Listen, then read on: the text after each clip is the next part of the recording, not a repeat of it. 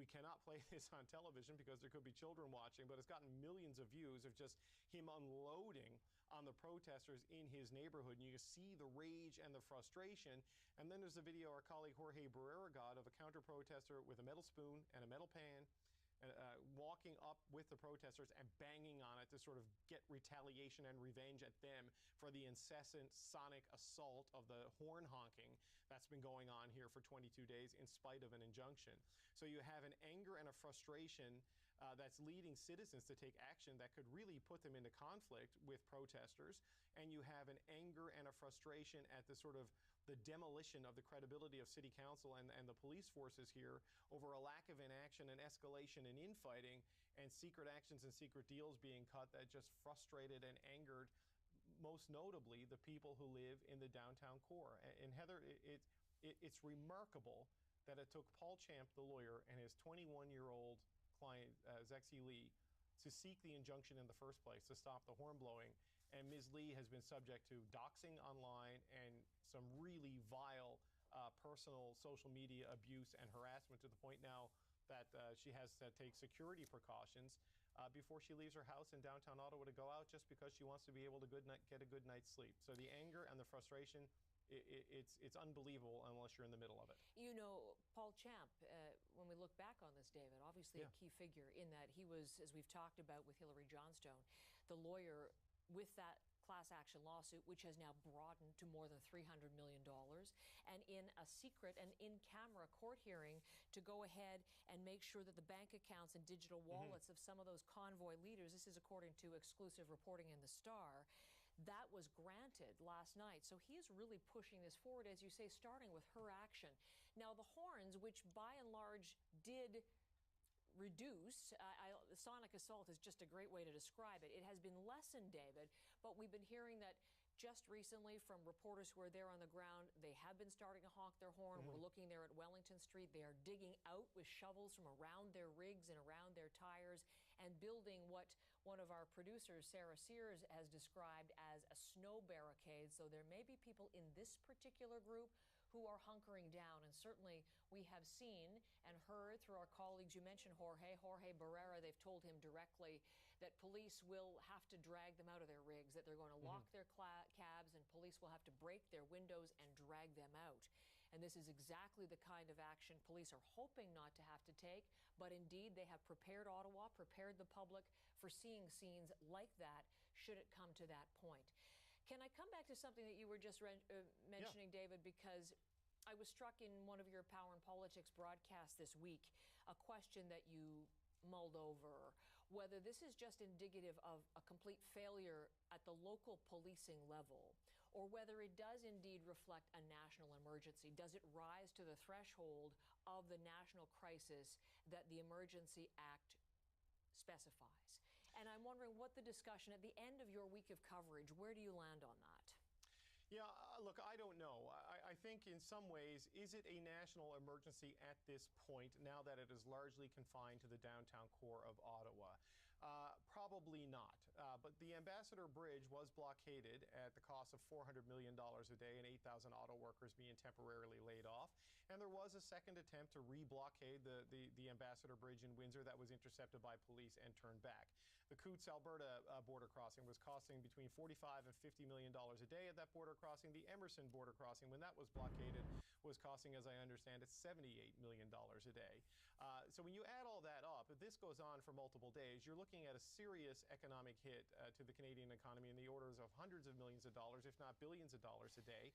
And the knock-on effect on that, on your trading relationship with the United States, is really quite severe. So the fact that the President of the United States is speaking to the Prime Minister of Canada about a protest at a bridge tells you the urgency and the seriousness of this. And it comes at a time when there are tensions between Canada and the United States over the future of the auto industry, with Joe Biden trying to advance a Buy American agenda, which also includes really a Build American agenda. And he wants to see a lot of key electric vehicle components built in the United States. At least that's the purpose behind a now delayed and stalled tax incentive. that President Biden has at the centerpiece of his economic plan. The blockades at the bridge has led to some American politicians point out that this shows that international supply chains are unreliable, and this is why we should move things south of the border. So when you look at that big picture economic concern, you can see what compelled, on a political level, compelled, and an economic level, compelled the federal government to act. A lot of people point out that, look, Windsor cleared up with regular policing. Coots cleared up with regular policing. Emerson cleared up with regular policing. Regular policing has not worked in Ottawa. And there has undoubtedly been a catastrophic failure of police judgment at the beginning of this, Heather, because, you know, we heard from former Chief Slowly and from Interim Chief Bell that they thought these protesters were going to come, stay for 72 hours, and leave.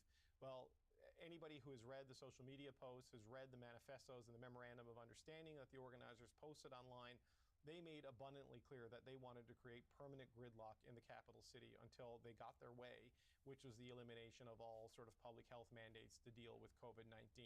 So you have this failure at the beginning by local police, who essentially provided almost valet parking for the truckers to come into the downtown and occupy the streets in front of Parliament Hill. The argument at the time from Chief Slowly was that people have mobility rights under the Canadian Charter of Rights and Freedoms, which is an incorrect assertion of what that right actually means, I would argue, because we closed down these streets on Canada Day, and it's not seen as a great assault on civil liberties. You can go there, you just can't park your big rig there indeterminately. So the Emergencies Act, as it was used, because Ottawa police couldn't act, because there was a sense in this city that the Ontario government of Doug Ford was largely absent and invisible on this. That is another issue of peak frustration here in what is the national capital, but is a municipality in Ontario. This was all landing at the feet of the federal government, and if they were going to wear it, I think they came to the conclusion they may as well own it. And certainly the invocation of the Emergency Act, if it wasn't necessary, and that is what Parliament is debating, it was a signal flare to the police services that it's time to act. And it certainly led to an aggressive mobilization of provincial police and national police on top of the local police and people like the SQ out of Quebec that's gotten us to this point today that on day 22, a very basic level of police law enforcement is finally happening in the downtown core of Ottawa, weeks after it was choked off by trucks and diesel fumes and the constant barrage of honking horns.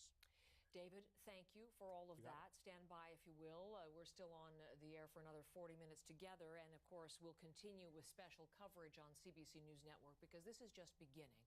The mobilization in Ottawa of the police moving in on the protesters who, as David quite rightly calculated, day 22 of their blockade there in the nation's capital.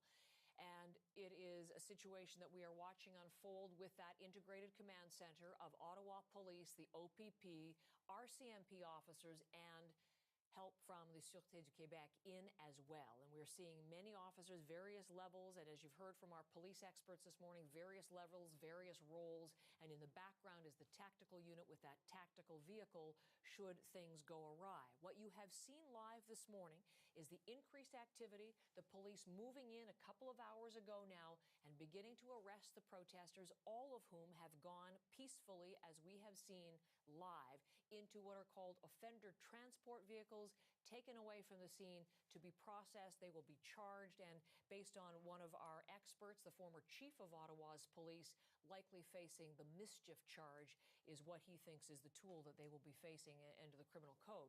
I want to show you some new pictures here, just in from our producer, Sarah Sears, just down on the street. I mentioned the shoveling. You can see there the big bucket shovels are out from the trucks right there at the base of Parliament Hill, not too far from the Centennial Flame.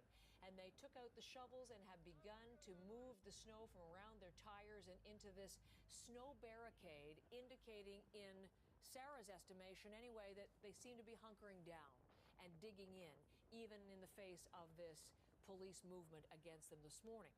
Getting a number of updates on social media, which I think are important for you. Some of these are from the Globe. According to the Globe reporter on the scene, police have one person, a protester, reporting that police broke some windows on his Subaru. Several arrests made in that small spot. This is a small protest scene. K-9 unit as well on the scene, and at a very small blockade, which is just east of that mall, the Rideau Center, which has had to close down throughout, there is a heavy police presence. Hannah Thibodeau from our Parliamentary Bureau joins our coverage now, and she is right close to, obviously, a line of reinforcements. Hannah, set the scene for where you are and what you are seeing there. Yeah, hi Heather. You were just talking about that location close to the Rideau Center. I can see it out of this eye. Actually, Alex is doing a great job with the camera work here. You see that white building? That's where the Rideau Center is, that has been shut down for 3 weeks now because of these protests. And this is really where we started to see a larger gathering of police this morning. We knew that it was imminent, and today you can see they have brought reinforcements here behind me. They have, Alex was telling me before I got here, made 3 arrests in this area. There could be more as well. We don't have the exact number, but you can see a large police presence in this area. They just brought in these fellas from Sudbury as well, who have come up to keep the media back to this point. But you can see behind them lots of police officers, other different jurisdictions as well. And I'm going to get Alex, I'm going to duck under Alex, and I'm going to get him to swing over to where you see the trucks that have blockaded. This comes off one of the highways, and you can see the trucks there that have caused a lot of the havoc for the downtown core. And it seems that they've started on the outer perimeter here to try to clear this area out first. We know arrests have been made. We haven't seen any protesters now since the police have arrived in this location. And then if you can see, I think where Alex is pointing, that's Ottawa University just over there. And we're not far from the Parliament buildings, but still on the outer perimeter of this whole area where a lot of the trucks are down on Wellington Street. So it seems they have this area now all under control. I didn't see the arrest myself, but Alex and Stephen Hoff, who's the producer, say they had those a bit earlier. And this seems to be the first location where we've seen that larger police presence start to come in, Heather. And again, what we've seen unfold live, Hannah, is peaceful detention going into police custody with maybe some shouting or maybe some exchanges verbally, but thankfully peacefully throughout. Just again, give us a read on just the strength of that police presence. See them right there behind you, obviously with some gear. How many officers there? What kind of, or how close are you, do you know, to that tactical unit and that big tactical vehicle? Is that anything in your sight, Hannah?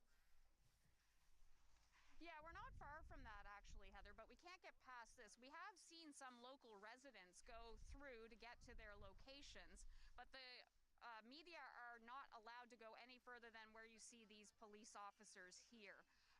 When it comes to the tactical units, those types of things, I have seen a few of those officers, but most of them are police from different locations. We have the OPP behind us there. Alex doing a great job going back and forth and following my commentary here. Then we have the police from Sudbury here. But, you know, Heather, the feeling in this city is it is like an apocalyptic zone. When we were walking down here, the snow, you wouldn't believe the amount of snow we got last night. And when I came to downtown, our building is essentially in what's called or designated the red zone. We are only 1 block away from Wellington Street. And what you have to do is a lot of the highway exits to come downtown are completely blocked. You cannot go down certain exits into the downtown core. So they're saying, you know, hoping that anybody who may have potentially considered coming down here will not do that. And then I had to go through 5 different checkpoints, police checkpoints, in order to get into our bureau to work today. So they're really trying to secure the downtown core. And yesterday, when we heard from the interim chief of police, he says essentially this was imminent. It clearly is imminent now. We also see more police. I'm going to get Alex to go this way, coming up the stairs from the area that would lead towards the Parliament buildings. The police presence is extremely large in this area. I'm trying to listen to the police over my shoulder as well. We did see a couple of people kind of just wander around, and then the police did have to go and remove them. But as you can see, there's the Rideau Center. that is where, lots of jobs have been put on hold for the past few weeks because they had to shut down. The first weekend, there were a bunch of these protesters who were running through with no masks on. There were security concerns, so that mall did have to close for safety reasons. If you go just up a little bit from that, you do see that that's where the Parliament buildings would be. But this is the area that, when we're watching all our feeds and our great work from our camera operators today, that the big amount of police did come in the first place. And I'm kind of looking over to where the trucks are. Yes. And Alex, you're doing a great job here. Thanks really, for following Alex, along. Yeah, thank you. And Stephen, so you see some of the trucks with the flag still there, Hannah. We're seeing that live. The trucks are still there. The trucks are still there, Heather, but I have not seen sign of life in those trucks, any of the potential protesters. I'm not sure if those were the ones that got arrested this morning or if those trucks were still parked there and that they were other people, but we do know that there were at least 3 arrests that happened. And I'm going to go this way, Stephen. This is the bridge that takes you over towards the downtown. We see more police officers arriving in this area as well. And it seems to be that a lot of them are coming into this on the other side, of course, of the Parliament buildings. And I'm going to see where these police are from, too. This is also the Sudbury police that are coming in to help reinforce. So that's interesting. RCMP, OPP, Ottawa, SQ officers as well. And then we did get an indication that forces from elsewhere in the province would be coming to lend assistance. And obviously there, Hannah, with Sudbury represented, too.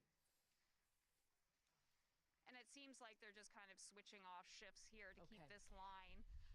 We also see Ottawa police driving by there as well. But it seems everything is pretty much calm and at a standstill at this point, at this location. It's kind of like what we saw at the Windsor Bridge.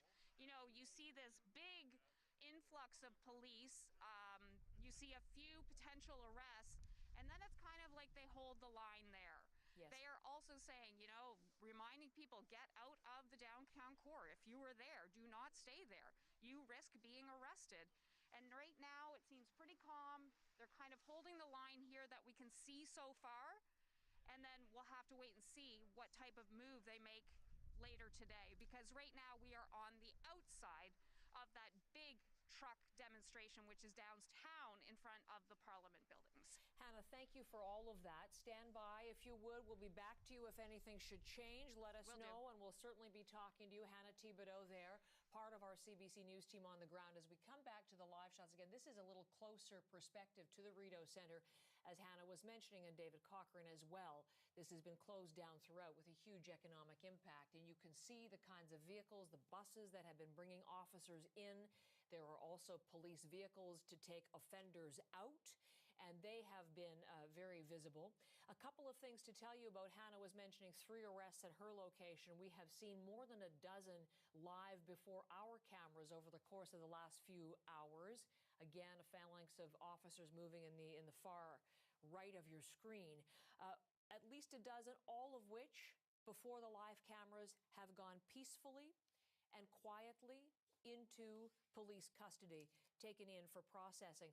There is a statement that's just come out. This has been the big issue, or one of the big issues, and concerns, preoccupations for police as they've planned the moving in. The children, about 100 children known to be part of this protest site, and in the past couple of days, there have been warnings from police and from Children's Aid to look after the children, to get them out of the protest site because they're not allowed to be there under the Emergencies Act. That is prohibited now. And planning for what should happen if there is an arrest, if the parents should be taken into detention, and what would happen to the children, urging parents to make some sort of contingency plan. Well, the Children's Aid Society of Ottawa just now releasing a statement saying it is working closely alongside police to help ensure the safety and well-being of children in the downtown core. And here is key, because we were asking this at the time of publication, which is just a few minutes ago. The Children's Aid Society has not had to intervene with regard to children or youth connected to the demonstration. No children or youth have been transferred to the care of the society. mentions that the Society will continue to provide updates to us, so I'll relate that information to you. And as this police action unfolds, the Children's Aid Society is going to be continuing to deliver its most important message, which is to urge the parents there to make the necessary alternate care arrangements if they become unable to care for their children. Interestingly, we had a similarly worded statement from the Humane Society urging any protesters to look after their animals as well. But this is for the children, and the key point of that statement: have not to this point had to intervene with regard to the children or youth connected to the demonstration, and no children or youth have been transferred to the care of the Society. David Cochrane, come back in on all of that. That certainly has been an overriding concern. We've heard it from the interim chief, how to deal with the children who have been, we've seen them, bouncy castles and the festivities all around that, playing games, parents actually bringing their children in to be part of what they perceive to be an exercise in their democratic right, protest, searching for freedom. They think it's important to have their children there, but it's a big safety concern, obviously, for police. Yeah, it's a massive safety concern because of the big heavy trucks and the large number of children. And, there's been some criticism of things like the bouncy castle by national security experts to say that whole thing is a big inflatable piece of propaganda. They're blowing that up to make this look peaceful, and it sort of camouflages the true nature of what's happening with this occupation in the downtown core. The question now is how many children are actually still in this restricted zone. I mean, there are multiple staging areas. There are hotels that are occupied by the occupiers, are sleeping, not everyone in their vehicles or in their trucks. They've occupied a couple of the hotels in the downtown core. But sort of southwest of where I'm sitting, Heather, at the intersection of Kent and Albert, which is where one of the only operating Starbucks is in the downtown, you do see a lot of kids there. There's a food tent there. There's a big parking lot they've taken over. You've seen sliding hills and things like that constructed. So they have seen a presence of children down there.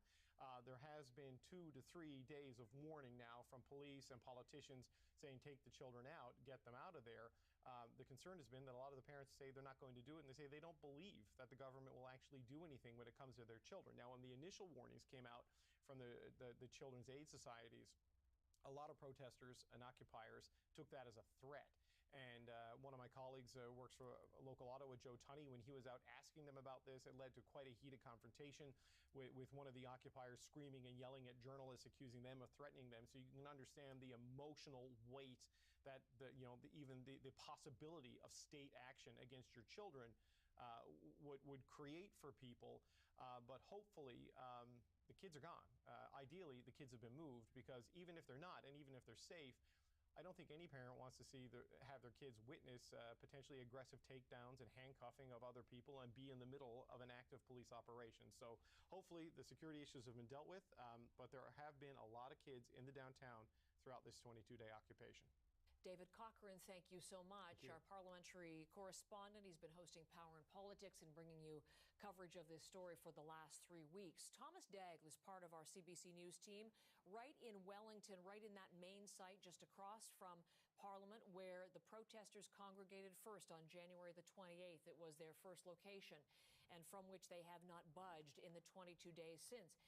Thomas, join me if you would, because we have seen live on our cameras arrests of the protesters. We've heard trucks are moving. And what are we looking at here behind you? Are these live pictures? Are they moving some of the trucks out now?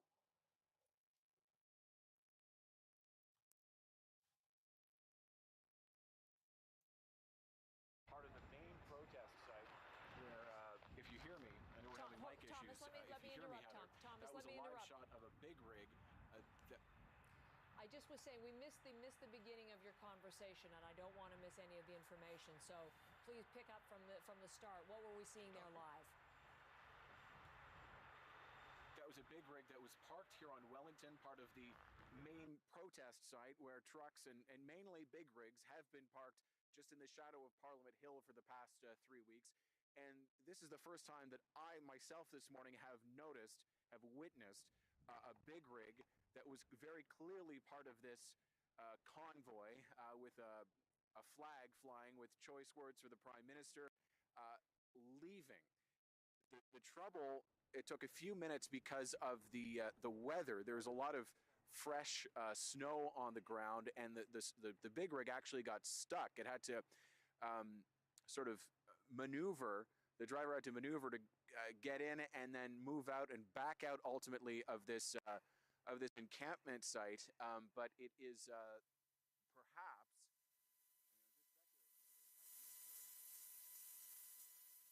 on this site, as police have repeatedly, we've seen those flyers tell protesters politely to leave the downtown core.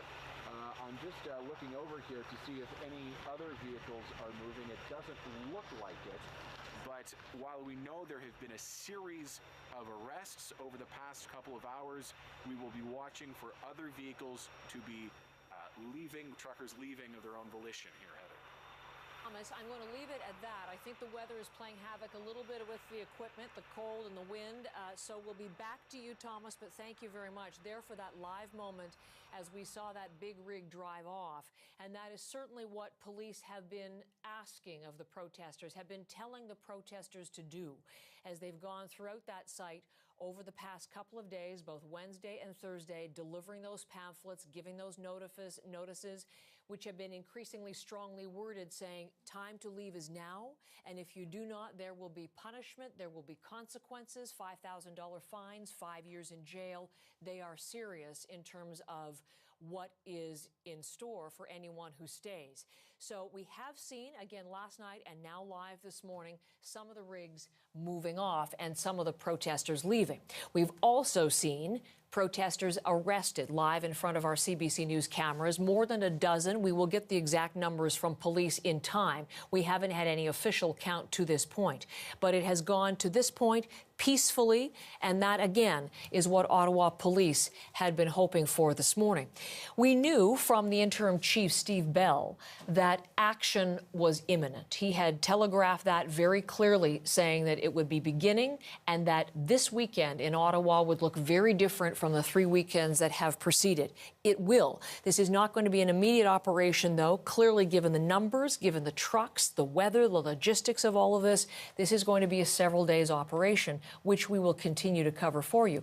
But we began to get indications that police were going to be moving more aggressively when we started to hear some word about what was being affected, that a Roman Catholic basilica nearby had been shut down for security reasons, that the O train coming into the downtown in Ottawa was suspended in terms of its service for today. And the big flag was what we learned from Liberal House Leader Mark Holland, that there would be no debate on the Emergencies Act, as is required, set to begin at 7 o'clock this morning in the House. That was suspended because of planned police activity. Let's bring in Rosemary Barton, who is in Ottawa, our chief political correspondent, getting set to cover that day 2 of debate. Rosemary, not to be, though. What have we learned from the government? Yeah, I mean, a pretty surprising development, right? That the very action that is being taken this morning, the piece of legislation that provoked it is not actually going to happen, this debate. Highly unusual, and for people that think that this was the government's heavy hand, it was not. This was all parties decided together after hearing that there would be a police operation, that debate would be suspended for safety reasons for parliamentarians. So that won't happen today. The Senate, too, has suspended. It was recalled today in order to start its discussions around this. The Senate won't come back until Monday now to start their debate.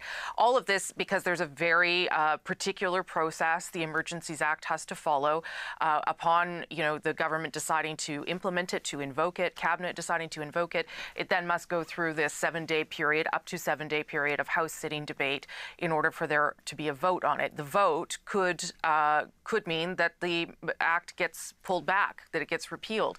But if the government has enough votes, and we believe at this stage that they do, given the NDP has said that they plan to support it, then it can go ahead for the period of time of 30 days, which is after which it expires. This is interesting because we haven't seen this amount of police action until today, Heather. And so it becomes, I think, a question about, obviously the debate will proceed, the vote will proceed, but perhaps what is happening here will have wrapped up by the time that vote happens. There are questions for the government about why it decided to use this never used piece of tool from its toolbox in order to get things moving here. The opposition parties believe it is overreach, as do some civil liberties associations, and the government has been using its time during debate to try and make the case that it is needed, that there are violent extremist pieces inside this protest, that, like we saw in Alberta, there could be dangerous elements with weapons. So we'll have to see whether we see any of that through the arrests. As you've been saying, they have been mostly peaceful so far. The people have gone away without too much incident. But, you know, it seems as though when you're sitting here that the Emergencies Act, maybe it has not met the threshold that the government needs to meet legally, but it has unlocked something. It has unblocked an impasse in this city where nothing was happening and no police. Last weekend, there was zero police enforcement. 4,000 people came to the nation's capital and nothing happened. It is a vastly different sight today. 100 checkpoints around that secure zone. I don't know what you encountered, Rosemary. David Cochran was saying he was checked 5 different times on his way into CBC this morning. What you see on Twitter from Ottawa Police, Rosemary, is, as you say, and as we have seen live, the protesters are being advised to leave. Some are surrendering and are being arrested, and they are being taken to those offender transport vehicles, asking people in the area to be careful, asking protesters to remain peaceful and lawful. And again, you can't put too fine a point on that. That is how it has unfolded so far this morning. Coming back to what you were saying, though, in terms of the elements as we saw in Coutts and as we've heard from Minister Mendicino over the past couple of days, the elements of some of the people in this protest group, the far-right, ideologically motivated elements, Rosemary. We're learning about the membership and also about who is funding this. And we've heard reports so much from outside of the country and certainly outside of this immediate area. The financing provisions under the Emergencies Act, really a key focal point for people who object to them, but seemingly a very valuable tool for Chrystia Freeland, for the government. Can you just look at how that is going to be applied specifically and what we should watch for there? Yeah, I mean, ostensibly that is the measure that the Emergencies Act has really unlocked and triggered for police and for intelligence officers. A lot of the things that you're seeing today presumably could be done by police in a regular basis, but those financial measures are a completely different kettle of fish. They mean that if banking institutions, financial institutions can see that any money, any account, corporate or personal, is connected to this convoy, unlawful activity, and to the fundraising, crowdsourcing websites, they can freeze those assets. So that means that someone's business account, their rig, their trucks, could all be frozen. It means that their insurance could be shut off, the taps to their insurance could be shut off, and it means that their personal assets could also be frozen.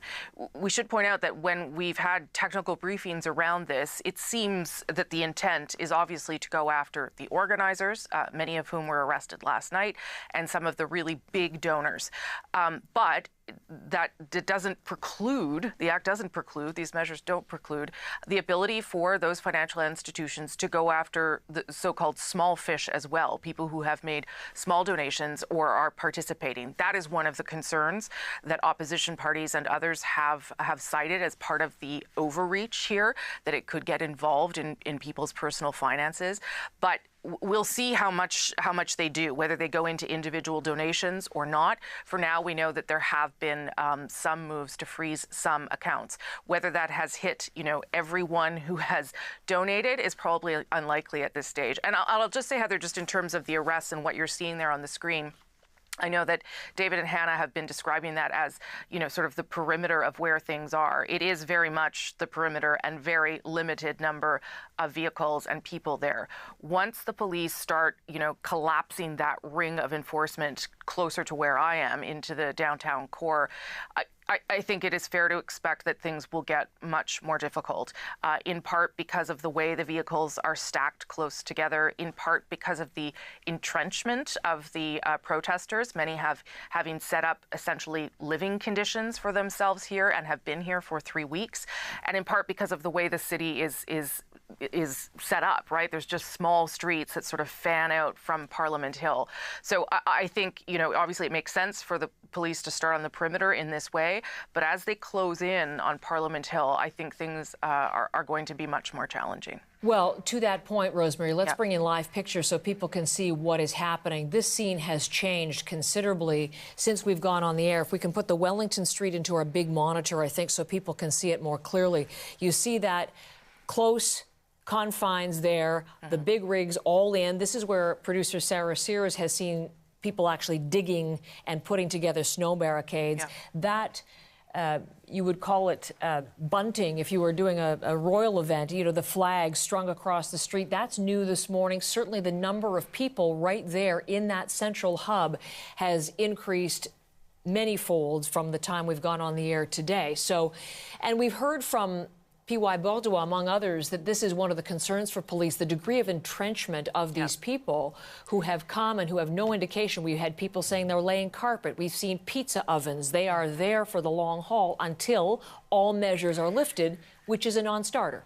That's right. And if you look sort of to the left of your screen on Metcalfe and then further down Wellington near Kent, those are also streets that have been taken up. You cannot access those streets, or the vast majority of the lanes on those streets have been taken over by personal vehicles and by rigs. It is possible, perhaps even likely, that some people will decide today is the day to clear out. But there are other people who have been quite forthcoming with our reporters that they plan to, quote, hold the line, which is what one of their main organizers, who was arrested last night, told them to do. That's when I think the policing is going to become more challenging today, for sure, and may, as you've pointed out, mean that this goes into days instead of hours. But simply no, when it comes to the trucker mandate, although this is no longer about the trucker mandate, let's be clear, the vaccine mandates are not something the federal government is going to walk away from right now, even though there has been pressure from premiers, including Premier Jason Kenney, for them to give it up, that it is not needed. The federal government believes that it is, and of course the United States has its own mandate for truckers. This, what is left here of the people that are camped out here, this is a protest around COVID restrictions, certainly vaccinations, vaccine mandates, and it is an intensely anti-government sentiment from the people who are here day in and day out. The people that come on the weekend to be part of this, I would say, are perhaps something else, right? They are perhaps more concerned around vaccine mandates writ large and vaccine restrictions. But the people who are on those streets have a deep, deep resentment and anger towards the government for all sorts of reasons. Anti-government, anti-Trudeau specifically. For sure, for sure. As we've heard, for example, Jamie Poisson listening into that Zello walkie-talkie app conversations, that message came through loud and clear. So these are, as you suggest, Rosemary, people who are not inclined to be leaving quickly, quietly, or anytime soon. Rosemary Barton, our chief political correspondent, there will be much more from you today, but I thank you very much for the contribution to our hours this morning. There is a new social media post from Ottawa Police that I will share with you now as we look on your screen. This is exactly the big picture, is what Rosemary and I were just talking about. You can see the people congregating, the people who have been there since January the 28th, 22 days ago. And as they gather, as the flags come out, do not look like they are in any rush at all to leave. What you are hearing from police now is word to reporters, like our CBC News team, like so many other journalists who were there and bringing you coverage of this very important moment today. Ottawa Police saying all media who are attending the area, please keep a distance and stay out of police operations for your safety. Anyone found within areas undergoing enforcement may be subject to arrest. There will be immediate availability later today. Of course, we'll be listening into that. But Hannah Thibodeau joining us from a slightly different location, now on Rideau, moving in a little bit closer to us. You were very clearly kept out of any other area. You were kept by that line of police officers from moving in an area where they did not want you. And clearly, the word is going out to all reporters like yourself. Yeah, absolutely. Let me show you where I am now. So before, Heather, I was behind the Rideau Center. You can see that they have, this is Rideau Street, this street completely blocked off. It's like, it's just unbelievable looking at the city. There's like tumbleweeds, but more like snow weeds blowing across the roads. Now let's come this way again. Alex Benet doing a fabulous job out here trying to stay warm. We have York Region paramedics that are ready to go. There's a rapid response unit right in front, and then in all of these other vehicles here are police waiting. We know that if they get out of their cars, they're going to go up to the area where the trucks are, and I think Alex can show you that. You can see that's the area in front of the Parliament buildings where the trucks have been parked for 3 weeks now. 3 weeks today. These police will eventually go in by foot. They won't be driving in there because, of course, it's packed with those transport trucks. We're watching for that, and we know that will happen at any time. In all of these vehicles are police staying warm, waiting for the orders to go out down into this area. So let me again give you a description of what this area is. This is Rideau Street. And then if you look over here, you can see the Rideau Center. Before we were in behind the Rideau Center. Now we're in front of the Rideau Center. That is the place, the location that has been closed for 3 weeks now because of these protests. We see police getting out of their vehicle up there.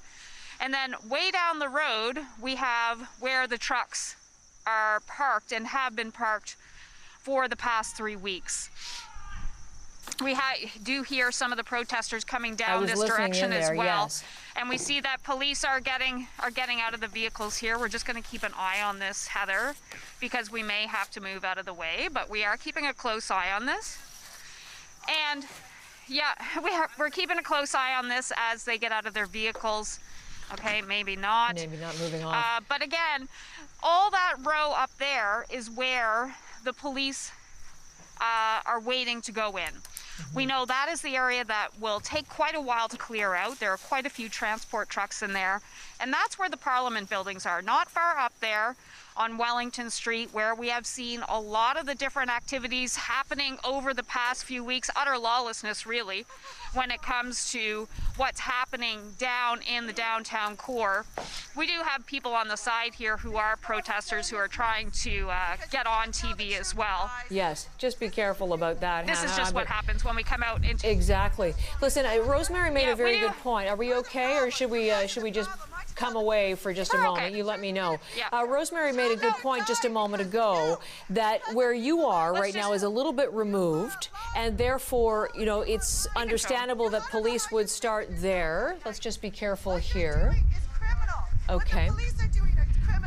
These are the people that like to come out and try and get on TV and...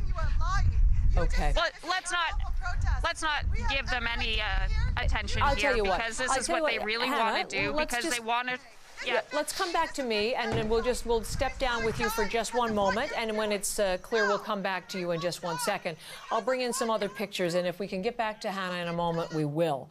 But as we look live at these pictures, one more time, this is Wellington Street, and you can see over the course of the 5 hours we've been together, the numbers have swelled there. Obviously, people waking up, we were on very early this morning, but right there, they have been digging out the snow from around their rigs, putting in what they're calling a snow barricade, and telling, there you can see from on high, telling our reporters that they are digging in, literally digging in. And so we watched that scene, as Rosemary was saying, starting with some of the smaller protests, and gradually one would anticipate moving toward what has been the focal point. David Cochran, join me if you would for one more moment, closing thoughts, and thank you for today. What should we be watching for next, do you think? I think we need to watch for how aggressive the posture and how forceful the posture of the police forces are, and how strong the resistance is from the occupiers. I know we have a woman there yelling at Hannah and her camera crew. All of our people have security, folks, if you're worried about that, so she should be safe and protected there and using her best judgment. But as they move west from where Hannah was doing her last report, as they move into Wellington Street in front of the Prime Minister's office, moving toward the Peace Tower and then west towards where the temporary House of Commons is and the Supreme Court, those are other harder targets, plus another encampment further south of there at Kent and Albert. That's where the numbers have been largest, where the congestion has been the most significant, and where the crowd, quite frankly, looks the toughest and certainly has been the most strident and defiant of any threat of police action and being forced to move. So this is early hours and early days potentially in this operation, but as the police start to move west towards Parliament Hill, the response there, and then Heather, what happens at places like Coventry Road, where they set up a logistics and supply camp on public property, and dismantling that is essential to shutting down this operation. David, thank you for everything. Our comprehensive coverage continues. I will tell you, as David mentioned, yes, we will watch that. We have not seen any children thus far in the operation, for which Children's Aid is thankful. We have seen a number of arrests, more than a dozen. All have been peaceful to this point, but you can see the heavy police presence. The action no longer imminent. It is happening live before our cameras, and we will have special coverage with the help of our CBC News team right there on the ground to bring you through every stage of this operation in Ottawa. You're watching CBC News Network.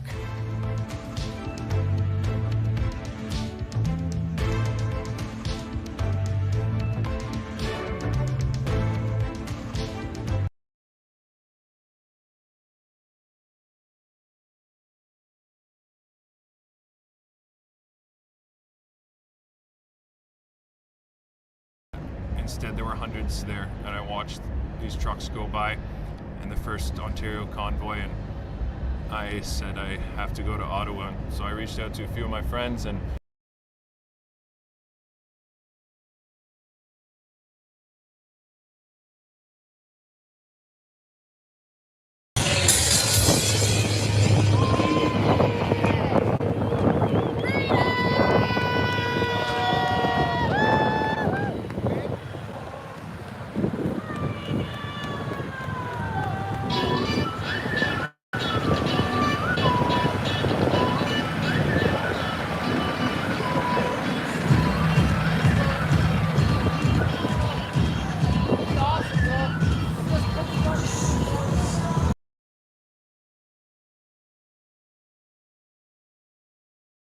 down here, how much does it cost for that soul of yours? Your soul just got sold to the devil, and you're going to find out whose tow trucks did what. We know whose tow trucks got them, or not who's got them, but we know where they came from, and we are going to work diligently to try and find out who your companies are. And trust us, we're going to find out who your companies are. To the tow truck operators out there, turn around.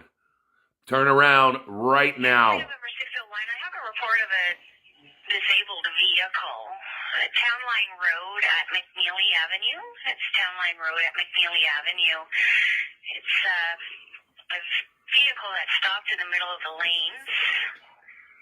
It's a big van. Okay, so that's a broke down vehicle right now. We're asking you guys right now, 100%, to the drivers out there. We're not forgetting about you. We're going in. We're in talks. We're gonna get on the Zoom chats. I can't get in right now. I'm gonna get in though.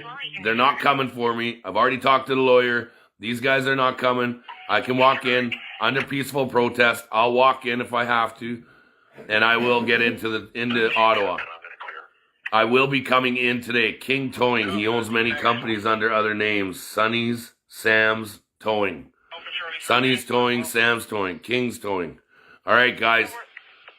Let's make sure that that's vetted, that those are the companies. Let's not just going out spreading names out there.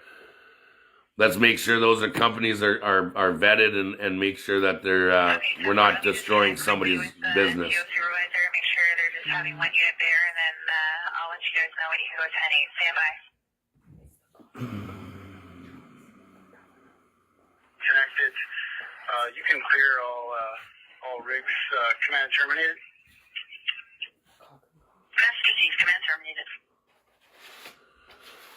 So make sure you get that out there to everybody, guys. I'm about to do an live interview with Fox News right now to explain the situation and what's happening. And from then on, we're just going to continue exercising our right to freedom of assembly and freedom of peaceful protest. So to all the four-wheelers out there, Get out of your vehicles, go park them in the proper places, pay for your parking so you're not getting towed, and walk up. We need you guys on foot. We need all the four-wheelers on foot, walking and up to the Parliament Hill so that you guys can all be up there doing your stuff. We've seen a number of arrests, no confirmation on the current tally of arrests, Sue Hannah from Ottawa Police, but they, along with the RCMP and Ontario Provincial Police, have been carrying out a series of targeted arrests on a number of sites, perhaps as many as 11 sites they are targeting today throughout Ottawa. It gives you a sense of the size of the operation. It is much bigger than the police operation a week ago in Windsor that sought to clear out protesters who were blocking the Ambassador Bridge. In this case, they are blocking practically an entire downtown. As you can see here on Wellington, just adjacent to Parliament Hill, protesters are still camped out. They still have their big rigs parked, despite police clearly telling them over the past 24 hours it is time to leave or you will be arrested. Over there, after this fresh snowfall over the past 24 hours, protesters are either shoveling to clear the way or shoveling to make a wall of snow to prevent authorities from approaching. I don't think that will be very effective if that is the case, but they are still camped out here, and there is no reason to believe that anyone who is remaining at this time does not believe that they will be arrested if they remain any longer. And Thomas, there were people who were lighting fires to stay warm. They were at one point getting supplies from outside of that perimeter. I take it that has changed. Yeah, we haven't seen any police operation in terms of arrests here on Wellington at the main encampment that has been, in all the coverage over the past 3 weeks. But we have seen just over the past half an hour one of the big rigs pull out. It was a little difficult in the snow, but maneuver their way out of Wellington and towards the highway. Perhaps the first such example of a big rig clearing the way, as police have been telling them, if you don't leave, you will be arrested, Suhan. Is there any indication, any word from police, and I know that you're pretty much on your own there where you are standing, there might be some police around you, any indication of timing on all of this? We do not have an indication of timing. We do expect this is going to take several hours or several days. If you look at the sheer number of transport trucks parked here on Wellington, people who are experts in this sort of thing have said that in some cases it's going to take 3 hours to remove these big rigs if the driver is not there and doesn't want his or her big rig removed. I mean, there are still dozens of them parked here. So we're talking many hours of police work as this operation continues. Thomas, we'll get back to you. We've also got our colleague Hannah Thibodeau standing outside on Rideau Street, just east of Parliament. Hannah, what are you facing where you are? Yeah, let me show you where I am, Suhanna. This, you can see, this is Rideau Street. It's completely blocked off. It's snow dust balls in the air in the downtown core. There aren't a lot of vehicles. People have been warned not to come into this area because of the police involvement. Now, we're going to get Alex to go up this way. You can see that there is a paramedic ambulance off to the right here.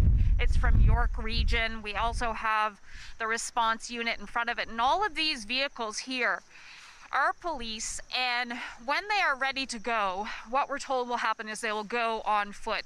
Now, if Alex zooms in a little bit there, you can see that that's where all the trucks have been for the past couple of weeks.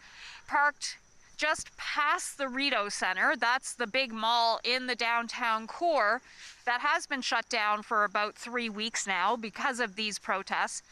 Up there, that's where the trucks have been parked for quite some time. I think Thomas Dagg would be just past those trucks on the Parliament buildings on Parliament Hill. But we were over behind the Rideau Centre a little while ago, and that's where we first saw this influx, this increase in police presence in the downtown core. There were some trucks that are parked that just come off of the highway, have been there for quite some time, and when the police came in early this morning, they did make a few arrests over in that area. That's just behind where we are right now. You can see better where the trucks are located up the street here. At this point, the police haven't moved into that area. They moved into an area that's behind the Rideau Centre and made a few arrests there, Sue Hannah. But getting into this downtown core is pretty difficult. If you don't work or live in the downtown area, you can't get down here.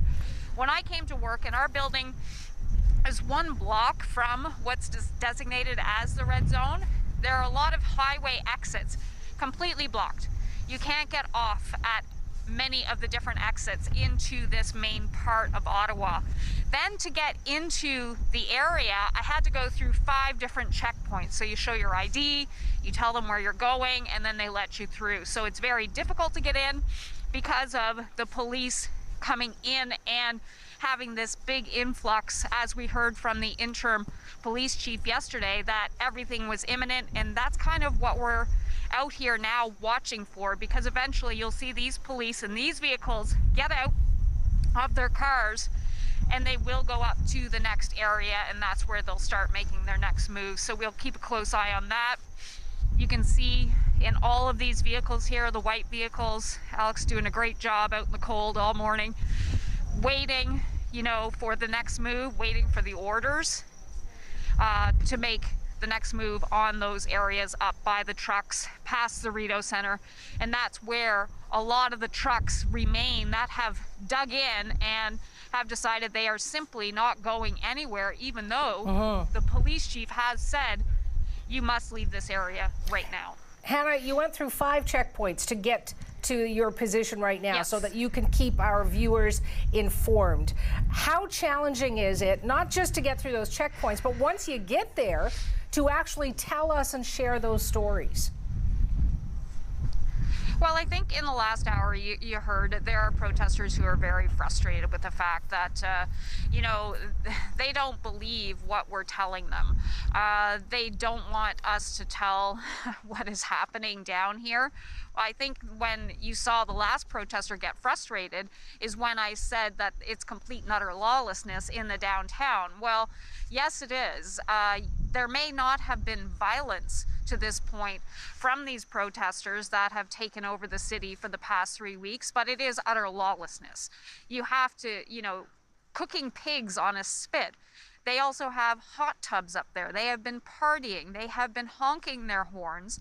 And it's just with the complete disregard of the people who live in that downtown core and the residents. And they have been completely frustrated with what they have seen or not seen, the lack of police up really until the past couple of days. But again, we heard from the interim police chief yesterday saying that now they have the numbers they need to put the enforcement in place. They said up until this point, they had been waiting for 1,800 officers to arrive from different locations. We saw officers from Sudbury. In this area, we see they're from York. We also heard they came as far as from out west as well. So you can see that many police forces from right across the country have been joining the Ottawa Police, the OPP, as well as the RCMP in this, you know, whole integrated force that they are putting together to end this occupation. That's how it's been described by the Prime Minister, also by the Premier, this occupation of the downtown core. Now, we're being asked just to move off the street here, so we're just going to move back a bit, respect the police's jurisdiction and what they're trying to do. So we're keeping an eye on what's happening on this end of the street, just Hannah, watching to see if anything's happening. But just want to let you know, Hannah, that just a few minutes ago, Ottawa Police sent out this tweet. We've got it on the screen for our viewers right now. I'm going to read it to you so that you know exactly what it says. This comes, Hannah, from Ottawa Police. You must leave. You must cease further unlawful activity and immediately remove your vehicle and or property from all unlawful protest sites. Anyone within the unlawful protest site may be arrested. Now, what's lacking from that tweet is a timeline, although it does say you must leave now. I'm wondering if you are sensing anything in numbers and police buzz, if you will, where you are, to give us an idea of what's behind that tweet. Yeah, I think this is, the police trying to tell these protesters repeatedly. We heard it, and it's not just police. We heard it from the mayor. We heard it from the premier. We heard it from the prime minister saying, leave the area immediately. Then, over the past couple of days, Suhana, authorities were going around with pamphlets, essentially, saying you must leave this area. If they weren't able to hand them directly to any of the protesters, they would put them on their vehicles, under their windshield wipers. So everybody has received that message. But also, one of the other things, as you're saying, we're seeing police move, so we're going to try to stay out of the way as much as possible. I'm going to back up here so you can see. But for the police, everything we heard again from the police chief essentially saying, get out of the area. This is kind of your last chance.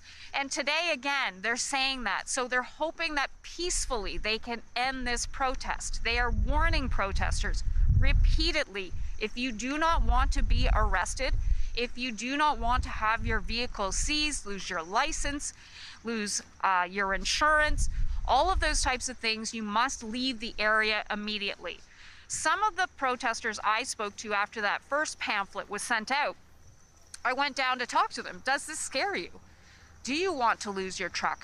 Many of them, most of them actually, I can't even think of one who said, yeah, we're going to leave the area. They said that a couple of them, they're dug in, they are ready to stay, they're ready to get arrested, they are ready to lose their vehicles and their licenses, and it's kind of shocking to hear this. There was one protester who actually told me that he would take this to a civil war. So they are really dug in. These are the ones that don't want to leave this perimeter, this area, and we're going to have to see. So this is the police saying again, please, let's do this peacefully. Let's end this peacefully. Let us not have to forcefully remove you. When it comes to timelines, again, we heard from the interim police chief yesterday, they can't give that type of information, of course, because it's all an element of surprise and to take them by surprise, but offering them, again, on Twitter, as you mentioned, Suhana, another final chance to get out of the area without getting arrested. So we are keeping an eye on what's happening down here. Everything seems pretty calm at this point, but on the other side, that's where Hannah's microphone may have been compromised right there, or battery power. It's cold out there. But I believe what she was going to say was on the other side of where she is, where you can see the Rideau Centre, is where we've got CBC's Thomas Daigle standing by. There are police there on Wellington Street at Parliament Hill. It's about roughly a 4 square kilometre area that is that red zone portion of what police are trying to clear. By clear, I mean get the trucks out, get the protesters out, make sure the children are safe.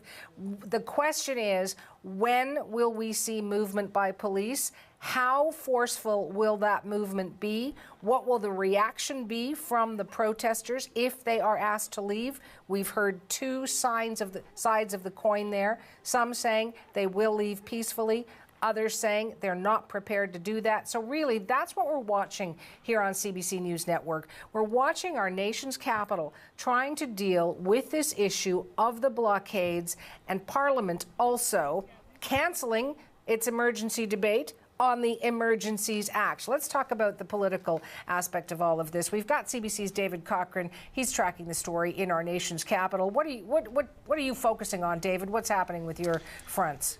Well, Suhana, Parliament is suspended for the day. Parliamentarians, senators, political staffers, and civil servants have been told to stay away from the parliamentary precinct because of the police action against the occupation that is ongoing. I should say, I don't think the question really is when will we see action from police. We're seeing it. We're seeing the opening moves from the police, at the eastern flank of the downtown occupation, down around the Rideau Centre, as they start to pick off some of the softer targets down there.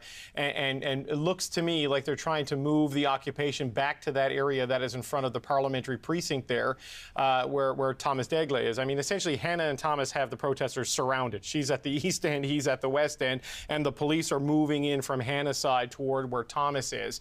And that's where the going is going to get a lot harder, Suhana. I mean, they're taking down some people out there. no resisting arrest that we've seen, at least on camera. People like cooperating, having the handcuffs put on and taken away. But in a lot of ways, we started to see this action start last night with the arrests of Chris Barber and Tamara Leach, two of the main organizers of the Freedom Convoy, two of the main spokespeople, mobilizers, fundraisers, and people who've controlled a lot of the money that has been raised to finance this occupation. And really, that was a strategic move by the police to come in and take the leadership out, because of the basic theory that if the leaders aren't present, it becomes easier to get everybody down the chain of command to move.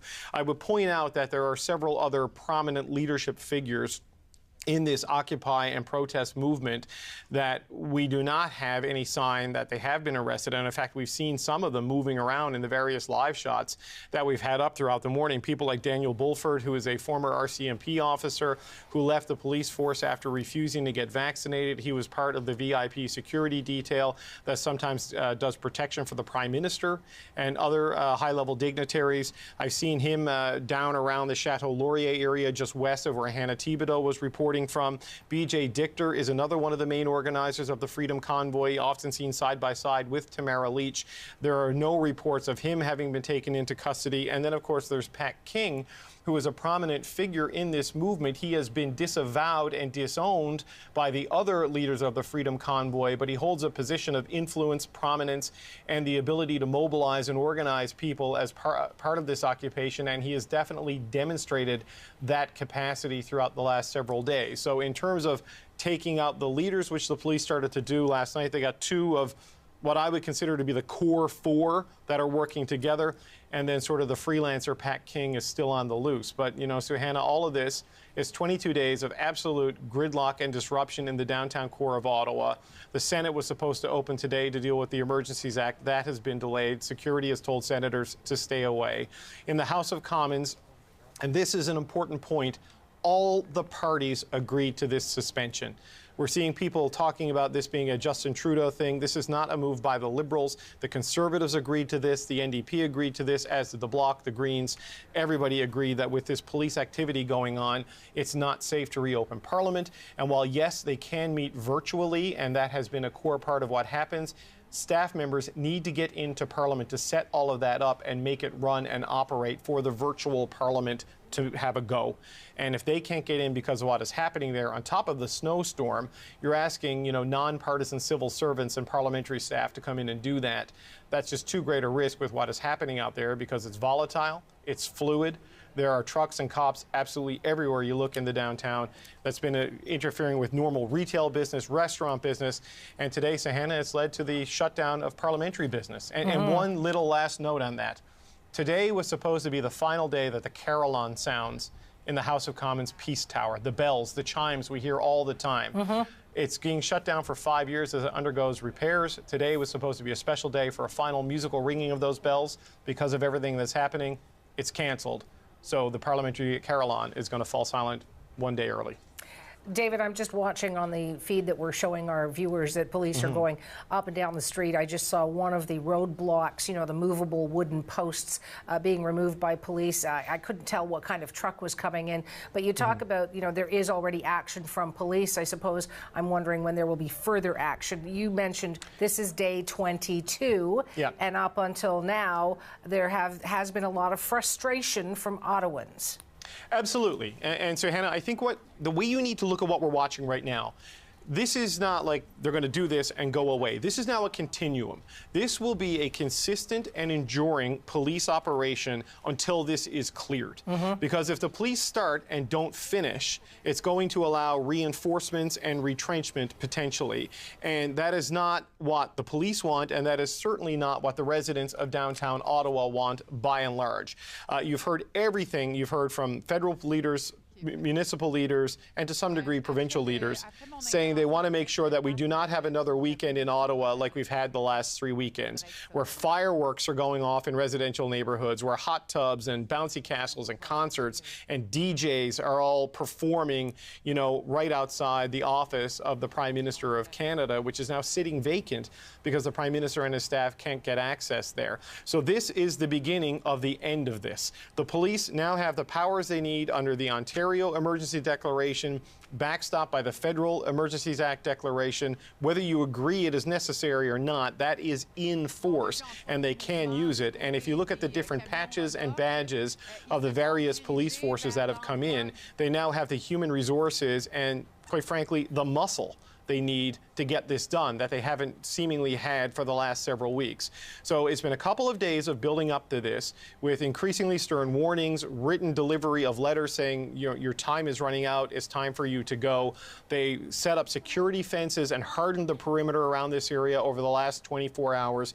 This was a physical manifestation of the intent from the police that this protest end is imminent, and now you're seeing the police officers moving in. So far, it's at the edges. There's we show this shot a lot, Wellington Street being occupied because it's right between the Prime Minister's office and the Parliament of Canada. But there are other pockets throughout the city that they also need to clean out, and the residential streets just south of these major blockades on Wellington and places like Kent and on Metcalfe that need to be dealt with. So this is going to be a slow process, but you're going to see them escalate it step by step by step by step.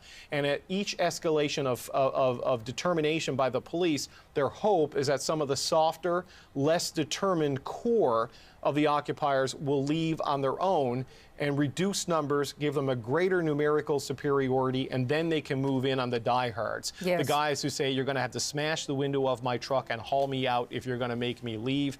And they're trying to get it down to that so they have to use as minimal extreme examples of force as possible. You know, one of the things I was wondering about as well, David, maybe you've got some insight on this, is tow trucks. If tow trucks are going to be used in some of those cases where people don't want to hand over their keys, they don't want to drive away themselves, there must be some plan by police to keep those tow truck operators safe.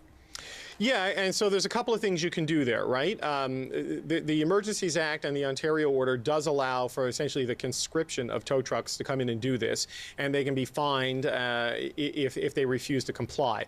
There has been great resistance from the tow truck operators to do this. One, because they're afraid. Two, because they support the CONvoy protest. Or three, that it's just not financially worth the risk for them to come in, anger a sector or a small component of a sector that they do a tremendous amount of work with. The long-term financial hit to them is significant. But look, there are municipal tow trucks. We have a bus system in this city. So OC Transpo has tow trucks that can pull away buses that get stuck.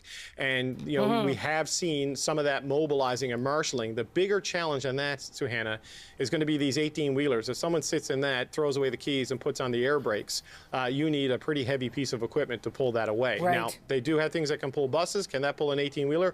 I am not a transportation engineer. I cannot answer that question. But look, once they clear the people out of there, Suhana, then it just becomes a logistical operation of moving the equipment, because the security perimeter can be established. The threat to safety and the potential for conflict has been removed, because the truck's not going to drive itself and cause problems on its own. It's the truck operator, the truck owner, and the people who are there supporting it that are the challenge for police at this particular point in time. We'll get our chase team on the minutia of tow truck and the operations of it, but it's a valid question, and I'm glad you posed it. David, we'll come back to you. That's CBC's David Cochrane. He is in our nation's capital, keeping an eye on not only the developments on the street, but the political developments as well. Another colleague of ours, CBC's Ashley Burke, is out there. She is on Nicholas Street. We mentioned this zone that is on your screens right now. Covers, in fact, about 4 square kilometers there in the downtown core. Ashley, just let me know what you're seeing around you and what you are hearing from police, perhaps, or people in the area. Just moments ago, we heard police say, all right, they're here, and 3 tow trucks at least that we saw pulled up here to start removing these vehicles on Nicholas Street. Just take a look. You can see there are Sudbury police here, OPP, the RCMP. There's a white truck back there that's the RCMP's command center. They are all preparing right now to start removing some of these trucks that are lined up along Nicholas Street here. And we've seen them turn on a couple of vehicles to start getting ready. You can see a tow truck just backing up. They are getting these vehicles in line. Look at that, a blue truck being hauled off in the back of a tow truck right now. This area has been jammed up for the past for weeks now, as demonstrators have really dug their heels in. And this morning at this location, we have seen some arrests by police in this area. They've also been going up to trucks and asking people to leave. And police say that some have left, and they have. We've seen a couple of trucks drive off while we've been here. They've been warning residents to stay out of the area while this police operation is underway. This is an enormous police effort. This is just one part of it, but it stretches across the city. Since last night, we have seen an increased police presence, but now they are starting to tow these vehicles here. And Ashley, it's got to take some time for that tow truck to get there, to hook up, to try to move that vehicle. I'm assuming this is going to be an operation that doesn't just last for a few hours. Could this be a day-long, operation? Well, the interim police chief, Ottawa police chief yesterday said this could take days. Just take a look just on this one part of this demonstration alone on Nicholas Street. Look at this line of vehicles stretching down all the way past Laurier Street. We are standing on the bridge. In the distance, we can see police lining the road way farther than you can see on camera right now, and just starting to go up to those vehicles. And I think most of these vehicles are empty at this point, and trying to start the logistics of getting these vehicles out of the way. What you're looking at is a road that is a pretty busy road most days. A lot of people take it to work. Obviously, shut down, the whole city shut down this morning as they work on this operation. Ashley, when I was speaking with our colleague Hannah Thibodeau, who has a different vantage point near the Rideau Centre, but she was telling me that she had to pass through 5 different checkpoints to get to her camera shot this morning. And even then, there were those who were upset that she was there as, a member of the mainstream media. I want to know from you, Ashley, how difficult is it to actually get to your job today so that you can keep viewers across the country informed? It took me an hour. It usually takes me 10 minutes to get into work. The LRT system was shut down. To drive in was incredibly difficult, navigating these roads that are one way and shut down at every point you can. I actually had to leave my 3-year-old and my husband that was on their way to daycare on the side of the road somewhere because we were stuck for so long. So really challenging to get in this morning. That's just really a nuisance. But for people living downtown, for residents who are working here and living here, they describe this as really being a nightmare. I just wanted to show you again the tow trucks and what's happening here. You can see they're just starting to hook them up and sort of clear this area.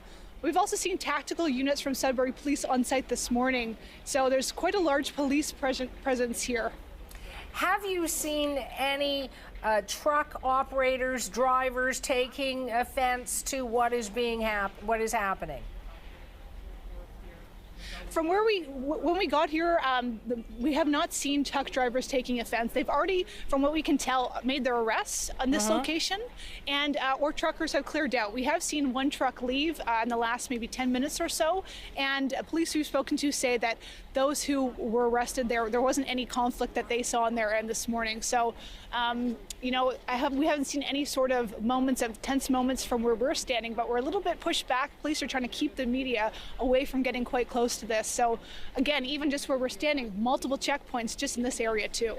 All right, I know you probably need to charge all your batteries, Ashley. We will talk again. That's CBC's Ashley Burke. She is right out there on Nicholas Street in our nation's capital, where, as you saw, tow trucks have begun to arrive and are moving some of those trucks on Nicholas, a very well-used thoroughfare in Ottawa, out of the way there. One of the other things that we've been talking about during this, our coverage is not only the politics and the police presence, but the money. And the federal government says banks have started to freeze the accounts of people who are involved in the protests. They're warning there will be more financial consequences to come. CBC's Natasha Fatta is tracking that angle of the story. Financing, Natasha, how is it being addressed? So Hannah, we got the clear outline yesterday from Chrystia Freeland, who is not only the Deputy Prime Minister, but remember, she's the Finance Minister. And what is happening is that federal police agencies, the RCMP, and other law bodies are looking at various financial institutions. What is happening with the money? Where is money being laundered? Where is the source of income for a lot of these protest movements? And they're sharing their intelligence with these financial institutions like banks. The banks get this information, and what we're being told by the federal government is that they've already started freezing financial assets. So that means if you're a participant or a donor in the protester, potentially, you don't have access to your bank account. and you might not even have access to your credit card. These are the means through which they're trying to shut down the protests that have overrun the downtown core of the nation's capital for the past, now we're coming on to 4 weekends. So this is how they're moving forward. And they're also going to platforms that people are using to fundraise for the protesters.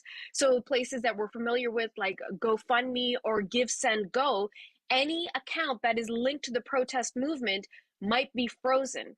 They're going after this, and they're also asking these agencies that use online crowdfunding to get established with FinTrack. And the purpose for that is FinTrack is an agency run by the federal government to manage finances, to gather financial intelligence. And all of that then goes back to the police.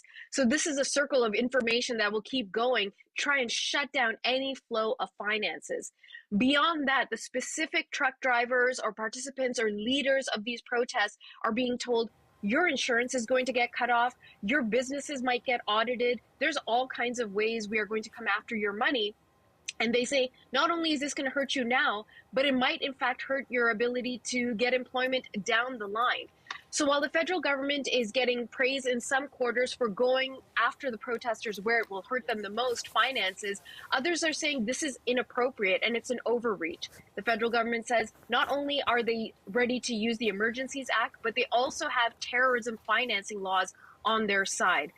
Worth noting, again, Suhana, that there are agencies that are taking what the government is doing quite seriously, and they say they've overstepped. We know the Canadian Civil Liberties Association is going to bring legal action against the federal government on the Emergencies Act, as well as another organization called the Canadian Constitution Foundation. They too are concerned about the federal government, according to them, overstepping the line. And what about these reports, Natasha, that a judge in Ottawa has frozen the bank accounts and the digital wallets of some of the CONvoy leaders? What more are you learning? Right. This gets us more specific into the story. So the initial reporting came from the Toronto Star, and what their reporting initially indicates is that an Ontario Superior Justice, a person named Callum McLeod, has in fact granted an injunction from a group in Ottawa to go after the financial dealings and the digital wallets of the CONvoy or the protest leaders. And so far, this could be assets of up to $1 million, but the injunction itself allows for the freezing of assets up to $20 million. Remember that at least a couple of the leaders of this injunction or the protests that have been named in the injunction are currently in police custody. So what this essentially allows is for the lawyer, Paul Champ, to go after the finances. We heard from Paul Champ yesterday because he's the lawyer representing the citizens group and the businesses of downtown Ottawa who are now seeking a class action lawsuit worth $306 million in damages. And what he revealed to us yesterday is that he believes that a Bitcoin expert is being used by the CONvoy protesters and their leadership to try and funnel and launder money away so that the federal government and the RCMP can't get access to it. Worth noting, according to the Toronto Star also, is that the defendants who've been named did not receive any warning about this injunction or the court hearing. This was a secret court hearing, and nor were they given the opportunity to present a lawyer to present their side of the argument or to contest the claims. So that's a story that's certainly going to develop as well. And again, we're waiting to find out what's going to happen with those two CONvoy leaders who are going to appear in Ottawa court today and what happens. Are they going to be staying in prison? Are they getting bail? What happens next? All of that yet to be decided. And we'll talk again. That's CBC's Natasha Fatta in Toronto. So we've talked about the money. We are watching on the streets the police presence. Why don't we get back to and delve further into the politics of all of this, the ramifications of this ongoing protest. Our Chase team has reached Stephanie Chouinard in Toronto. She is an associate professor of political science at Queen's University. Stephanie, you and I have talked before. I want to get right to it. What do you make of this day 22? Police are on the streets. Some of the vehicles, we understand, being towed as we speak, and yet the emergency debate on the Emergencies Act canceled. Yeah, so there's a few things in there. First of all, I think the residents of downtown Ottawa are probably very happy to see that there's finally some movement. It seems like the police have moved in very forcefully this morning to finally put an end to the Freedom Convoy.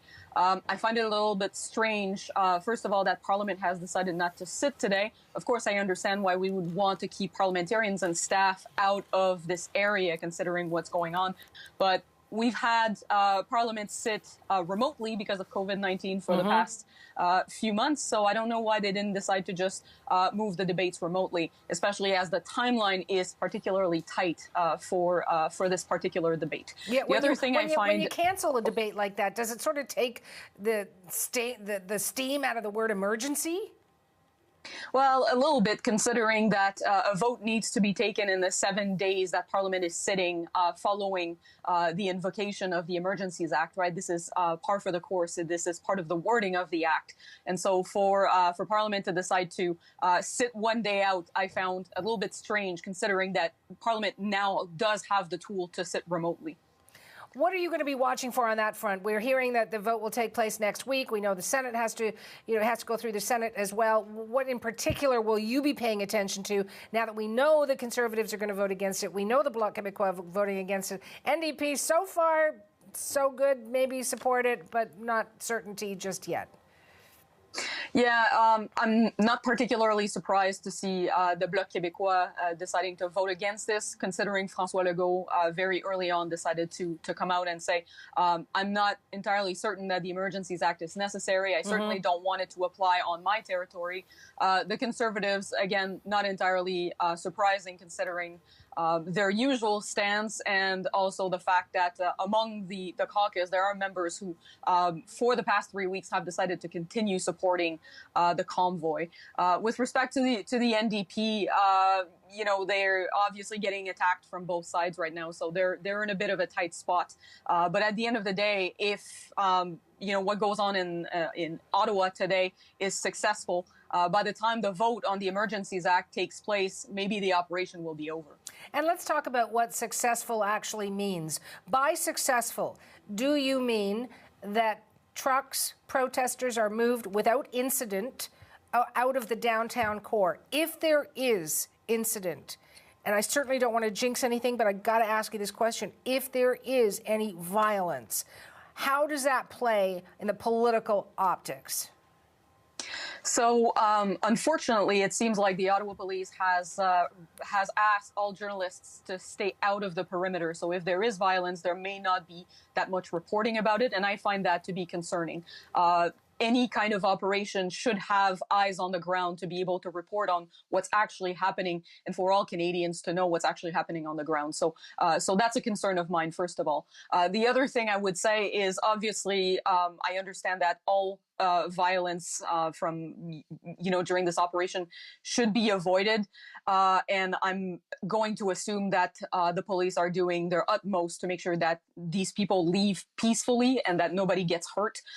From what I've been seeing in the polls, though, and this is kind of surprising considering the usual stance of Canadians on these things, is that the majority of Canadians faced with this situation in Ottawa would be okay with the use of force if it meant that the protest was to be cleared out finally. So it seems like there's quite a movement of fed-upness, if I may say, about what's going on in Ottawa. Stephanie, I want to thank you for your time. It's always great to have you on the program. You be well. Thank you, Suhana. You as well. Stephanie Chouinard in Toronto. She's Associate Professor of Political Science at Queen's University. Two very familiar faces as we continue on with this story. Rosemary Barton and David Cochrane. They are in our nation's capital. They are watching the police, and we can see some of the trucks being moved, tow trucks being brought in. David and Rosemary, are you on the line? I'm here, yes. Excellent. There you are. Rosemary, I was just speaking with Stephanie Chouinard, who said she was surprised that the emergency debate on the Emergencies Act had been canceled because Parliament has, there have been so many meetings virtually. We all know how to link into Zoom. Does that surprise you? Well, I mean, I would point out that all parties agreed to not go ahead with the debate. So obviously there was, I would imagine, first of all, desire for the debate to happen in person because it is historic and important. And secondly, that they also were told that there were security issues. So I'm not sure I'm surprised that it's not going ahead virtually. I'm surprised that debate had to be suspended. That does give us some indication, I guess, of what we can expect from police up near the parliamentary precinct later today. And of course, Parliament parliamentarians should also feel safe to go to work, and so they've put this on hold for now. I guess I wonder what it does to the overall debate, whether they'll be able to continue tomorrow, which is the hope, and then what it does to the vote, which is what is needed in order for the Emergencies Act to remain in place beyond the 7-day period.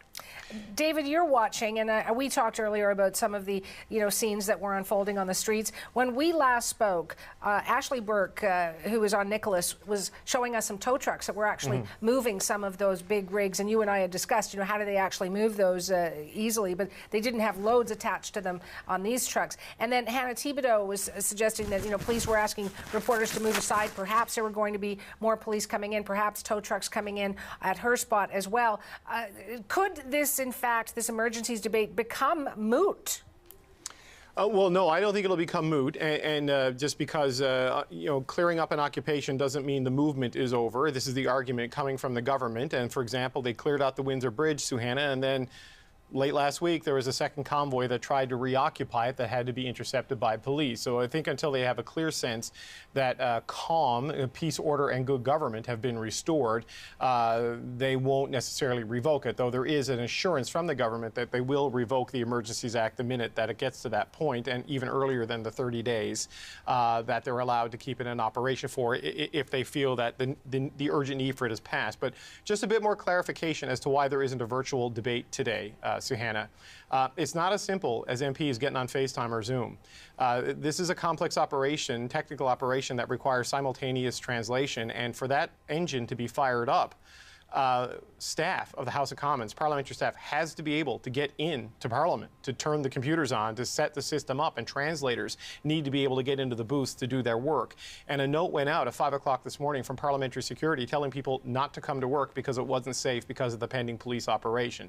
So even if MPs and parliamentarians wanted to have this debate today virtually, the staff have been instructed for their own safety not to come into the House of Commons or into the parliamentary precinct to set up the apparatus that they need to be able to have a virtual parliament operating. And I think we can understand that it is quite unfair to ask nonpartisan career civil servants to brave something that the police are telling journalists to stay out of, to come in and fire these things up. So this is not a lack of will. Necessarily, it's a lack of ability. It's just not safe for the translators and the staff to come in to set up a virtual parliament so it can function today. Rosemary, I know you're always on the phone. You're reaching out. You're getting information. People trust you. They want to pass on information to you. So what are you working on as we try to, continue to share this story with our viewers across the country? Yeah, this is not one of those instances where people are calling to tell me what's going on. I mean, this is a highly sensitive police operation that is happening. I would imagine that to the extent that they can, government and cabinet have been briefed by Ontario Police or RCMP about the situation. Obviously, they knew it was going to start unfolding today, given the arrests that happened last night. And I would imagine they are just watching to make sure that it unfolds as peacefully as possible, as we've been talking about. The arrests to date have been without incident. They are beginning to tow vehicles away, but these events have been happening really on the perimeter of where it is most concentrated, even outside of the actual red zone where David and I both are. So things are going to get harder for police as they move in, unless some of the people who are encamped here feel the pressure and feel that they do need to just walk away, given the arrests that they start to see. So yeah, this isn't something where people are being particularly loose-lipped, Suhanna. I would say that the government is watching very closely and hoping that it ends quickly and that it ends well, because remember, the government, by sort of invoking the Emergencies Act, has kind of taken responsibility for cleaning this up, and if things go sideways, they will have to wear some of that too. All right, I want to thank you both. I can tell you that we've got a city councillor coming up. I know politicians federally, provincially are watching. We're going to hear from Doug Ford a little bit later this afternoon. I'm sure he'll get questions on this, but I'll come back to you guys, and thank you as always for your insight. That's CBC's David Cochrane and Rosemary Barton live in our nation's capital. So we have reached Ottawa City Councillor Catherine McKenney. Our Chase team is on the phone trying to get all kinds of reaction for you, thoughts about where this might go and how it could end. Councillor McKenney, you've seen the video, I hope, on CBC News Network. We're showing you live footage. There are tow trucks on Nicholas Street. The convoy is still blocking Wellington Street in front of the Parliament buildings. Where are you in location to all of this, and what is your big concern? I'm not directly in it. I expect to go down a little later today. Probably stay on the outskirts a bit, but just to check in on some residents.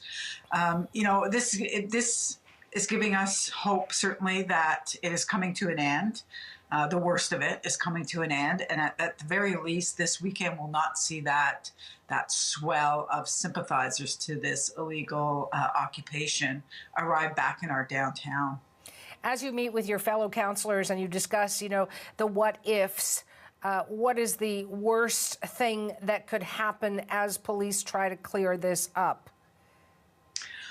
We all want this, everyone across the country, in this city, anyone wants this to end peacefully. Mm-hmm. There has always been a volatility to this occupation. And, as police move in today, the primary goal, obviously, is for it to end peacefully. Residents who have been trapped inside of this, abandoned really by all levels of government, by everyone who represents them, deserve to have this end peacefully and deserve peace back and safety back on their streets and in their homes. A lot of turmoil in our nation's capital. 22 days, that's how long this has been going on. There have been frustrations voiced from residents, probably in your writing as well, that not enough was being done. And then the police chief resigns, and then the police services board goes through its kerfuffle with one resignation, one firing. Now we have police on site, but it is day 22. What does that tell us? Oh, the frustration is heightened by the day. What we saw at City Council and the mayor with a group of councillors essentially, power grabbing at a time when we needed stability in this city, really disgraced us as a council and embarrassed us in front of the world, really. This is a time where politics and anything else need to be set aside for the safety of a neighborhood of 30,000 people who are caught, who are trapped in the middle of this. It's really been an embarrassment. There will be much to answer for when this is over. We have seen our very first Black police chief have to resign through this. Only the second woman ever to lead a police services board, being ousted by the mayor and a group of his supporters. It's really been very difficult to just focus on the safety of residents while all of these, other political moves have been made by mayor and others. As a city councillor, you have a responsibility to keep your residents safe, informed, all those things. How are you managing to do that? I'm wondering if you're getting a lot of people contacting your office, questioning you about what's going on and what information you have. What is the latest information you have? So I, right now, have been briefed by police. I don't have details, but all of the information that I've been provided and that I have provided out, mostly through my social media channels, have been accurate. This has been very targeted, very methodical. We've seen the perimeter, the safety area go up with 100 checkpoints around Centertown. So it means that no sympathizers to this illegal occupation will get into the downtown. That was always the most dangerous time, was Friday, Saturday, and Sunday, when you had this swell of people who would come in, and there would be complete lawlessness in the residential neighborhood. So that kind of information out to people, ensuring that, yeah, exactly, right now things are going well. We want to make sure they continue that way. But if anything changes, we need to be ready immediately to advise residents. Yeah. I'm a little, I should be leaving this interview, but when you say complete lawlessness, I think about, the riots in California and people looting stores and people setting buildings on fire. To me, that's complete lawlessness. Is that the right word to use for our nation's capital? What has happened in Centertown, especially on the weekends, it happens throughout the week as well, but on the weekends, we've had instances of attempted arson in apartment buildings while doors were being taped up to trap people inside, other apartment buildings having their doors handcuffed shut, people being harassed, stalked.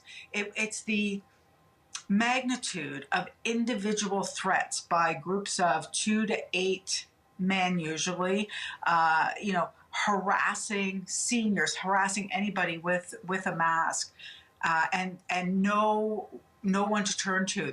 There's just been absolutely no police presence in the residential neighborhoods while all the focus was on the Hill.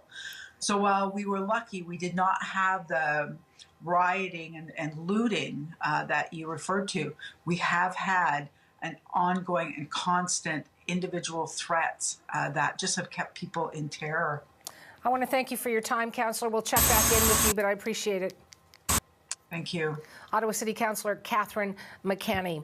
Back out to the streets. We've got some footage that was shot by our CBC's Judy Trin, and she is in our nation's capital right now. Not quite sure, didn't hear where exactly you are, Judy, but describe for me what this footage shows. So, Hannah, this footage shows a checkpoint entering from the suburbs. This would be at the Ottawa Police Station by Pretoria Bridge. It is one of the major roads entering downtown. You'll see that this is at 11 p.m. and notice the traffic jam there. So it's crazy. I actually pulled over because I was on my way home and I took this footage. Now, what is remarkable about it is that we have 100 checkpoints. We have this show of police force right now on the streets, and residents are wondering, why did it take so long? You heard from Catherine McKenney earlier. There are more than 12,000 people who live in the neighborhoods surrounding Parliament Hill, and they've basically been held hostage for 22 days to the sound of blaring horns, to constant harassment if they're on the streets wearing masks. We've talked to business owners who say that their employees, when taking the LRT in, have been assaulted for wearing a mask. They've had their businesses interrupted by protesters who don't like the fact that they're enforcing the bylaw rules for masking. The other thing that I want to point out to you that it's citizens that are taking action on their own first. You're seeing police action today, closing down the roads. But you know what? Last weekend, Suhana, we had dozens of residents wander into a major thoroughfare to block traffic, to basically do what police are doing today. So they did this nearly a week earlier because there was police inaction. I want to give you a sense of the chaos that has been happening in this city. We've had the police chief resign. We've had the chair of the police board basically removed from her post. This is what is going on. So citizens have difficulty right now placing trust in law enforcement, in police, in their city politicians. Now, I want you to take a listen to this clip. Her name is Zexi Lee. She is the primary complainant in a class action lawsuit. More than $300 million in damages is being sought. The lawsuit names the organizers of the Freedom Convoy, but also more than 100 names of other people that the law firm that she's working with, Paul Champ and his associates, they've actually gone up and down the streets, taking down the license plates of heavy vehicles that they've seen. And they've actually tracked down the names and they've named them in this lawsuit. For Zexi, she did not want to see the show of force, but she feels there's no other way. Take a listen. I worry about those that fear for their own safety, even as the police move in. But I think ultimately the the fact of the matter is that this has gone on far too long and it needs to end. I can only hope that it won't come to violence, and I can only hope that more and more of these individuals will choose to leave peacefully. But ultimately, the police will have to decide what is necessary to bring safety and peace back to the streets of Ottawa.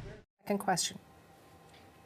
So far, we've not seen outright violence erupt. We've seen some skirmishes, police having to wrestle one or two protesters to the ground. But for the most part, protesters have left willingly and they are being arrested under control. I can tell you that police have set up temporary holding cells across the city, expecting to do these mass arrests. Suhana.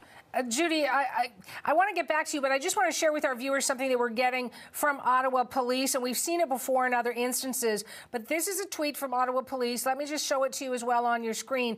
It says, "We are aware of a concerted effort to flood our 911 and non-emergency policing reporting line. This endangers lives and is completely unacceptable." Police go on to say that it is a crime to unnecessarily call 911. They track the calls and they will charge, they say, anyone deliberately interfering with emergencies. So, Judy, just sharing that with you, that a tweet coming from Ottawa Police just moments ago on this concerted effort, they say, to flood the 911 line. As we watch this unfold, I know you have spent a lot of time looking at various encampments, particularly the one located in a parking lot on Coventry Road. What are the factors that go into sort of revealing what's happening there? All right. Suhana, I just want to backtrack in regards to your comment about police tweets about flooding 911. This is not the first time that that's happened. That also happened last week. We found out that they were actually being flooded by calls over the internet from American sources. So American-based numbers were doing this. So you can see that this is a concerted effort that crosses borders. Now, back to your question in regards to what's happening at Coventry. Now, Coventry is a supply camp. It is a logistics center. It's located next to a baseball stadium between the hotel, Courtyard Marriott on a Hampton Inn. Now, I can tell you that in that parking lot, there are hundreds of vehicles that have parked there over the past few days. Those numbers have diminished. But what is important to know is that this has been the supply center. This is where they keep their supplies of food and fuel, diesel, gasoline, as well as propane. And they, when big transport trucks come in and drop off these supplies, what they do is they put them into the jerry cans. And then they put these jerry cans into single vehicles, smaller trucks and cars, and they drive them downtown. Now, what I saw when I walked through the camp, under invitation by some protesters who wanted to show me just how much camaraderie and cooperation were in that camp. What I saw was a huge kitchen area and cafeteria, basically, with a small army of volunteers cooking. We've heard that they can, on a single day, can cook for as many people as 700. So people will come into this camp in the evenings, they will sit down and they'll eat, and then they'll go back. I can also tell you that within that huge dining tent, there's also like a play area, almost like a daycare center, set up with toys and reading and craft materials for children. When I was at that camp 2 days ago, I saw at least six children. So we know that families are there. Right now, the Children's Aid Society says that they have not removed any children from their families. So that's good. So we know that the police are keeping the safety of children in mind. But that is something that we have to concentrate on, because Coventry has the highest concentration of protesters in one area and will require a high concentration of police to dismantle. Suhana.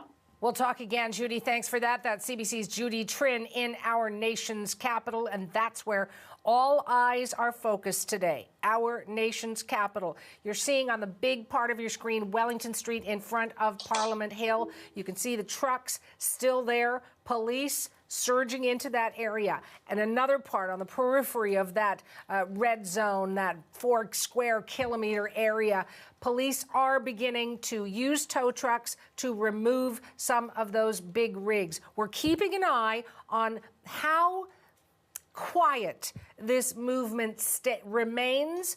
Will there be dissension? We're watching. We know the political debate on the Emergencies Act canceled due to this police operation. We're going to take you through all of the latest information, the money, the police presence, the politics. And I want to start right here on CBC News Network. If you are just joining us, welcome inside our CBC newsroom. Our news team is keeping you informed across the country of what is happening in our nation's capital. We've got CBC's Thomas Daigle right there on Parliament Hill, the epicenter, if you will. What are you seeing? What are you hearing right now, Thomas? Suhanna, the image that has sort of become the perfect illustration of how protesters have not taken this threat from police, the promise of arrest, seriously, I'll show you that right now, is the return of the bouncy castle.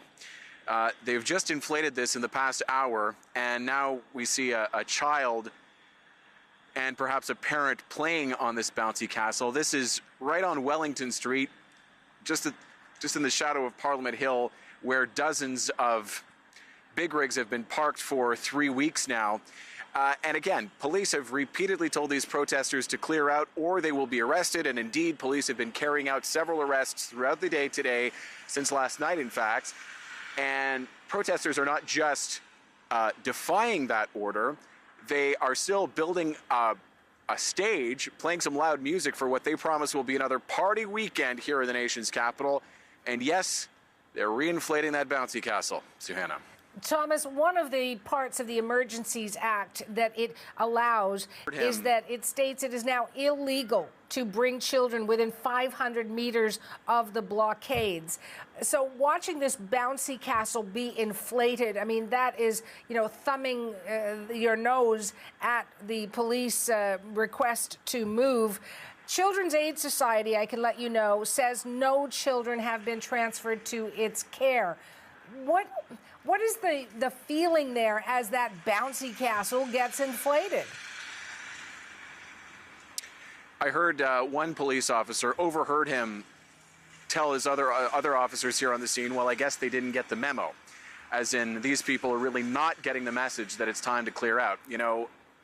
Critics, observers, neighbors here in downtown Ottawa have said for days that protesters have been effectively using children as shields. Protesters have made the case that this is supposed to be a family-friendly environment and that their children are fine here, but indeed, it is now clear from police, from that Emergencies Act as well, you can't have your kids here. You're not supposed to be here at all if you're protesting.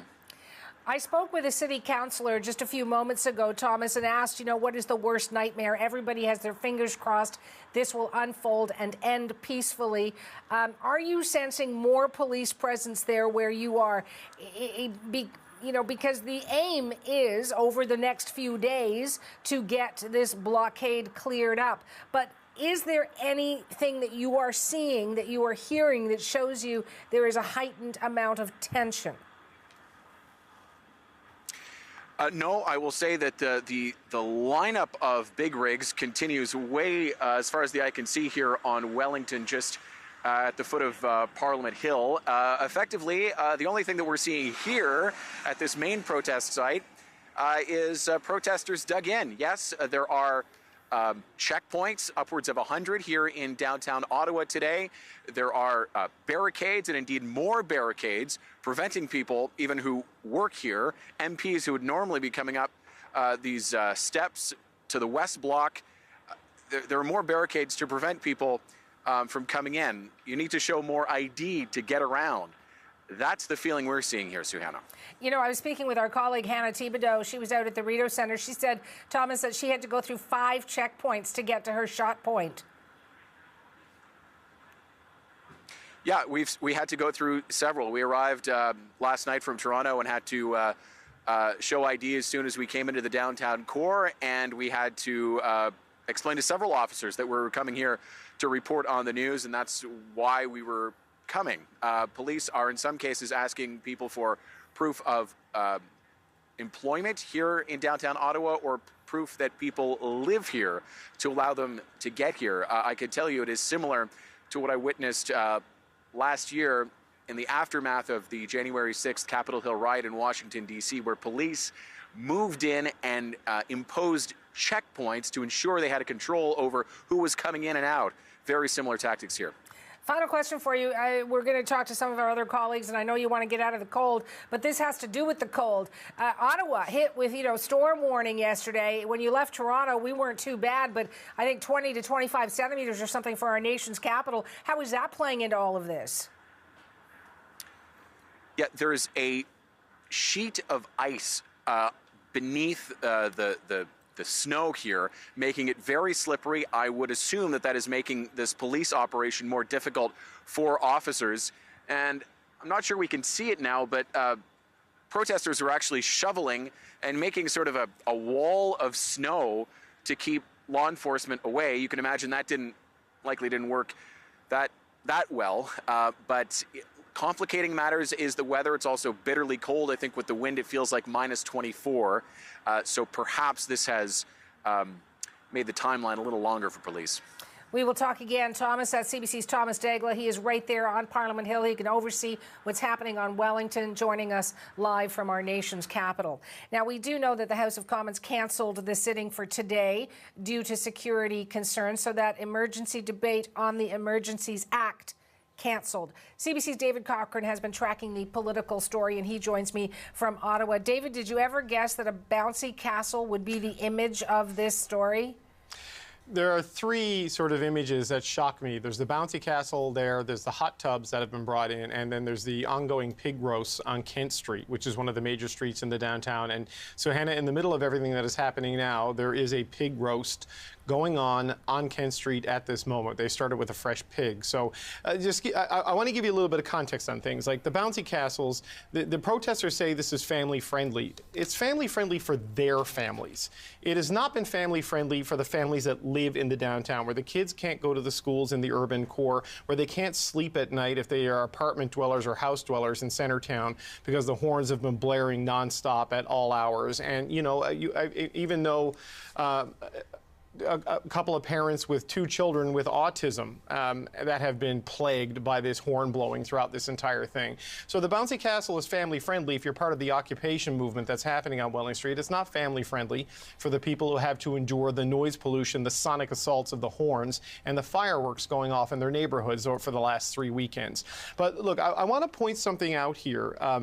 For people who aren't in Ottawa, people who don't know Ottawa, the images we're showing with Ashley and Hannah earlier of tow trucks taking trucks and people away on Nicholas Street in Ottawa, that's a good bit away from where this main occupation core is. It's on the other side of the canal. It's south of the Rideau Centre. It's toward the University of Ottawa in the neighborhood we call Sandy Hill, across the canal really from Ottawa City Hall, and another neighborhood called the Golden Triangle. So that's really removed from where the hard core of this occupation is based. And that's on the streets on Wellington Street, right in front of the Parliament buildings, and then going down Kent Street, down Bay Street, which are further west along there. That's where we've seen a lot of the real dense truck traffic, and where we've seen all the big images you see on social media of the parties on the weekends and the big crowds, and quite frankly, where the ongoing and consistent harassment of journalists and camera crews has been happening over the last 22 days. So in terms of why you're not seeing tensions rise and things escalating in the area where Thomas is situated, it's because right now police enforcement is happening very much on the margins of this occupation. It's not yet moved in a significant way into that inside the hardened perimeter they've set up. They're securing everything on the outside of that, it seems, before they come in. And the other thing that's at play here, Suhanna, is they have this area of the downtown that you're not allowed in with the 100 checkpoints to stop people from getting in. They've also cut off all of the exit ramps along the Queensway, which is sort of the main, highway that runs through the center of the city. This is to stop people from coming in as well. Every Friday for the past few Fridays, hundreds, if not thousands of people start making their way into the city to reinforce the permanent camp of the occupiers. throughout Friday, Saturday, and Sunday. So there's two things happening at the same time. They're trying to get these people out who are part of this illegal occupation, and they're trying to stop their sympathizers, supporters, and reinforcements from getting in. Let me ask you to bring out your crystal ball here and give me your thoughts, David, on how the Prime Minister, I mean, he's obviously not at his office across from the Parliament buildings. He's not in the House of Commons because that debate has been cancelled. Wherever he's watching, wherever perhaps the, interim Conservative leader Candace Bergen is watching, wherever Jagmeet Singh is watching from, with what eyes are they watching this from a political perspective? I would hope that the number one perspective for anyone in a position of political leadership and responsibility in this country is that they're watching this and hoping that it ends peacefully. I think the last thing you want, just several years after the shooting on Parliament Hill, which was one of the last times that, Parliament was forced to suspend for safety reasons, that they want to see this resolved in a way where nobody gets hurt, especially considering some of the hardcore rhetoric we've heard from some of the longer term and more committed occupiers on Wellington. The presence of children is certainly something that is very alarming. And also there's gasoline, there's diesel, there's propane. There's a lot of things that can go wrong in there if this isn't done right and if people on both sides of the inevitable conflict at this point don't respond in proper fashion. So, you just think as a Canadian, as someone who lives in Ottawa now, that you'd hope that's how your political leaders and their staff are watching it. People will always try to squeeze out and eke out partisan advantage in this. I think there's risk here for the Prime Minister in the sense that he is facing some criticism and challenge from his opponents for invoking the Emergencies Act, who say it is unnecessary and it's overreach. If you're going to take the risk and invoke it, it has to work. Yep. So this needs to be a successful police operation, because if we get to Monday and downtown is still blocked off and people are jumping on that bouncy castle on live streams on Saturday night and fireworks are going off, then Justin Trudeau will be accused of at once overreaching and also not getting the job done, and that puts him in a very difficult situation. But I think the hope right now for people in the downtown core is that this gets done peacefully, quickly, and safely, because after 22 days, Suhanna, nerves are frayed, tempers are high, and citizens have been taking actions into their own hands, and they certainly don't want to have another weekend of the people of Ottawa having to confront protesters because they don't feel like police are getting the job done. For our viewers watching across the country who may never have visited our nation's capital or not really have a sense of the geography, when you talked about some of the tow trucks operating on Nicholas Street, and that's where our colleague Hannah Thibodeau was standing by, and then we see the pictures in front of the Parliament buildings, and people are aware, even if they haven't visited Ottawa, of that shot of Parliament Hill. But if the protesters are still there Monday, could it take that long from Nicholas Street to get to the downtown to remove the hundreds of vehicles that are still there? Well, I think you have to look at this as a multi-phase operation, right? Getting the people out is one thing, getting the trucks out is another. If you look at the way the trucks are jammed in there on Wellington, it is... boy, it's a difficult thing to unravel. It's the Gordian knot of heavy transport. And they've got to figure out a way to come in there with the tow trucks and just move things and get them into a position that you can tow things safely out. And look, you can see the stakes right there, Suhanna. Like, that is not what normal policing looks like in downtown Ottawa, right? That's tactical gear, that's body armor, and that is a heavy... that's a heavy weapon. I'm not a gun expert. I don't know exactly what that is. But when you see people dressed like that showing up in downtown Ottawa, that tells you the times are serious. So that is part of the human removal operation that is happening to get these protesters out of there, to reclaim operational control of the streets in front of the Prime Minister's office, the Senate of Canada, and the Parliament of Canada, the House of Commons. And then they've got to figure out a way to move everything. But once you remove the volatility of the protesters, of the occupiers from the equation, then moving the trucks just becomes a logistical operation with the tow trucks and the heavy equipment that, the city has available, that they can conscript under the Emergencies Act, and that the police forces can bring to bear. You can get that done. But, so Hannah, it was interesting when they cleared out the Ambassador Bridge in Windsor, they had to get tow trucks from the U.S. side of the border to come in and move things because of this reluctance and this concern by some tow truck operators to be part of this. And what we're hearing now in Ottawa is that some of the tow trucks that are part of this removal operation on Nicholas Street, they're covering up their signs, they're covering up their decals, people are wearing masks so that they can't be identified, because there have been threats of retaliation and doxing made against tow truck operators by people associated with these protests online. And that is a difficult thing to ask somebody who makes a lot of money towing heavy equipment to do, to put their reputation and livelihood on the line.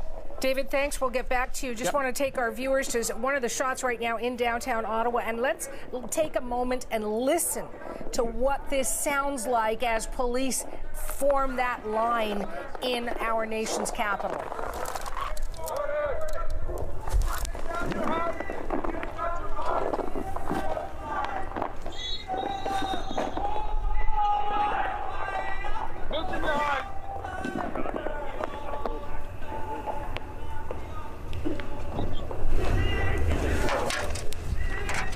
You are watching this unfold live from our nation's capital. You can see police with those lime vests on. What you also see in the forefront of your screen is a tactical police officer with, body armor and, a rifle. So perhaps different from what you would normally see, definitely different from what you would normally see on the streets of Ottawa should you be visiting our nation's capital. Right there, where the police are forming that line, where you can see that tactical officer, is CBC's Jorge Barrera. Jorge, it's Suhanna in Toronto. Across the country, our viewers are watching this unfold live on their screens. You are right there. Describe what it sounds like, what is happening, what the mood is there. So there's a handful of people who are yelling at the police, challenging them to break ranks. They're talking to the police to break ranks. Think about their children. And they're saying that. And as they say this, the RCMP is, and not just RCMP, but there's ERT police lines are starting to build behind me. There's sort of two armored vehicles in behind them.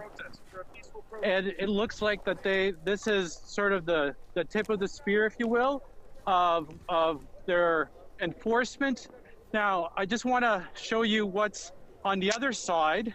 So we're on Rideau Street, and behind me is, this is the Rideau Mall here.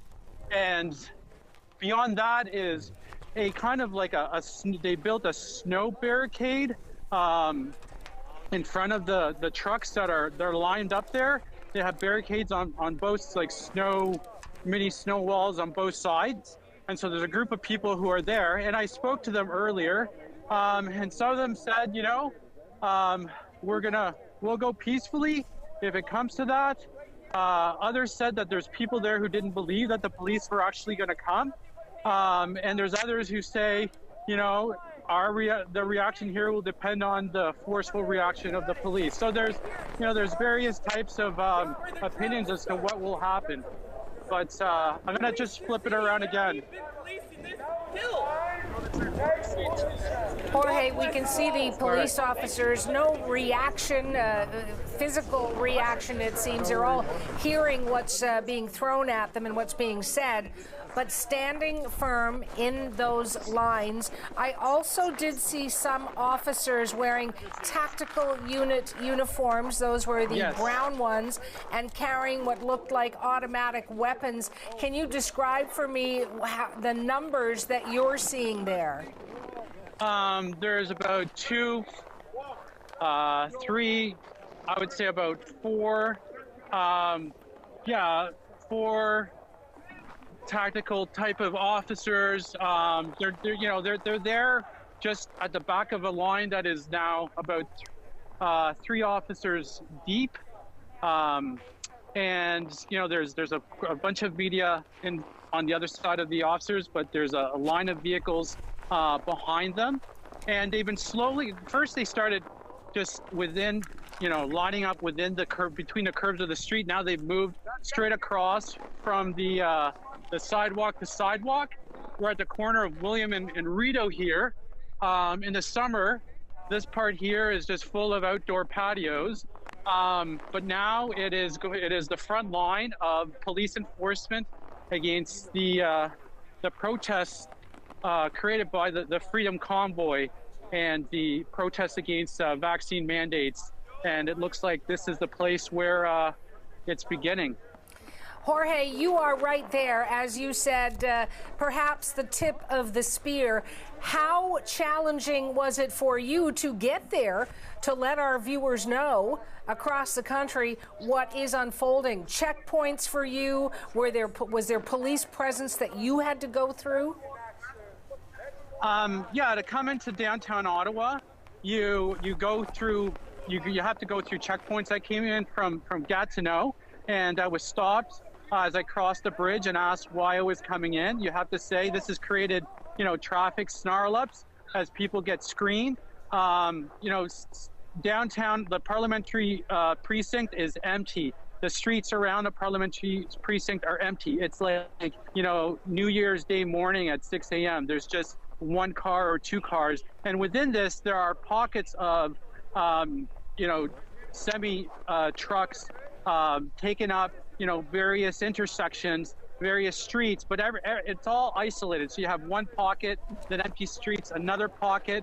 Now this here on Rideau into Wellington, the main Wellington site where you had the flatbed and all of that is actually severed from the sort of the truck encampment behind me down here by a big trailer that was put in by the demonstrators, I believe yesterday. So the group that is up this road are cut off from the main Wellington camp with the flatbed and the concerts and all that stuff. That's cut off, and there's actually police cruisers, parked around in front of Chateau Laurier that also have created, they penetrated that area. So it's cut off.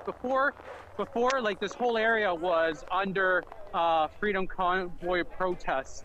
There was dance parties and people just walk freely. Now there's these barriers between all these areas, and the police have penetrated all the way through.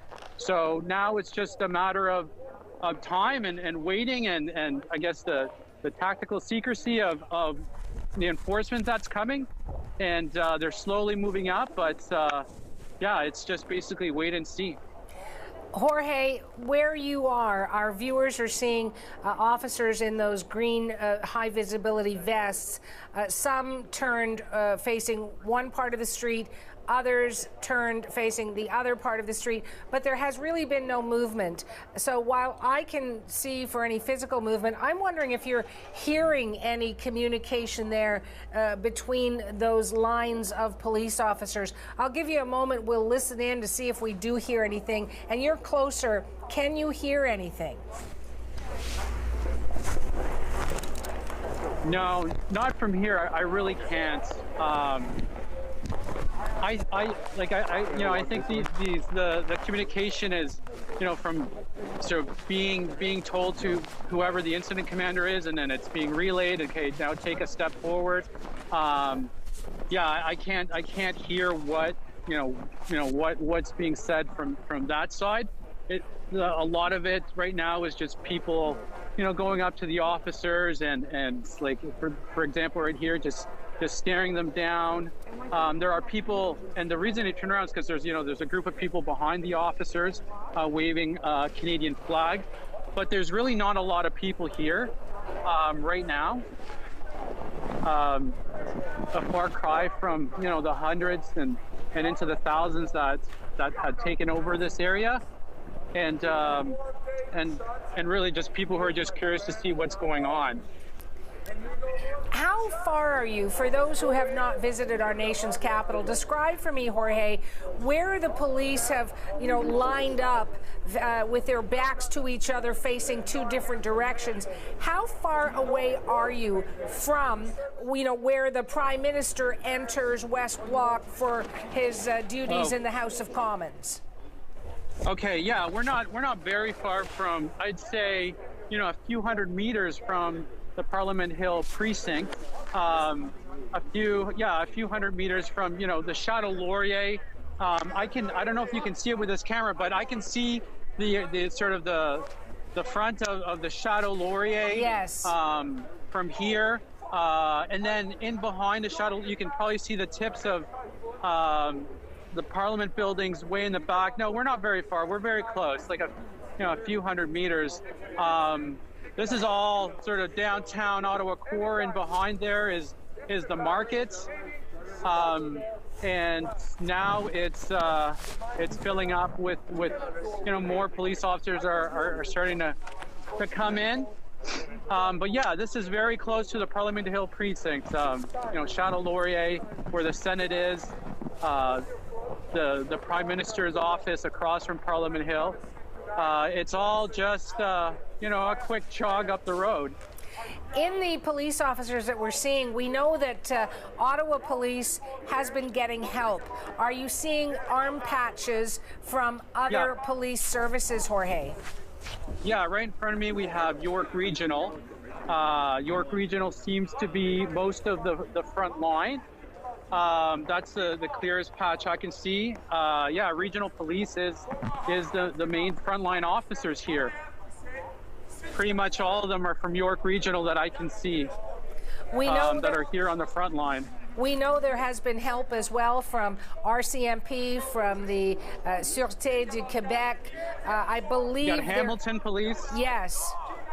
So when you look at all of this, I'm going to assume that there must have been some briefing of all of these police services members to get them on the same page, because you've got to be on the same page, because all it takes is one person out of line, right? Yeah, I've covered blockades like this before, looked at afterwards through access to information, the notes of the prep for this. But this is a sort of an extraordinary situation where you have the OPP, the RCMP, and the Ottawa Police as the main police of jurisdiction. But usually, based on my experience looking through these records, it's like, they have the commanders, each commander in charge of a different aspect of this. In terms of like the RCMP, when they went after the Wet'suwet'en blockades, they had individual people in charge of individual things, and they sort out what everybody's role is going to be, and then that's how they roll out, and they're in constant communication. Like one of the audios that we were able to get from the Wet'suwet'en raids was from the helicopter, and that had the chatter from all the different teams. And with the RCMP in that situation, they use gold, silver, and bronze. I don't know what sort of codes they're using for this, but there would be different groups for different things, different codes, but they all would communicate, and they all know their role right now. There's a plan that's laid out, and that plan is unfolding, and every piece in this machine is going to move in unison. As we wait for that, and they're moving. They're taking some steps forward. So they're taking up territory, right? So this is about, basically this comes down to reclaiming territory. So every time they reclaim territory, they harden up the lines. It's inch by inch sometimes. But this is, they're not in a hurry.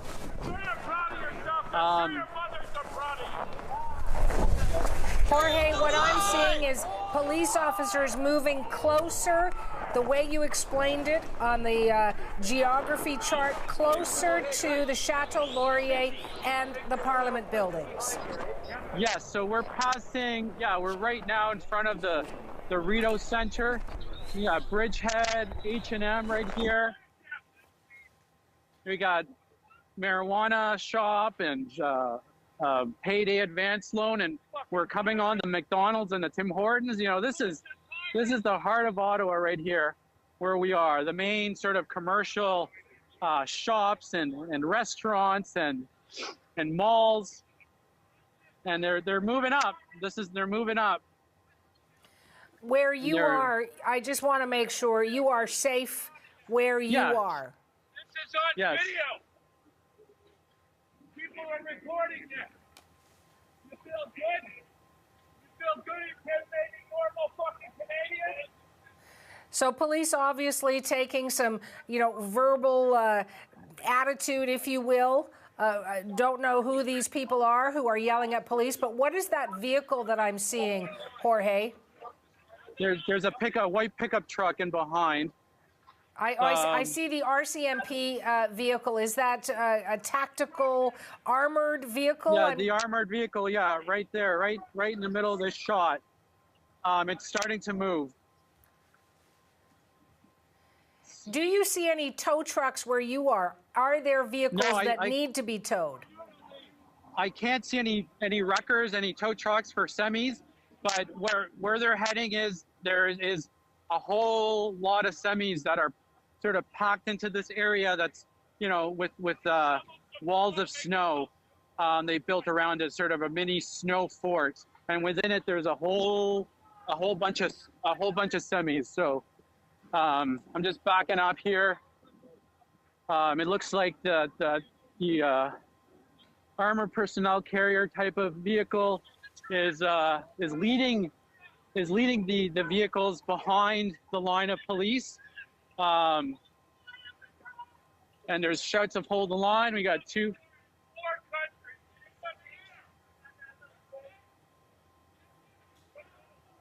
So they're clearing the sidewalks.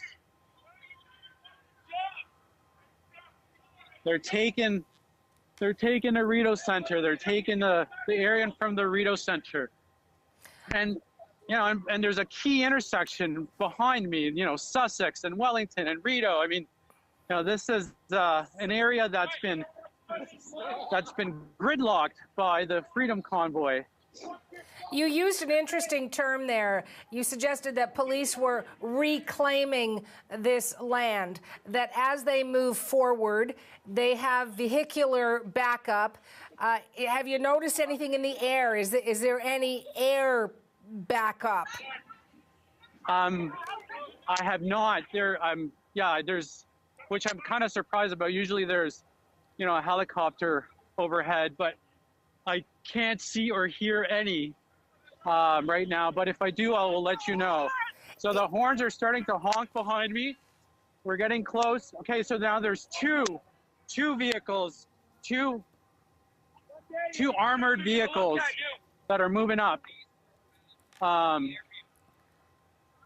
It seems to me, just from my vantage point with the shots that I'm seeing, Jorge, that the numbers of police who are on foot has increased, or it seems to have. Am I incorrect, or are those protesters perhaps joining in that? Yeah. No, there's a. You give me a second. There isn't a massive line of police right now. It's right now it's like basically. A single front line, and then you have some tactical guys in behind. But then you got these major vehicles, armored vehicles that are all behind, and then a line of SUVs coming, police SUVs coming in behind them. And then you have a line of officers on the other side. So they're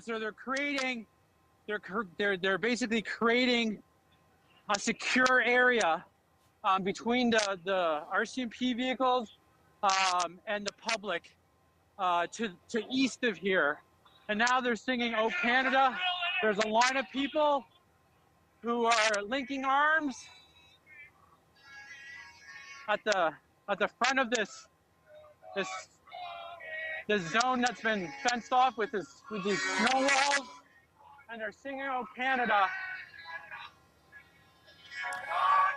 That only looks like, what, a dozen people or so linking arms, Jorge? Yeah.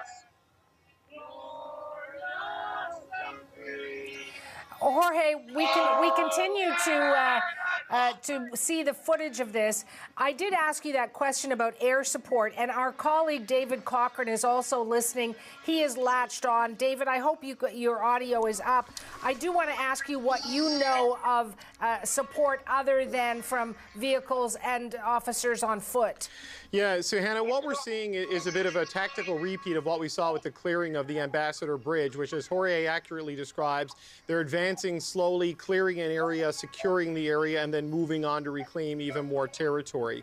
And it looks like with the way this is going, the direction they're moving and where the critical mass of the protest has been is as they keep marching west up Rideau Street, where it turns into Wellington, the police will encounter the critical mass of protesters right near the War Memorial, the Prime Minister's office, right at that part of downtown Ottawa. So the moves here are a tactical repeat of what we saw with the Ambassador Bridge.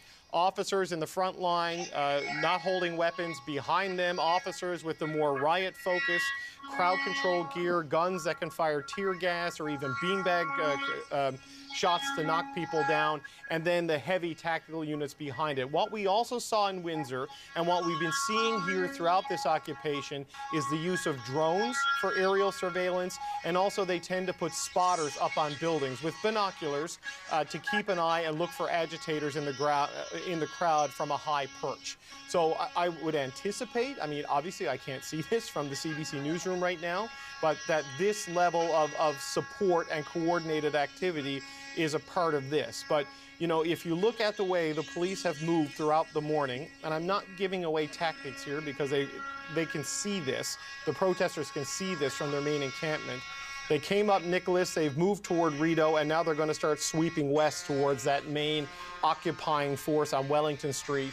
I would suspect that based on where the trucks begin in critical mass, where the occupiers have been in critical mass, and the direction that the police are going, the two lines should meet in some sort of significant force right around where the Prime Minister's office is, just in the area of the National War Memorial. Jorge is right there on the ground, David. Jorge, can you give me a sense of the numbers of officers that you are seeing standing in that file and now moving backwards, taking back that ground?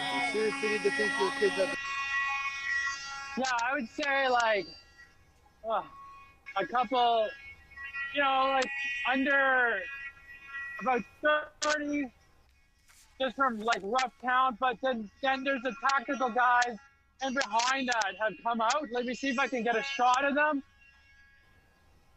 So there's about, I don't know if you can see them, there's about 6, 7, 8, 9, 10 tactical officers that have come out. So there's 5 right here, 2, 3, 4, yeah. So we got about 10 tactical officers in behind.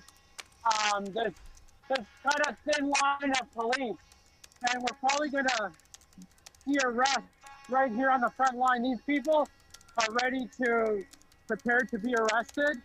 It looks like that's what they're preparing for. Sorry, people are hugging.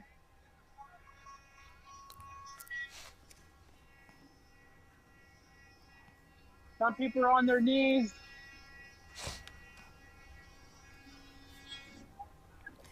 Jorge and David, I want to introduce another voice into our conversation, and that is P.Y. Bourdois, former security analyst with the RCMP. P.Y., former RCMP deputy commissioner, and PY, our viewers can see you on the top left of their screen. I know you are watching our footage as well. You've heard my colleague Jorge Barrera. He is there on the ground at the Rideau Center watching the police take back, reclaim, in his words, some of this ground. We've got David Cochran in our bureau in Ottawa, keeping abreast of what is happening all around the streets in Parliament Hill. As you watch what's unfolding, what do you make of the tactics being used? Tactics is obviously safety in number, Siwana. Police are gathered in impressive numbers, and the way I'm looking at this now, it looks like they're covering the area from both ends and just trying to secure the area and start effecting arrests to people who have chose to remain on site. So the way I would look at this is that first and foremost, they will deal with the human bodies. The second stage will probably to remove vehicles that are impeding access to key intersection. and finally deal with other vehicles that could remain on. But first and foremost, they have to focus on the people that are still there in a clear violation of warnings and also injunctions. Police did hand out flyers telling people they should get out of that red zone area or they could face arrest and charges. Are each one of those officers now responsible for the people who are in front of them, and will their job be to arrest those who are facing them along that line? These people will engage verbally to tell them they're in violation, potential of arrest. But at this stage, they've been warned 3 times. So chances are the officers will manage these individuals and will turn them to other officers that are likely behind them, just to turn them and then process them to the appropriate location for them to be managed legally with, of course, access to a lawyer and so on and so forth. But obviously, the deployment is very tactical. And the number clearly indicates that they want to have a peaceful resolution, and hopefully this is where it's heading. But officers are now moving a lot quicker than if you recall what you've witnessed in Windsor last weekend, where they were moving inch by inch. Here it appears to be a lot more dynamic deployment. Reason being that you are not like Windsor last weekend, a large boulevard that you need to clear. It's an urban environment. So therefore, officers will have to be deployed quickly. And I gather that there are drones that are involved. So the command center is seeing how protesters and occupiers are moving about in the core of the downtown area. It's cordoned off already. And these officers are moving quickly just to effect the appropriate arrest and try to contain as quickly as possible this occupation. PY, my colleague David Cochran did mention drones in use, perhaps even spotters that might be on rooftops keeping an eye out. We have seen some officers carrying automatic weapons, wearing tactical unit uniforms.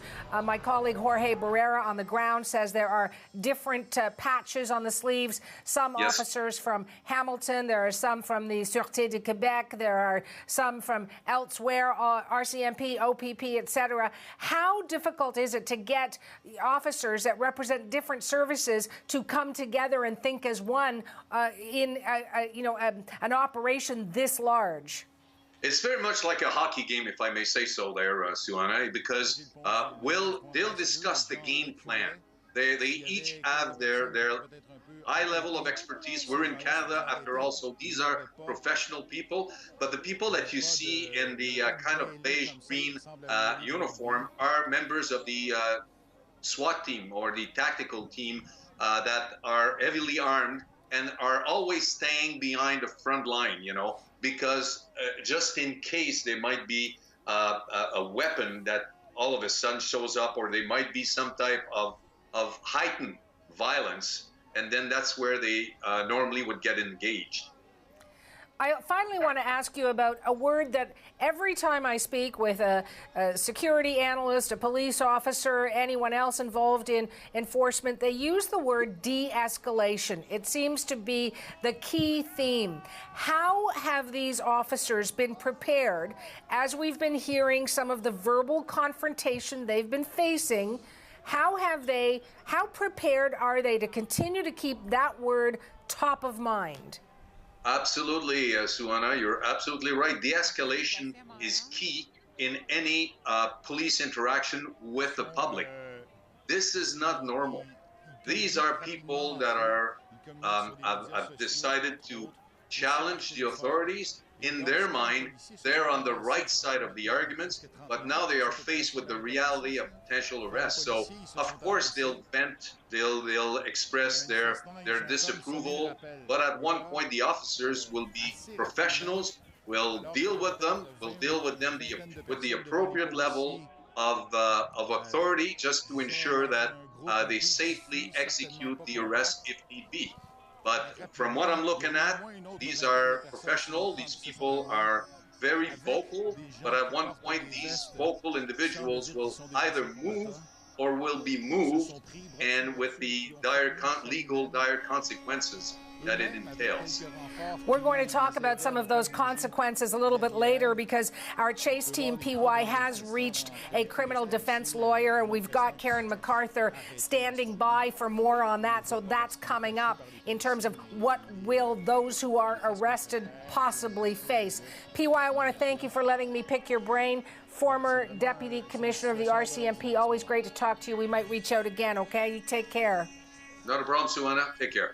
Jorge Barrera, I mentioned, is right there.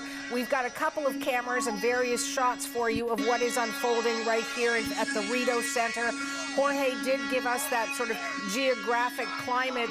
As this shot shows, that is heading towards Parliament Building. So they're moving, I believe, west on Rideau Street towards Parliament Hill. Jorge, I'm going to send it back to you and ask you how the environment is changing and developing where you are.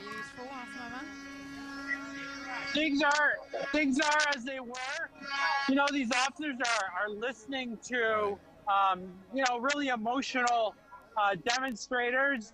Some officers seem to be, like, you know, trying to talk to them, probably telling them, you know, like, you can always walk away. You know, there's no. Oui, tout à fait. Vous avez raison. There's emotion. Pour ceux qui se demandent, Julie, en ce moment, nous, comment on fait notre travail, on a avec nous des agents de sécurité. On comprend les mouvements des policiers. Les policiers ils ciblent des gens qui leur font. Jorge, we've been seeing the. That's okay. I know you're trying to get into position and do myriad tasks. What I'm seeing now in one of the shots, and I'm not sure you can see this, looks like mounted police. So we've talked about the armored vehicles, officers on foot, the use of drones. Now we're seeing mounted police. Is that anywhere near your vicinity? No, I do not see mounted police here. So it looks like, yeah, there's multiple areas that are being targeted, maybe all at once. But there's no mounted police that I can see from where I am right now. And David Cochran is watching all of this unfold. And David, I know you've seen this kind of response to various incidents and times across the country, although this is the first time the Emergencies Act has actually been invoked, but there was certainly police presence in Windsor. Jorge talked about Wet'suwet'en, etc. How is what you are seeing in the various sort of shots that you have, do all things lead to Parliament Hill in these shots that we are seeing? Yeah, that's where they're moving. I mean, right now, where those protesters are squaring off against the police, you saw them just snatch someone, move them behind the front line of the police officers, and they very quickly close ranks while the person they're taking into custody is subdued and, you know, either handcuffed or zip-tied, so they can be more easily taken away. It's hard for me to tell. I think that building behind may be where the railway building. I'm not 100% sure based on that angle, but which is a temporary home of the Senate, but we're moving up from the Rideau Center towards Parliament Hill. I mean, this is where this is going. That is where the hardest occupation camp is. That's where the bulk of the trucks are, and that's where the loudest, most defiant protesters have been. And so, Hannah, I got to tell you, it's been interesting when we go out, when our news crews go out and you talk to people, or when you just walk around the street and you hear what people are saying. There's almost been this sense of denial and disbelief that the police would actually do this. I mean, you've heard protester after protester say, oh, politicians say a lot of things and they never follow through. You've heard them praise the Ottawa police for being cooperative and accommodating, for allowing them, you know, to bring their trucks in and out, bring their amenities in and out, you know, to bring the jerry cans full of gasoline and diesel, you know, inside a controlled area to keep their trucks running and their engines warm. But now they're moving, right? Like, the disbelief and the denial kind of needs to be over, because the threat to take you under arrest and to take your truck There's now live, real-time evidence that that is happening, because we're seeing trucks getting towed, we're seeing people getting taken away, and while everybody is standing there and firing up their cell phone to live stream this, and you're hearing the arguments and the chants and the pleas for the police officers to switch sides, it just shows you the kind of fantastical thinking that has been there in the occupation zone for the past several days. And you know, when the mounted police start coming in, they're used primarily for crowd control. A giant horse like that can be intimidating. I mean, you can see that the police are serious about moving on this and bringing this to an end. And it is a carbon copy, I would say, of the tactic we saw in Windsor. But as PY was pointing out, Suhanna, it's moving at a much more dynamic pace. This is an urban environment. There's a lot of side areas where people can run to and flee to.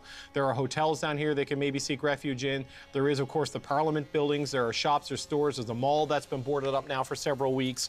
But it's a clear, secure advance. Clear, secure advance. That's what we're going to see again and again and again in phase by phase by phase as this wall of yellow jacketed police officers start moving towards the main occupying force on Wellington.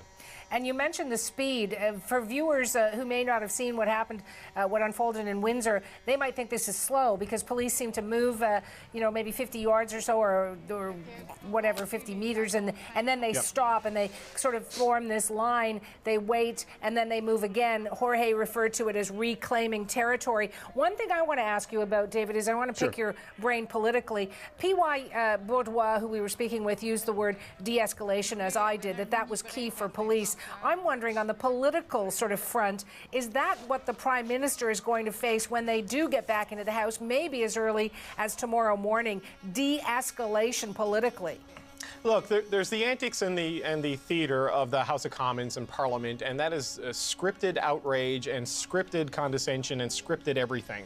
The bigger question I think this exposes for political de-escalation in the country is that this sort of protest and this sort of outrage is a feature in Canadian politics right now. It is not a bug. And if you walk amongst this crowd, as we've all been doing here, there's a lot of people that are motivated by two things: Christ and conspiracy. There is a massive religious component to the group that is parked on Wellington Street. Jorge Barrera did an excellent piece about this on our webpage. There are daily what they call Jericho walks, where they march around preaching the good word around the parliamentary precinct. And then there's also a lot of conspiracy. You know, as you see a takedown happening there in the center of the screen, there are signs about the Nuremberg Code. There are signs about the World Economic Forum. There are signs about microchips in vaccines and broad global, you know, primarily anti-Semitic conspiracies. That's all there. It's all baked into it. And it's the same kind of extremism and political movements that we've seen in the United States, starting with the Tea Party and then moving into Trumpism and the Make America Great Again movement. So the bigger challenge, Suhanna, is where the Canadian body politic and society are right now. You know, a lot of the protesters out there, they're not watching you and me. They'll never watch you and me. And if they do, they won't believe a word we say because we're fake news. And they get their news from Fox News or from Facebook or from social media or from algorithms. And the public square is being divided algorithmically into separate cohorts and factions, where people have a different sense of the world and a different set of facts, and that is fueling the rage and the toxicity in our political culture. So what happens when the House of Commons is eventually able to resume, that's going to be kind of mainstream political theater with a lot of outrage and umbrage and tut-tutting from all sides. What we're seeing with this movement and what we saw with the ugliness of the last election, with people bringing children to rallies to throw F-bombs at the Prime Minister and throw rocks at him, quite literally, that is the bigger de-escalation the country needs to deal with. This is a real challenge for civil society and politicians of all stripes at every level of government, because you need to look no further, Suhanna, than the United States, where millions of Americans still believe their election was illegitimate and that it was stolen, and that's not the sort of sentiment you want taking deep root here in Canada. I'll certainly be watching for that kind of discussion on Rosemary Barton Live this weekend. There's certainly a lot of fodder, David, to discuss, and you're right on de-escalation, not only with police but with politicians as well. Stand by, David, because I just want to share a tweet from one of our colleagues. Ashley Burke says, and we showed our viewers a picture, "Here come the horses," so referring to the mounted police, and she also says 10 demonstrators arrested so far. So we're trying to keep a number, keep watch on the number of people who have been arrested in this shot that we're seeing on Rideau Street as we, police try to move and make their way towards the center there at Parliament Hill. Have not seen police make any arrests, but that could be coming, so we're continuing to watch. Speaking of those arrests, I want to bring in my next guest. Her name is Karen MacArthur. And this all comes out of the arrest of the two main protest organizers, Tamara Leach and Chris Barber. Now, they were arrested yesterday. They have been charged. And I want to talk to Karen MacArthur, who is a criminal defense lawyer in Toronto, about that. Karen, it's Suhanna in Toronto. I just want to make sure you have my audio. I can hear you, Suhanna. Good morning. Good morning to you. Tamara Leach, 49, Medicine Hat. Christopher John Barber, 46, Swift Current. Both of them charged, and Christopher Barber faces more charges, but with counseling to commit the offense of mischief. I'm reading that. I hear the word mischief. I think of kids, breaking the flower pot at the front door. What does it mean in this context? It means telling other folks to interrupt the use of city streets in Ottawa, etc. Counseling, encouraging others to obstruct streets, obstruct the use of property that you normally would be able to use. And how strong a word is mischief in a charge? It's a loose word. It needs particular. You have to particularize. So when they appear in court today, because they have to appear in court today, the Crown on the charging document, which is called an information, will have to flesh out how it is that the mischief has been perpetrated. I would like to see that. Are they saying that Rideau Street has been obstructed? What are they saying? Or just the entire city of Ottawa has been disrupted? How will they particularize this offense? There's two parts to it. The counseling, so what is it, the words that they were form and they were doing it, and how were they to obstruct or disrupt the rights, property rights. And does there need to be proof on the counseling? Do people have to come forward to say they acted because of Ms. Leach or Mr. Barber? No, it can be proved circumstantially without people coming forward saying, I acted as one of their soldiers. You can prove it circumstantially through, social media and what they actually said when they were on the street. Or police have tapped their communications. Your audio is cutting out just a bit. I wonder if we could try to maybe have you sit closer to the microphone. Maybe that'll help. But I do have one other question. Police, I'm watching the tweets from Ottawa Police. They now show 15 arrests. No charges have been listed for any of these arrests that police say were made today. Should we assume they are all for mischief? Is there anything we can assume here? I think they're being arrested for breach of Associate Chief Justice McGuatt's court order that was issued, the interlocutory injunction. So that is a de facto court order that's in place to clear the streets. So presumably they're being arrested for the same thing that Mr. Barber was arrested, the breach of that court order, Section 127 of the Criminal Code. Then they'll all get brought into court. Everybody that's arrested has to appear in court within 1 day. And so we can have more information as to the particulars of their arrest. Whether or not the Ottawa courts will be able to handle this amount of people that are arrested is another issue. Section 127 of the Criminal Code, as soon as you say the word criminal, I seem to think that is serious stuff. Is that something that follows you around if you are charged and it sticks? Absolutely. If you're convicted of it, it's a criminal record and it's a stain for life. The other issue that many of these people are going to face is that Justice McLeod last night issued a Mareva injunction freezing people's assets. So Ms. Litch's assets are frozen. She must, according to the order, provide within 7 days of being served with a copy of the court order, where her assets are worldwide, including crypto assets. How she'll be able to do that if she's in custody is a logistical problem. The second issue is that she wasn't represented when the order was issued. And the third question is overreach into people's, the realm of privacy. I did want to note, Suanna, that the reporter on scene said that many of the folks are on their knees and they're hugging. I believe they're doing that so that they will be able to mount an argument that they were peacefully assembling in Ottawa and thereby invoke Section 2C of their charter rights. That not only do they have the freedom to associate, they have the freedom to express, but they also have the right to assemble if they are doing so peacefully. And that's likely why it is that they were hugging and on their knees, to demonstrate that they're not actively resisting the police, but rather they're being peaceful. Yes, the optics would be very different if you're standing, a foot away screaming at a police officer versus on your knees and hugging. And I'm going to assume, Karen, that police are wearing body cams. There are certainly a lot of people out there with cell phones, and that footage will become available. You mentioned also that some of the financial aspects of this for the truck drivers who may have been arrested, and they could be in that 15 number that police are sharing right now.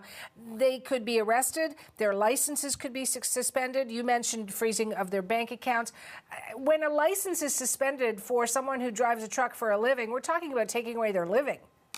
We're talking about taking away their livelihood. I heard that the trucks are being towed. I don't know if the reach of the orders will be such that their trucks will be impounded and seized as criminal proceeds. That may also be an issue that arises out of all of this. There is a real fine line here between we want peace, order, and good government, which is the bedrock of our Canadian Constitution, our Canadian values, as against the right to democratically express dissent. So we have a balancing act that is occurring here. And I certainly hope that how things play out, we continue to live in a country of peace, order, and good government where we are able to democratically express our dissent if we disagree with the views of the government. We'll certainly be balancing act. We'll certainly be watching how this plays out, not only politically, not only on the streets with the police presence, but certainly in the courts as well. Karen, I've been keeping an eye on the wires. I don't see anything yet on the appearance in court. As you mentioned, they must be there within a day. Of those two organizers, Tamara Leach and Christopher Barber, who were arrested yesterday, but we'll certainly keep our viewers informed. I want to thank you for allowing me to pick your brain. You be well. Thank you, Suhanna. Have a great day. You too. You are watching CBC News Network. I want to welcome you inside the CBC newsroom and outside to the streets of our nation's capital. This is our top story. This is our only story. We are watching police take a stand in Ottawa against the protesters who have blockaded Parliament Hill. This is day 22 of that blockade. Some Ottawa citizens were asking what happened over the last 21 days. Why was there inaction? We are certainly seeing some action. We're not seeing violent action. We're seeing a march not only by protesters forward, but by police backwards, reclaiming some of the ground as they make their way on Rideau Street towards Parliament Hill, the epicenter of that blockade. We've got this story covered for you from many fronts. Right there on the scene is Jorge Barrera in our nation's capital. He can see those tactical units, those armored vehicles, the police in their high visibility jackets. He can hear the protesters. Jorge, describe for me what is happening around you. So in the last few moments, there was one demonstrator who was urging people to walk away from the line, to walk away with their heads held high, and others said, no, we're going to stay, and that demonstrator then walked away. So there's discussions about whether people are ready to be arrested, and as of right now, there is a line of people who are preparing themselves. And you have officers who are talking to them, basically saying, you have a chance to walk away from this. you have a chance to, to go back. Your point's been made, but you don't have to risk arrest. But it seems like there are some people here who are committed to the end, to be arrested for their cause. There has been no major movement by police at this time beyond this armored personnel carrier vehicle moving on to the sidewalk on the north side. It's right parked in front of a chapters, and there's a group of tactical officers, ERT, I believe, from the RCMP that are in front of it, basically keeping an eye on things. They have the backs of these frontline officers who are primarily from York Regional Police, who have the front line in this. So there's lots of talk right now on the front line with the demonstrators. Last chance, come on, you can walk back. But there are people here who are committed to face arrest at this moment. Jorge, I was speaking with a criminal defense lawyer who described for me the optics of protesters hugging or being on their knees as they form a line in front of police, and she suggested that would be to show that they are demonstrating peacefully. They are not being antagonistic to police as they are arrested, and they are allowed to assemble peacefully. I'm wondering if you have seen anybody taking their knees or hugging in order to make that point to police. Yeah, there's three people right here who's linking arms. People at various times have hugged each other, preparing for what could come next. And it's been part of a message of this protest, this convoy, that they are peaceful, that this is about unity and bringing in people who they feel have been marginalized for not being vaccinated. So this is part of the message that they've been sort of trying to push since they pulled into Ottawa and parked in front of Parliament Hill. It's a small group. There is still some people in this encampment behind me with the semis with their engines still running. No one looking to pull out right now. There is a crowd of people to the south of here, in front of the Senate building. There's a crowd there. I don't know what's happening over there, but here it's a very small crowd, and they're calling people to head back to Parliament Hill to call the line. Some people just came down, telling, forget these guys. We got to go to Parliament Hill and hold the line. So guys, they're telling us to get out of here because they want. Yeah, there's and some people don't believe what these guys are trying to do. They're being used to drop this line, to break this line. So there's a bit of confusion, different messages going around. But this is a it's an emotional moment for some here on the line. But like I said, it's a handful of people that are gathered in front of this line of police that have a lot of armor behind them. Serious business here on Rideau Street. You mentioned a lot of armor behind them. Some of these officers that we can see in the without the vests on appear to be carrying automatic weapons. They're wearing their tactical unit uniforms, so they are there to support other officers. And you talked about some of those who are from various police services across the country, including Hamilton, Ontario, including from Quebec. Jorge, I just want to let you know that I'm looking at the police tweets as well. I'm seeing they report there have been 15 arrests. You haven't seen any where you are. I haven't seen any in the shots that I'm watching here in studio, but that's the latest coming from police, that so far 15 arrests, but we do not know about charges. The other thing I want to ask you about is de-escalation. It's a word that P.Y. Bourdois, our security analyst, used, and that is very important for police and in any situation today. Are you seeing police talking to protesters to try to calm the situation? Because police certainly seem to outnumber the protesters right now. Yes, there is one officer in particular, if I can squeeze through, who has been in conversations with people, demonstrators on the front line for most of this time. And here she, and this officer is still in conversation, still trying to, convince that, time to end this. They're from York Regional Police, but they've been engaged in a lot of conversations while they've been out here. That's been sort of the main officer who has been talking to people, but there's others, but mostly they just stand, because some of the language and the words that are hurled against it by some people, they're not going to respond to them. But there is an attempt, especially by this officer here, just to have an open channel of conversation with the people here who are close to where did you to possibly facing arrest. Thank you for coming. Thank you for coming. And there's hugs. Look at the Ottawa feed as well.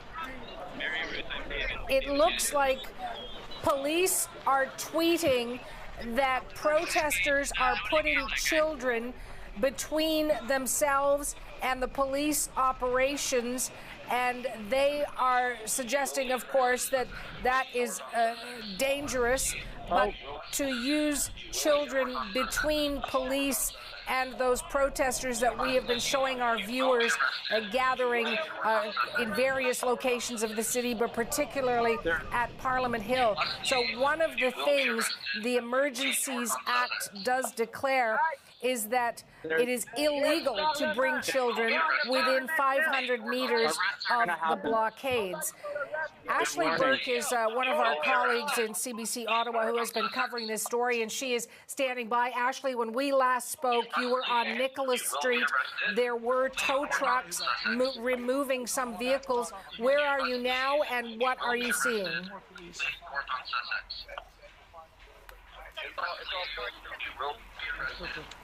Ashley, it's Suhanna in Toronto. Can you hear me? Oh. Yeah, I can hear you. So what we've seen is about 10 people so far who've been arrested. We've seen some people pulled out right behind this gate here. One person in particular was putting up a fight. They had to lay him on the ground and sort of drag him along the ground. There's multiple people behind us that are waiting to get loaded up.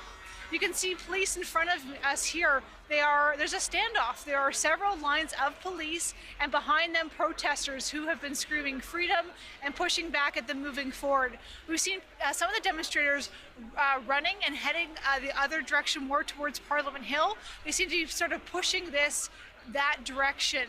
I can tell you, we've talked to protesters this morning who've had their trucks towed, who say that those who were arrested that they knew have already been released from jail, they said, or from detainment, they said, where they were held this morning. We've seen police who have Ziploc bags full of people who are arrested's personal belongings, including their car keys, and that's how they've been coming downtown, turning on the vehicles to start towing them this morning. But what you're looking at right now is really the standoff between police and demonstrators. I just want to show you also the horses behind us. These are RCMP on these horses. They've been brought in as reinforcement, and we've seen several rows of them come in throughout the last, I guess, half an hour or so as a reinforcement tactic here, Suhanna. Ashley, we are trying to listen in every now and then as well to see if we hear any audio. But, those mounted police behind you, the others, it seems like, to viewers it might seem that they move very slowly. However, David Cochran, our colleague, described it as quite a rapid pace compared to, for example, Windsor, Ontario. It has been. We had a bird's eye view that we've been watching for the last hour, and we have seen them make a formation, several different police forces, and come in one at a time. And as David mentioned, it does appear slow, but to see police coming up that street at that rate, as well as bringing in RCMP members on horses, this is quite fast, I guess, if you want to say that, the pace that this is happening. But right now, things seem to be kind of at a standstill at this specific location. As I mentioned, 10 people so far, at least, that we have seen come out handcuffed. And we know that there are more police just around the corner waiting to be brought in as additional reinforcements. When you say more police... We can hear people yelling freedom. We heard them... When you say more police, Ashley, are you also seeing police from Quebec? You're seeing police from Hamilton, which is where Jorge was. He was seeing various shoulder patches. Exactly. Various shoulder patches. We know OPP, RCMP are here, Ottawa Police. Earlier this morning, we saw police from Durham, other local police forces. So it's all hands on deck here. Ottawa's interim police chief has said that they needed these, or Ottawa's former police chief had said they needed extra reinforcements, that they have enough to put this to an end. So we're expecting to see scenes like this throughout the day. I mean, this is just one section. They still have to move demonstrators who are all the way down Wellington Street. Right now it's getting louder. People yelling freedom. We're starting to hear honking in the background. And earlier we heard people singing "Oh Canada" as police moved in. Okay, police are on the move now. They are moving forward and headed towards the demonstrators, a line of them. Look at this. You can see them yelling in the background as police move towards them and make a bit of ground here. They're now stopping. A lot of honking going on. And someone's on the ground in front of us. So they're arresting someone right in front of us. Mike's filming it right now. He's on the ground.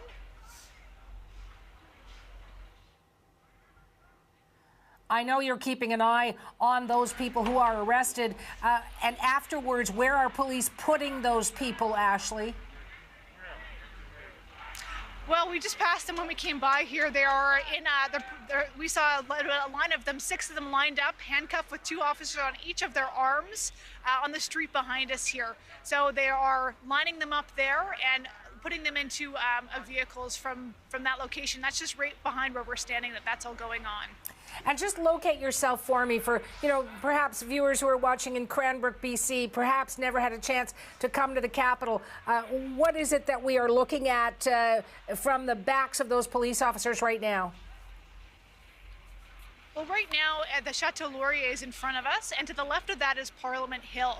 And we're right by a major mall. So this is normally a busy intersection downtown, and it is flooded with demonstrators and police at a standoff here.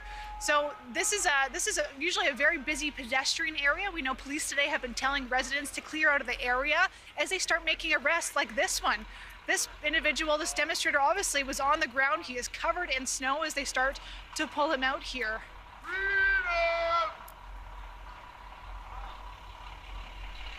The interim police chief had suggested... You can hear him insulting the police. The interim police chief had suggested that we would be seeing techniques that had not been seen before in Ottawa. And here, another arrest. Can you just walk me through how that unfolded, Ashley, for viewers who might be just joining us? Okay, there's another arrest coming too behind us. They're starting to pull some people out, and behind them you can see a tearful family, some young children. We're gonna show you that next here. So I can see in front of me a young family. They are falling behind. They've got a sign in their hand, tearful, upset. This is obviously an entire family following along, as it appears maybe one of their family members was involved in this. These children are hiding behind this, hiding here, their faces, as people behind them are arrested. Police have been very clear that families should not be on site here. They said that it could be volatile and dangerous, that they did not want children in the middle of this. And police have emphasized that their priority has been making sure that children were removed from any sites before they moved in. They've been in contact with the Children's Aid Society to get families out. They've told families to make arrangements in case there were arrests. So it's interesting to see that there was a family in the middle of that crowd. Take a look. This is another arrest. I think we're up to about 15 now. Someone being pulled aside here, just behind that family. So they seem to be pulling more individuals out of this crowd here. And I'm hearing people chanting freedom again, and sort of pushing back against police here. It's getting quite loud. These arrests that we've seen, Ashley, it seems, police officers, regular police officers, not the tactical unit making these arrests, because those tactical members are in the crowd there amongst police. Yeah, that's a good point. And I'm just going to get Mike Cole, our cameraman, to show you this truck behind us, this big black truck. This is something they usually bring when they're making arrests, I believe. This is the OPP, but it might be connected to the tactical unit. And it's something that pulled up once they started moving in and making those arrests. So another layer of reinforcement here. But certainly we have seen tactical officers in and around this area this morning, as well as police that did have, large guns on them. They were armed. You mentioned the family and a couple of children that I saw who seemed to be, hiding their faces behind that placard they were carrying, Ashley. I can tell you I've been watching the wires to see if there has been any involvement by the Children's Aid Society. They are not reporting any of that just yet. But with that Emergencies Act, it did become illegal to bring children within 500 meters of the blockades. Around you there, behind you, I can see mounted police. I can see over your right shoulder that tactical vehicle, but what if you look to your left or what is it you're seeing in terms of the crowd? Are there children still there? Are there tactical unit members there as well?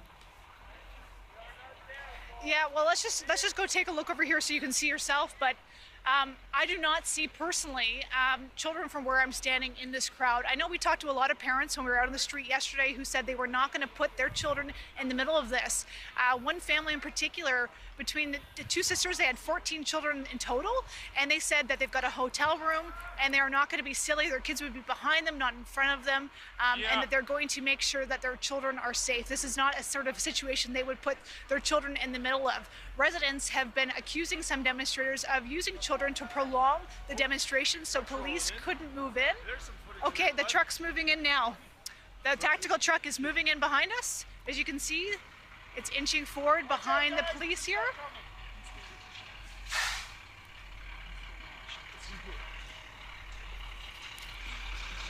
Okay, the truck has appeared to stop but has moved up, so I think it appears they are sort of inching their way forward here and putting protesters back as they make more arrests of obviously some of the key individuals in here that are pushing back. Ashley, we do know that as you get closer to the epicenter there at Parliament Hill, there are hundreds of vehicles in that blockade still across the downtown core. You're watching this scene unfold here. We've seen arrests made with your cameras. We've seen the children, the family following one of those arrests. I'm just going to check in with another one of our colleagues and get a different perspective from Jorge Barrera.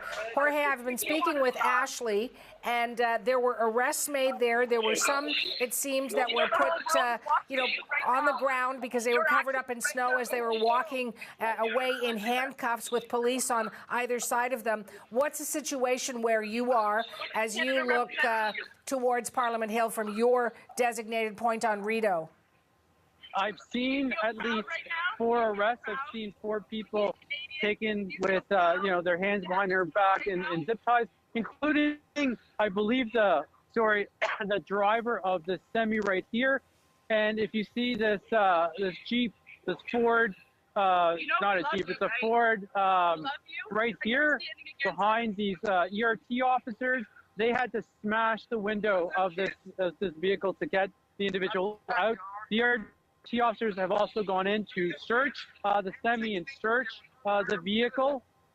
Beyond that, it's just been slowly pushing up. The officers have now sort of breached the little snow wall that had been built. They've taken the corner of Sussex and Rideau, which had been one of the main sort of gathering areas for the Freedom Convoy. Now it is in the control of police and you have RCMP, ERT members here, grouped between the semi and this Ford SUV, and then behind you have the armored tactical vehicle as well. So I've seen at least 4 people arrested, handcuffed with zip ties. The line just keeps on moving up, and there's a group of people here that are still gathered.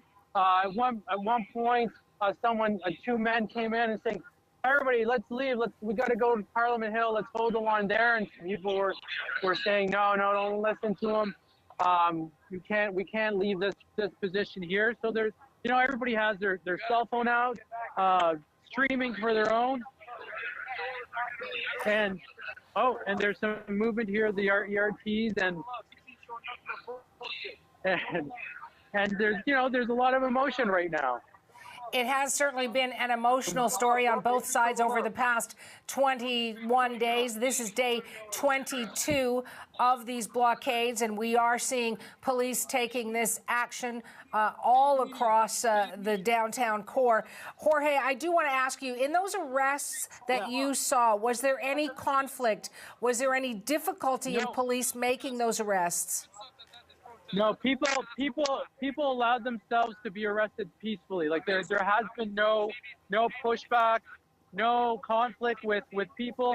The only sort of dramatic moment was when they smashed the window of an SUV. That's been about it. It's just the line just keeps on moving up, slowly, taking more territory. Now at the corner of Rideau and Sussex. And of course, there's emotion here. They're directing it at media. They're directing at police. And here we have people kneeling in front of the police right here. This is a line of people kneeling, arms length. Jorge, I spoke so far there's been at least 4 arrests. I spoke with a defense lawyer who told me about the optics of kneeling, showing peaceful demonstration as they are arrested, and that footage will probably be used in court as well to make that point of their peaceful assembly. One of the things we saw with our colleague Ashley Burke was after one gentleman had been arrested, there was a family walking behind that person, some of them in tears. There were a couple of kids holding a placard. Have you seen that there? I'm wondering if there are families, if there are children where the arrests have been made where you are. I have not seen any children here at all. There's people of all ages who are gathered here, young and old, women and men, but no children. This crowd.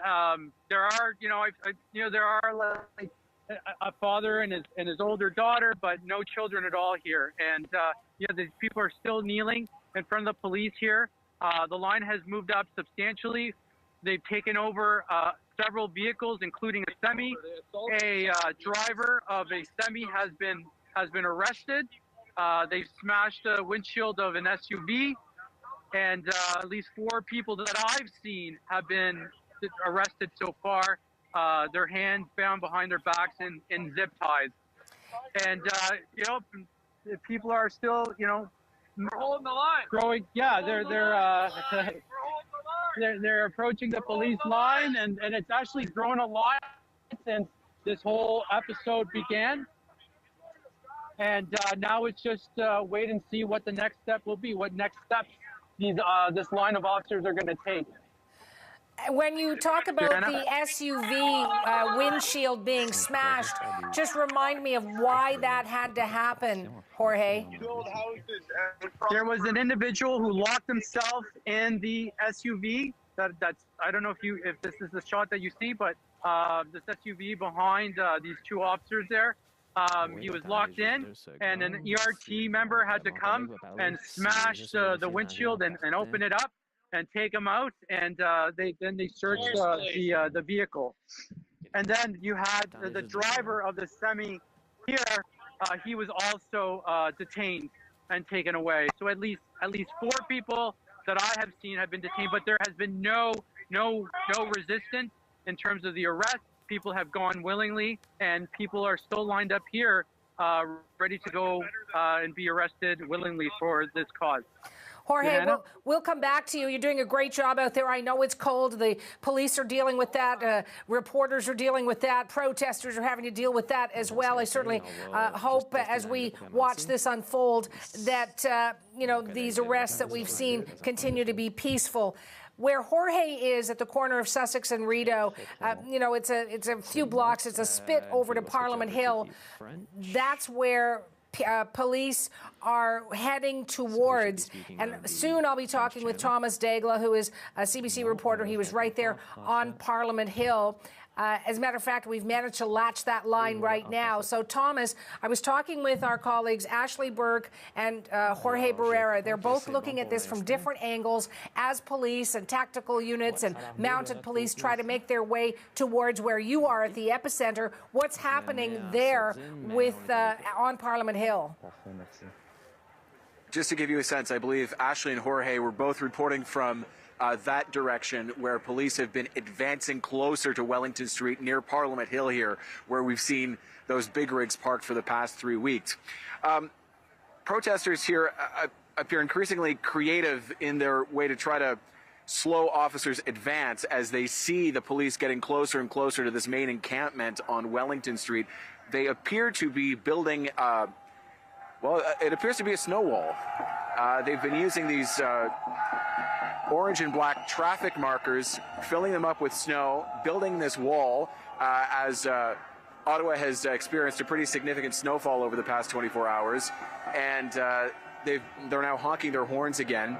And it appears as though that is their current strategy to try to deter police from advancing. Again, it appears as though anyone who is still remaining here knows very well that this is considered by authorities an illegal occupation, an illegal blockade, if you will, of this downtown area, and they're trying as best they can to carry on. They even have music still playing from their stage set up on site.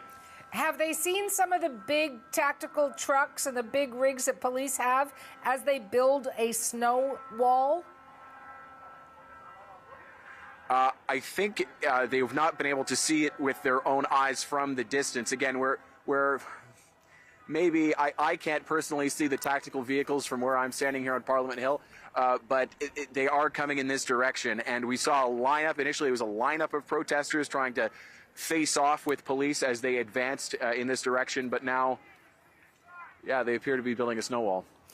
And I want to ask you about the status of that bouncy castle. David Cochran and I were talking about some of the images that will stay with us from this story, and one of them would be the hot tubs, the pig roast, the other would be the bouncy castle. Is that still the plan, to have that put up in a festive atmosphere on this day 22?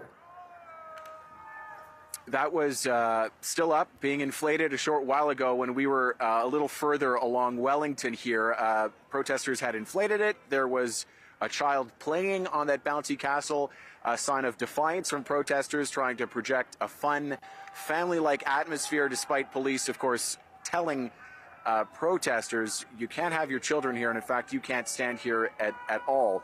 They have their stage set up. They had music blasting, and the big rigs aren't moving. The trucks are still here. If you just looked at it from this vantage point, Suhana, you might think nothing has changed, whereas everything seems to be moving in here from a police perspective. All right, thanks for that, Thomas, at CBC's Thomas Daigle. He's right there on Parliament Hill. You can see the truckers behind him. People still there at this point from Thomas's positioning. They cannot see what is coming their way. Ashley Burke, if you're on the line, actually we don't, but we're looking at some of the footage right now of an arrest. Thank you. That is happening at one of the positions where our cameras are. We've got two of our reporters out there. David Cochran, I'm going to lean on you for this as you watch this unfolding. Police, what is their plan? I suppose it's to arrest as they reclaim territory towards Parliament Hill. Yeah, I mean, that's the whole thing. They are moving west now, trying to get back to Wellington and force the main occupying group that are building that snow wall. I applaud their industry. The engineering integrity of that is probably not going to be strong enough to stop this police advance based on what we're seeing the police bringing to the table here. But it's interesting, Suhana, to think about where we are right now.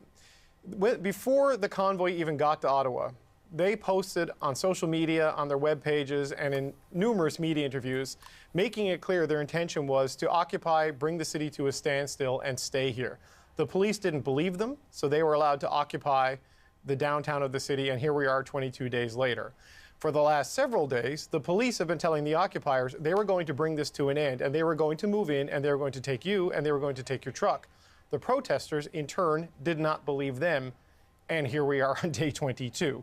We have both sides perhaps worse off reputationally, and certainly the people being arrested now legally and perhaps financially, because they didn't take each other seriously when they stated their intentions loudly and publicly for everyone to hear. And the citizens of Ottawa have had to endure 22 days of a noisy, difficult, and at times dangerous occupation of their downtown core. I mean, the last number I have, Suhanna, on the hate tip line that the police set up here is that 400 or 500 calls were made. There's been harassment. There have been people just street for wearing a mask. You know, in our preparations for our coverage today, we didn't know how hard this perimeter was going to be and whether or not we'd be able to get to work. So we made plans for me to stay in a hotel here in the downtown, and when I went over there to check in, the lobby was just completely overrun with people refusing to wear masks. There was a single hotel employee trying to deal with it all, but there were dozens and dozens of mostly men not wearing masks, some of them smoking in the lobby, just taking over this public space and completely defying public health rules and bylaws. And that's been life in the downtown core. You know, restaurants have protesters coming in demanding to use their bathroom, refusing to wear a mask, yelling at people who ask them to comply with these things. So there has been a tension, and I would agree with Councillor McKenney's word of the use, lawlessness, to describe this, because, you know, even when we leave to go out, if you've got a camera, you're likely to get hassled. If you're going out without a camera, you take off your mask and you disguise your face so you don't get hassled. Because if you listen to the stories of the people who live in the blocks around where all of this is unfolding right now, this is 21 days too late. And it's a dynamic now where the police are inch by inch, block by block, aggressively moving west towards the place where we celebrate Canada Day as a country, where the stage is set up and where music is played on Canada's birthday. And right now, it seems inevitably that those same square footage will be the epicenter of a conflict between police and protesters who, Thomas showed, are quite literally digging in with snow to try to make it harder for the police to move them out of the place that they've occupied unlawfully for multiple weeks now. David, will you join me in a conversation with a former Ottawa Police Chief, Charles Bordelot, because we've got him on the line. So, Charles, it's Suhanna in Toronto, and I've got my colleague David Cochrane in Ottawa. He's watching all of this unfold as well as you are. Let me ask you, Charles, what do you make of the tactics you're seeing taken by police to reclaim some of the territory towards Parliament Hill right now? I see a very organized and professional group of police officers and support vehicles trying to gain control of the downtown core again. What they're doing is they're being very deliberate in moving slowly into the area, and they're effecting the arrest of those individuals who are refusing to leave. Some of the arrests are being done very voluntarily. However, some arrests are being a little more resistful, so officers have to use a little more force in order to effect those arrests. I've also seen children in the area where officers have had to remove them to bring them to safety, which is very disheartening to see that these are the types of tactics that these individuals would be using and putting their children in harm's way when they're trying to move their cause forward.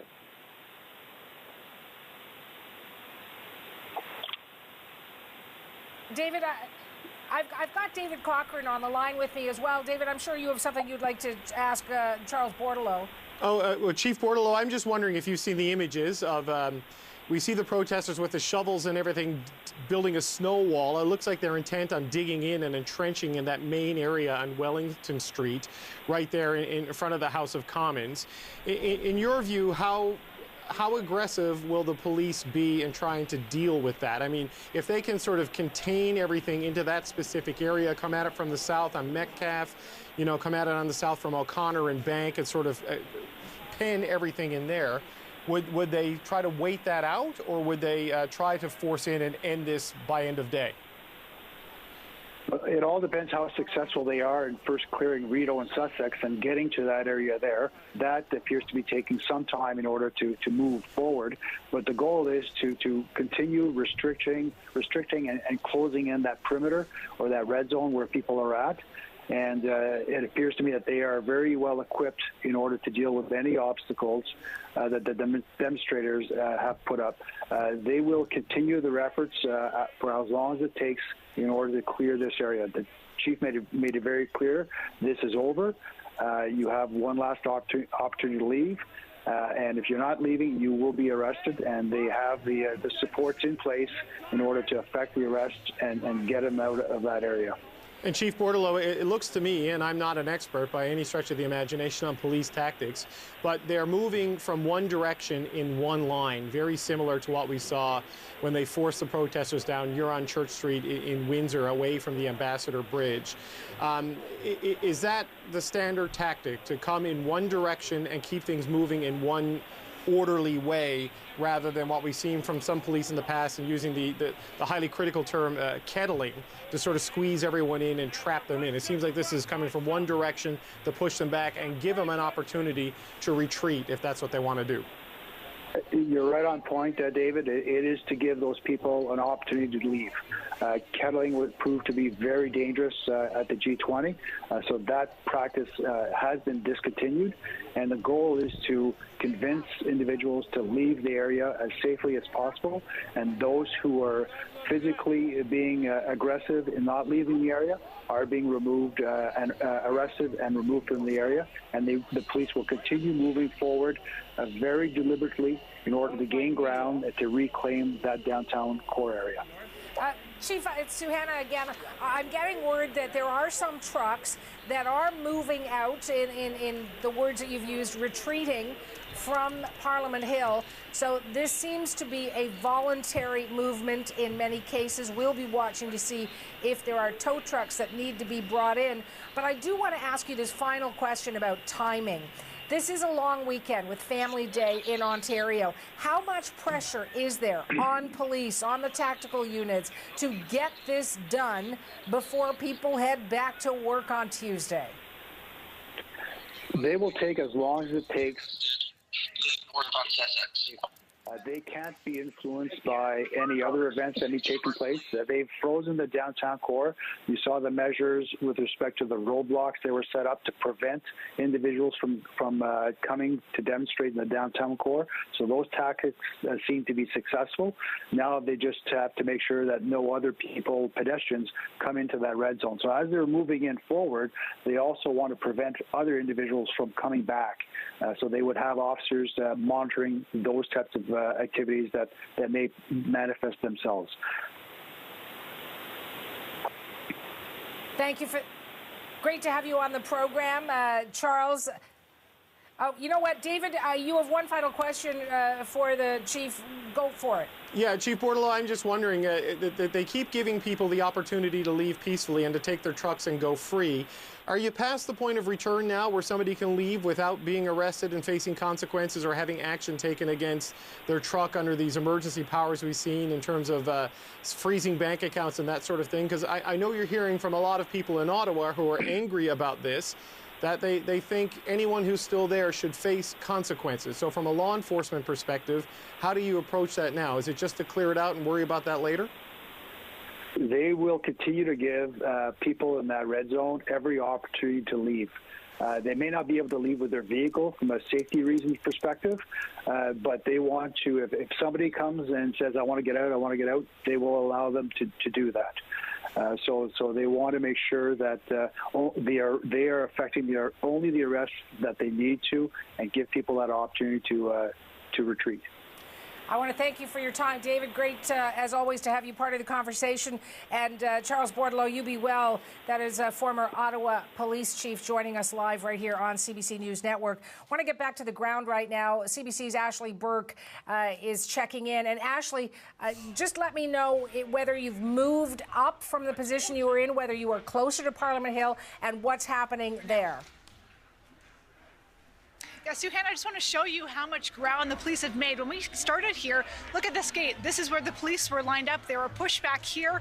Take a look at this. They've moved up about 10 meters or maybe even more over the last, the amount of time we've been here, which has not been long. They've been slowly advancing and pushing these demonstrators back, arresting them one by one. We've seen at least 20 arrests so far, people being pulled out of this crowd, and they've made significant ground. We've seen crowd dispersal tactics used here, or we've at least seen them have the opportunity to use that. We saw a sonic cannon brought in on someone's back.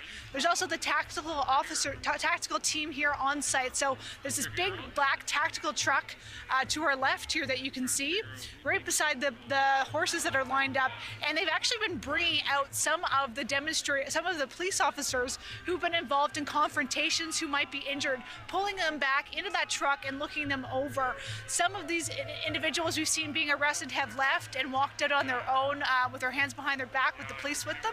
Others have put up more of a fight. We've seen people rolling around in the snow where multiple officers have had to come and help try to get these individuals out. So the situation is changing on a case-by-case basis here, but they have made a significant amount of ground. And we also saw one family, when we were on live with you last time, following behind, being pulled out of this crowd. Police have been have said that their #1 priority is making sure that children were not caught in the middle of this. There have been so many families taking part in this demonstration, a lot of them religious and large families with a lot of young kids. They've been told to stay away from this site here, but we saw at least one case, there were children that were in this crowd, Suhanna. Actually, one of the great questions that our colleague David Cochran asked former Ottawa Police Chief Charles Bordelot is, is it not too late for people to walk away without being arrested, without being charged? I'm wondering if you're seeing police allowing people to leave without, not being in handcuffs, if they will do so voluntarily. So Hannah, it appears we are long past that point. That is not happening here. Everyone who is coming out of this crowd is coming out in handcuffs, except for that one family we saw, which was walking out on their own. Obviously, police trying to get them to safety. That the police have been warning they were going to do this. They told them, they've been telling them for days, we are going to be moving in, that this is imminent, and that the time to leave on your own is now. And anyone who is still stuck here in this crowd, they chose not to. They very well knew that they could be arrested, that there could be fines, and what was coming. So, people in there should not be surprised, but we're certainly not seeing anyone leaving on their own. The individuals that are inside, a lot of them have been hardcore protesters. They've been here since day one, they say, and that they're going to stand their ground. And they have told us they don't care if they are arrested. From their viewpoint, they argue that it's unconstitutional to be arrested over protesting, and they don't think that they're going to face tough or hefty fines, but that's certainly not what we are hearing from police, who say, look, there's going to be serious consequences for this. This is an unlawful protest that has gone on for far too long from the police perspective. Thanks for that, Ashley. We'll check back in with you. I am, as I watch the wires, hearing that there is information that another one of the organizers, a key name, Pat King, has been arrested. We did hear that last night there were 2 other organizers, Tamara Leach, arrested and charged with counseling to commit the offense of mischief. Also, Christopher Barber charged with that same offense, and 2 others. But now another organizer the police were looking for, Pat King, is the information that we are getting, has been arrested. I want to take you to another one of my colleagues, Jorge Barrera. He's on the same side of the canal that Ashley is, but getting a different vantage point as police try to make their way west towards Parliament Hill. Jorge, what are you seeing, and how much ground have police, gained since we last spoke? So the front line of this police line is now staffed by members of the Sudbury Police, replacing the York Region Police in this section. There's still some York Regional Police here on the front line, but the line has expanded, and now we have Sudbury Police taking up their spots. And if I could just, I don't know if you're seeing what I'm shooting, but how these 2 lines of police are actually coming together at the confluence of Rideau, Sussex, and Colonel By. So here's a line of officers that came up Rideau, and then over here, you're going to see that the line of the mounted police on Colonel By, just down here. So it looks like these two lines are going to meet. There's really, the crowd has melted on this front line at Sussex and Rideau. There's about 5, 6, 7 rigs that are soon going to be in police possession. I have not seen any arrests since we last spoke. But this line it's a hard line, and they're telling people to leave or they will be arrested. They're telling them to go north down Sussex, north this way. And these rigs right here are blocked in by a trailer that was brought in by the protesters that's straight across the road. So you can see that very shortly, these two police lines will meet, and their meeting point is still littered with semis. There's semis all through here. Even a U-Haul truck is here. You know, there's tents. There's all these gas canisters that are here that were the subject of so much controversy over officers stopping them and not stopping them. But it looks like these two lines are going to meet. But there's a whole lot of diesel, a whole lot of semis here. You know, that create, you know, mini alleyways. So it's unclear how these officers are going to approach that situation, because you don't know what could be around a corner or what have you. But here, the crowd has really melted. And these two lines are about to meet the mounted police, and then we have these two armored personnel carriers that are rolling up Rideau and Sussex. And like I said, the new front line has officers from Sudbury Police, which tells you, you know, how far afield officers have been pulled to bolster the ranks of police here in Ottawa. Suhana? Jorge, we'll check back in with you. You said that the protest seems to be melting there. I know that not much else is melting. It's very cold. It's -11, at least in Ottawa. And, you know, our colleagues, reporters who are out there, you're doing a great job. You got to try to stay warm. And I know you're watching everything so that our viewers across the country can stay informed as Ottawa continues with this maneuver to get the protesters out from the blockades in front of Parliament Hill. Speaking of those blockades, how have they affected business? There's a gentleman that we spoke with earlier on CBC News Network throughout this. His name is Scott May. He is part of Bar Robo, which is in downtown Ottawa. Scott, it's Suhana in Toronto. Describe for me what you're seeing happening and what you're feeling on this day 22 as police try to take back some of that ground. I'm feeling relief, you know, that we're finally seeing some movement. Try not to feel too giddy, and you know, it's sad that it's had to come to this. It's too bad it's taken 22 days also. In those 21 days leading up to it, what were you thinking about police and actions to try to, you know, de-escalate and remove protesters? Well, you know, clearly it's situation is different than other locations like Coots, for example, where we're talking about a single lane highway in the middle of nowhere. You know, this is much more of an urban challenge for police. There's literally the entire downtown core, and the presence of lots of people, vehicle, children, animals, bouncy castles. So, you know, it's been a challenge clearly for police. It looks like they finally got the resources to, you know, to do this. You know, it was clear from the beginning that the protesters / occupiers were locked in. They were not going anywhere. Mm-hmm. I think that they thought they had the moral high ground early on, and they thought they were right, and that belief was impenetrable.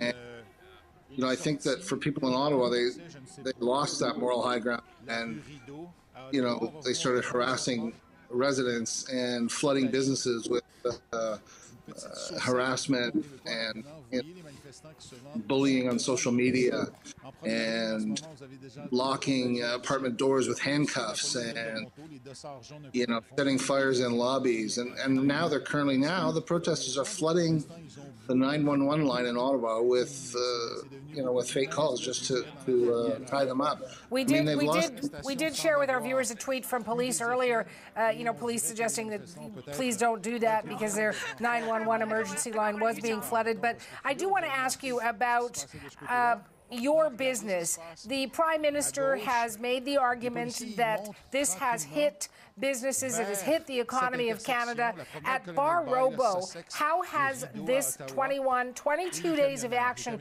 affected you? We've had zero income coming in. We've been closed. No opportunity to be open. No opportunity to deliver food via third-party delivery apps. Canceled several, probably 20 live events. As a result, 40 to 50 musicians have not gotten a paycheck. 40 to 50 employees at my business are not getting a paycheck. That includes, the dozen or so local breweries that are not getting orders for the hundreds of dollars of beer we sell every week to them. I'm just one of hundreds of businesses. And final question for you. This Emergencies Act has yet to continue debate in the House. That perhaps might start as early as tomorrow morning. It does have to go through the Senate as well, but that's all set if it does get to that point. What is your message to the parties of all stripes right now as they prepare to begin that debate once again? Thomas Dale up on the hill. On the hill? I don't know. I'm a humble coffee shop and bar owner in Ottawa. I don't know what message I can have for them, but I'm glad to see we're finally getting some activity and some action, frankly. And, it was clear to me from the beginning that these people weren't moving. So, if this is any indication of the entrenchment of their position, then I certainly don't hesitate to endorse anything to try to get rid of them, whether that's the Emergency Act, any kind of powers that the police can muster. They're not leaving. People are not leaving. You can see it now. They're, we're steps closer to a Jonestown type situation right now, frankly. I want to thank you for your time, Scott, and I certainly wish you safety as we continue to watch this unfold in our nation's capital. You take care. We're hoping to be open next week, Suhanna. I look forward to seeing you. That's Scott May. He's the owner of Bar Robo in downtown Ottawa. And we are watching this unfold on the streets of Ottawa as police and services members from Hamilton, from Sudbury units, RCMP, OPP, Sûreté du Québec, tactical units, all working together to try to reclaim this ground, to get protesters out from the downtown core, to have trucks and other vehicles removed, either voluntarily or having them towed. We have seen multiple arrests right here on CBC News Network at two locations. One where Ashley Burke was. There were several arrests. We saw people actually in the snow, police having them down on the ground, picking them up. They're covered in snow, being taken away in zip ties or handcuffs, whatever may have been used. And then at the site of our other reporter on the streets, Jorge Barrera, where we saw the tactical units amassing with the other police in the highly visible vests. There were some arrests made there, and there were people on their knees who were hugging to show, I suppose, that they're gathering peacefully, and that will be part of their defense. David Cochran has been tracking all of this throughout the multiple hours that we have been on the air, trying to keep you informed. David, as you watch some of the footage, and I was talking with Scott May at Bar Robo, owner there, what have you been seeing in terms of the movement by police as they get closer to that epicenter? I should say, Suhanna, Bar Robo has one of the best breakfast sandwiches in all of Ottawa, and we all miss that very dearly, so we'll be keen to have that reopening again. Look, the movement of the police is proceeding as we expected. It's coming from one direction, trying to push everyone back to Wellington and giving them ample escape routes into the downtown core to go away and leave the occupying zone and avoid arrest should the protesters choose to take it. I should say that one person who has just been arrested, we have confirmed, is Pat King. He is one of the central organizers of this, or central figures, because the main organizers disavow Pat King because of some of his extremist and, quite frankly, white nationalist views that he has expressed on his social media platforms. But he has been taken into custody, and our colleagues at CBC Local Ottawa have confirmed that he will face criminal charges. So this is important because Pat King is now the third truly prominent member of this movement that has been arrested by the combined police operations here in the National Capital Region. Last night we saw Tamara Leach, who really is the main spokesperson and central inspirational figure of this so-called Freedom Convoy. She was taken into custody last night, as was Chris Barber, who is one of the main organizers. There are still two known figures associated with this that I consider to be prominent in this movement who have not been taken into custody as far as we know yet, and that's BJ Dichter and Daniel Bulford. And we know there's a press conference happening in Ottawa by the protest organizers where Mr. Bulford, who is an ex-RCMP officer who left the police force after refusing to comply with the vaccine mandate, who used to do close protection detail for people like Prime Minister Justin Trudeau, he is urging police officers not to comply with their instructions to move ahead and arrest people. He's saying, you can just say no and we will get your back. I think we're past the point of that. So, Hannah, I know, ex-cops like to speak to each other, but I can't imagine the police we're seeing now enacting this operation to take back control of Wellington will listen to Mr. Bulford's pleas. But the big news is that Pat King is the latest of the core figures taken into police custody.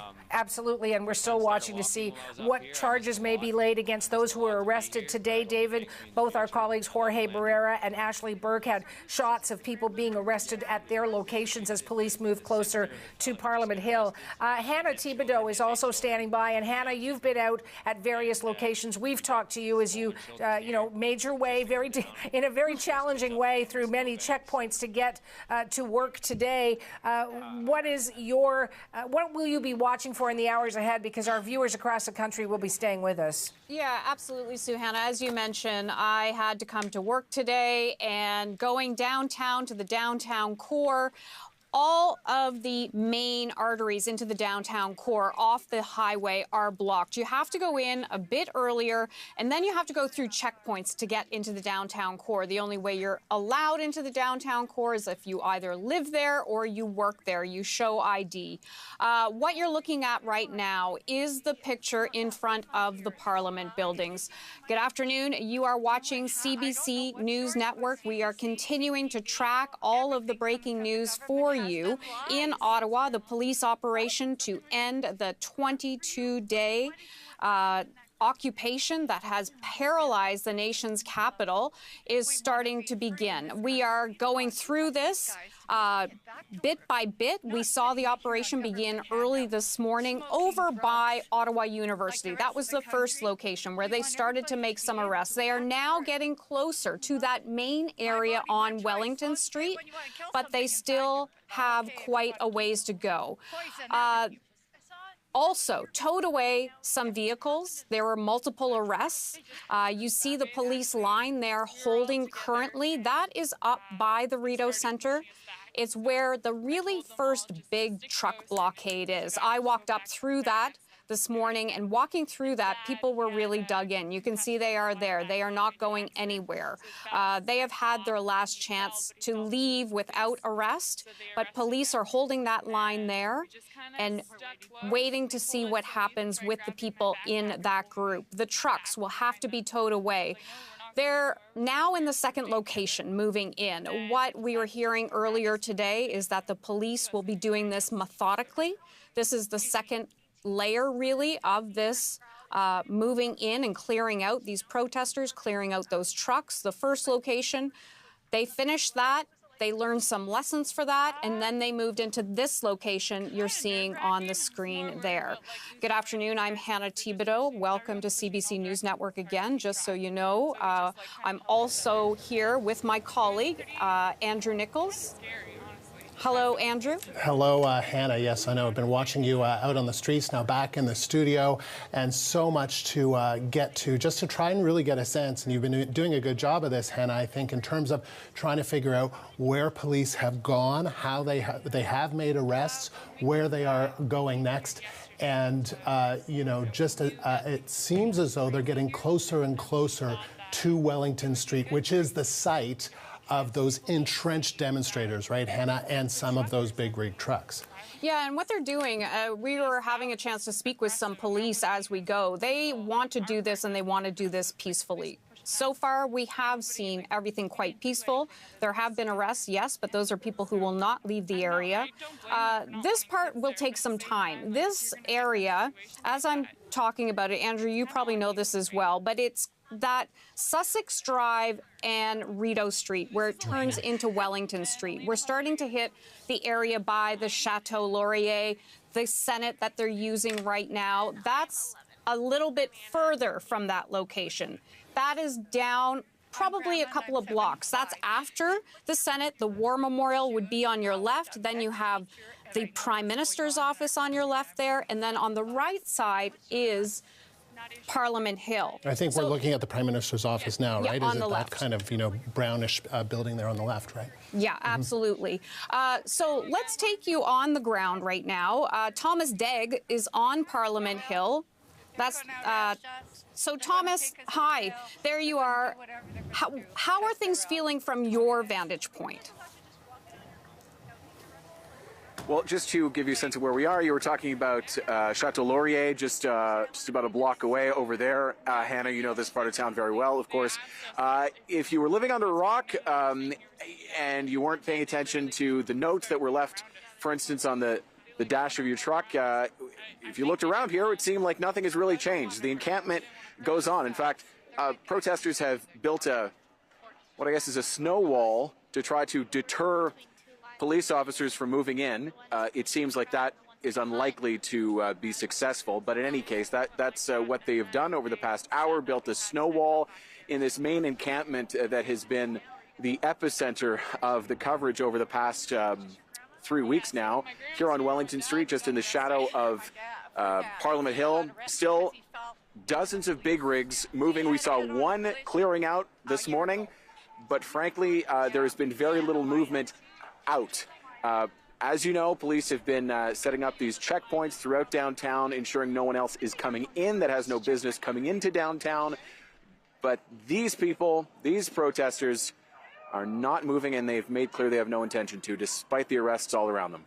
And Thomas, is there any information as to when police might be up at that main blockade? This is the one we've seen, the bouncy castles, the saunas, the hot tubs, the pigs roasting, up towards that area. Because right now, I would say, if you look at your shot, they're behind, if you can, just behind the Chateau Laurier. That's where we see police currently. Yeah, they're right over there. Yeah, it's hard from our vantage point to gauge the exact distance of police, but just listening to our reporting from Ashley and Jorge and from you, Hannah, it sounds like their officers are a couple 200 to 400 meters away, perhaps. It's not clear to me, Hannah, whether police intend to continue pushing today, whether they intend to clear all of Wellington today in terms of protesters, clearing the big rigs and the trucks, of course, all the vehicles and the setup, the stage here and everything else. That would take hours, I would say probably even days. But it's not clear to me whether this will come in more stages. I can tell you from being in Windsor a week ago that there was one main operation initially to clear out all the infrastructure, the vehicles, the trucks, the barbecue setup, and then another separate police operation the following day to clear out the protesters. It seems like today here in Ottawa they're doing things in reverse compared to Windsor, clearing out the protesters and at the same time clearing out some of the trucks. We saw some tow trucks a few blocks away from here, but again, none of that movement here on Wellington just yet. Oh, Thomas, let me just, I had a chance when I was out there to talk to some police on the ground. What they are saying is now that this has begun, they will not stop until it is all clear. Then once this is clear, then they will ensure that there are no more pop-ups of this. They will make sure it's secured down. And what I'm hearing is that a lot of these officers who have come in from different locations, we've seen them from Durham, we've seen them from York, we've seen Toronto police officers, all of those different locations, many of them will still be here into next week to secure the area to ensure that no more pop-up protests happen.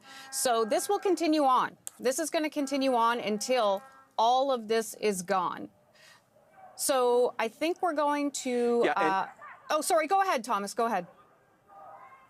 I was just going to make the comparison to Windsor, having just seen it up close a week ago. Hannah, it's not a perfect comparison, given that this encampment, the protest area here in downtown Ottawa, is so much bigger and more complicated for police to address.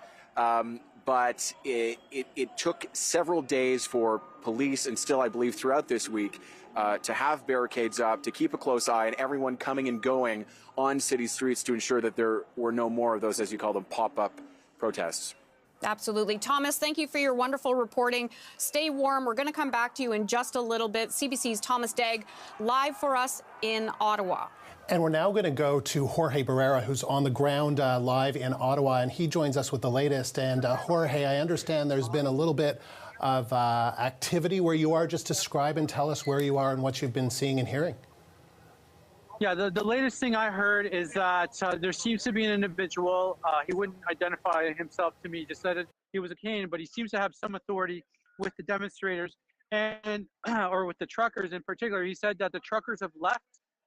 They left their semis unlocked. He told this to the officers, and he's urging people to just leave. And he also says that a group of them are going to stay around just to protect the trucks. But he says the truckers who were in these semis back here have all left. They've left their doors unlocked for the officers to go and start working on removing them. And they just want to stay back to protect the trucks. And in terms of the police movement so far, we have Toronto police over here standing shoulder to shoulder with York Regional and Sudbury police. So we got 3 police, city police, municipal police forces here, and they're basically tightening the noose here. They're squeezing people into this corner of Rideau and Sussex. Now I don't know if I can take you there, but behind me there are Sûreté de Quebec officers. Maybe I can walk up here and show you, who are dressed in basically a riot gear, sort of ready to launch tear gas or tear gas type of agents. So I'm going to see if I can take you to them. They're on Mackenzie. So there's a line of SQ, Sûreté de Quebec, riot police on Mackenzie, which runs parallel to Sussex. And you're right by the Chateau Laurier, right? You're right by the Chateau Laurier. This is right by Chateau Laurier, between Chateau Laurier and this condo, prime piece of real estate in Ottawa. And here's the Sûreté de Quebec officers right here. They have their riot helmets, and we have, if you can see behind me, the sort of the crowd dispersal tear gas type of non-lethal weapons that if something happened, you'd fire that off. But these Sûreté de Quebec officers shows you how many different types of police agencies there are here. We got Sûreté de Quebec here, equipped differently than the officers from Ontario, but he has Sûreté de Quebec, Sudbury, York Regional, Toronto Police, and you have RCMP tactical teams, ERT, emergency response teams, also back there with their armored personnel. And then you have the mounted police on horseback, just kitty corner to here, just beyond those, behind those porta potties. There's officers on horses there. So the cordon is a tightening. On this particular encampment, there's a bunch of semis here, and apparently the truckers have left, and they've left their semis unlocked for the officers to move in and clear them out. So is that the expectation, Jorge? And I just wanted to situate everyone. Yep. You're doing a great job. You're by the Chateau Laurier. The Chateau Laurier is really only a few hundred meters from Parliament Hill.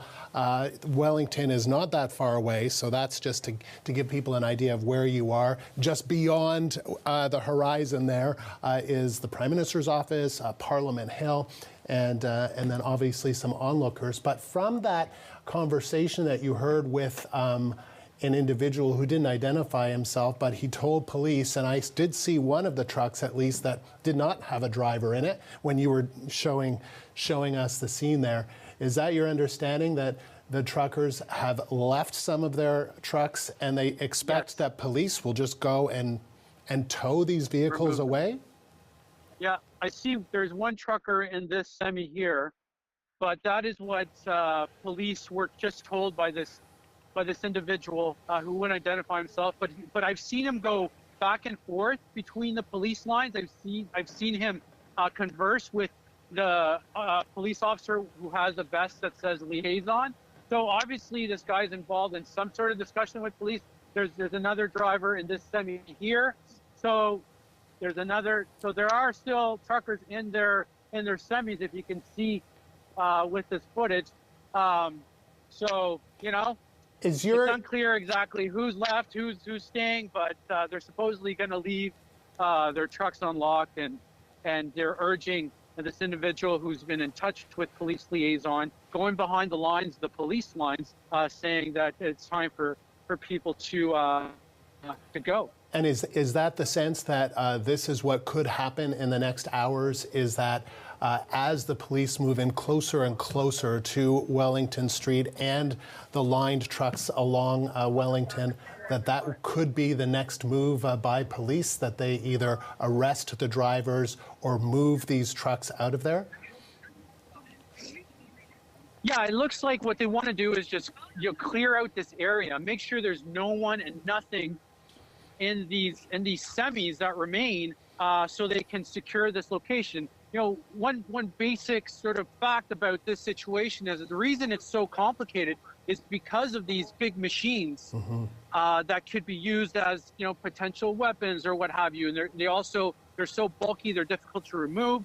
I mean, that has anchored that has anchored this Freedom Convoy protest, and it's a big reason for its longevity, just the logistical difficulty in trying to get rid of these semis. And they're all grouped here in like one of the prime corners, intersections of Ottawa, Rideau Centre, Chateau Laurier, this condo, the Senate building, just a stone's throw with a good arm from the Prime Minister's office, and then beyond that, Parliament Hill. All this area has been gridlocked by these semis. So Jorge, and it looks like they're hoping to clear them out. Okay, and so Jorge, when you say they're trying to clear the area, we're just seeing somebody walk by with a Canadian flag. These are some of the I assume protesters or supporters that are there, because it's hard, if I understand correctly, to get in and out of there, right? So are these people potentially going to be arrested if they don't clear out? Eventually, yes, but police are giving lots of leeway. There's still lots of avenues to take to leave this. You can go north down Sussex. You can go up Mackenzie, just up here.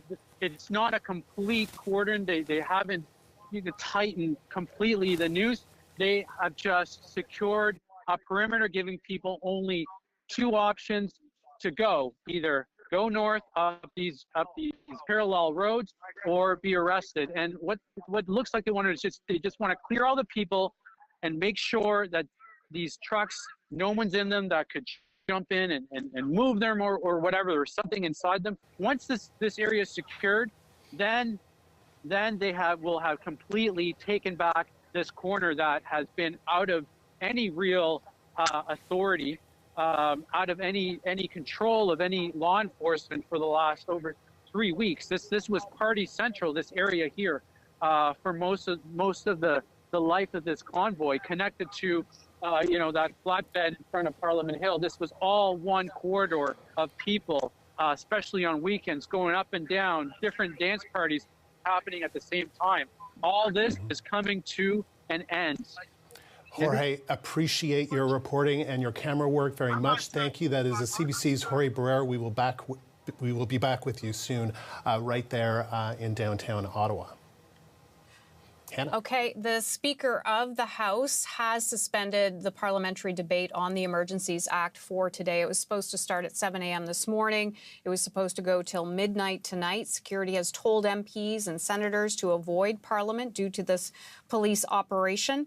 Debate is expected to resume over the weekend. We will see whether that happens or not. Let's explore that a little bit with CBC's chief political correspondent, Rosemary Barton. Rosie, thanks for joining us. Talk about the impact of the cancellation of today's debate. Yeah, I mean, this is an important part of the process of invoking the Emergencies Act, as Cabinet did earlier this week. It has to be debated and examined inside the House of Commons and then the Senate. But because of these police operations and concerns around safety, it has all been put on hold, not only for the MPs, but also for the many staff people that are required to go inside the House and the Senate in order to make sure that proceedings can go ahead. The Senate was supposed to be recalled today. It is now not going to sit until Monday now. All of this essentially means that this debate, which has to happen within 7 sitting days, has been pushed back, which means the vote itself has also been pushed back. And why is this important? It's important because some of the measures that we are seeing and some of the measures that we are not seeing, some of the financial measures that are taking place, freezing bank accounts and corporate accounts, are what allowed police to move in forcefully today. And the government believed that this was the only solution and the right solution for the time we are in. But it is also up to the government to explain and to prove to opposition parties and Canadians why that is the case. And as you well know, Hannah, there is already criticism, pushback, and the beginning of court action by some civil liberties associations who believe that this wasn't necessary. It really does depend on who you talk to, but certainly the government's case inside Parliament has been that there were real extremist elements within this protest. They point to what happened in Coutts, Alberta, as evidence of potential violence, and that's how they sort of make the case for why they had to do this. And that's why that is important, to hear that debate and to allow opposition parties to question the government in a detailed way about why this is happening and why it was, in the government's view, the right solution. One of the things, people are asking me on Twitter, because I was reporting on this morning as well. They were saying, well, why don't they just hold it virtually like everything else? You still need staff in the House of Commons to make the virtual sittings happen. So they couldn't risk staff going into the Parliament buildings either. And I wanted to make that clear for our viewers out there that they simply couldn't just switch it over to this. You're talking about the government making its case. We heard from Prime Minister Justin Trudeau on this. He was the first to stand up and make the case. How effectively have they done so in justifying the use for the Act? You know, I think they are telling us what they can right now. Obviously, there are issues of intelligence and operational concerns that mean that the government can't necessarily reveal everything they know. Obviously, though, too, there are other things at play here that may not really be wholly a part of the Emergencies Act. And by that, I mean I think, agreed upon failure of Ottawa Police Services to act as it should have in the early weeks of this. There was concern within the federal government that the Ontario provincial government wasn't going to act forcefully enough, and that sort of left the federal government to say, well, who's going to deal with this? Who's going to take charge? And so they did. That may not actually be a satisfactory answer for many people who are, I think, worried that this could lead to future uses of the Emergencies Act, a slippery slope kind of effect. I should point out, though, Hannah, that there are checks and balances built into this. This does have to be reviewed after its use. As you know well, it expires after 30 days, and the government has said it doesn't want to use it any longer than needed. There are some federal ministers giving a briefing right now. We'll bring you some of that tape. But for instance, the Deputy Prime Minister and Finance Minister, Chrystia Freeland, is saying yet again that she takes no pleasure, the government takes no pleasure in invoking these measures. But they are getting action. And whether that's because there are more resources on the ground, or whether it's because we just needed something to sort of unblock the impasse, I'm not sure. But this is the first day in many, many days where something is actually happening. Yeah, again, Rosie, I was talking to some police on the ground while I was out there, just, asking about that. Why did it take so long to move in? And one of the things that I was hearing from them is that they've never seen an incident where, an instance where you have these big vehicles blocking the main arteries of a downtown core. And that's one of the big problems that police were having. But also we heard from the former chief of police, Peter Slowly, that they needed 1,800 extra police officers here in Ottawa. For the Conservatives, they feel and have said that this was overreach, right? Yeah, I mean, let's be clear. The Conservatives have a complicated position around all of this, right? I mean, they have members of their caucus who have gone out to meet with the protesters, who have posed for pictures with the protesters, and who have told the protesters that they should stay, which is fine, except this is also, at this stage, an illegal protest, an unlawful behavior, given how entrenched and how long it's gone on.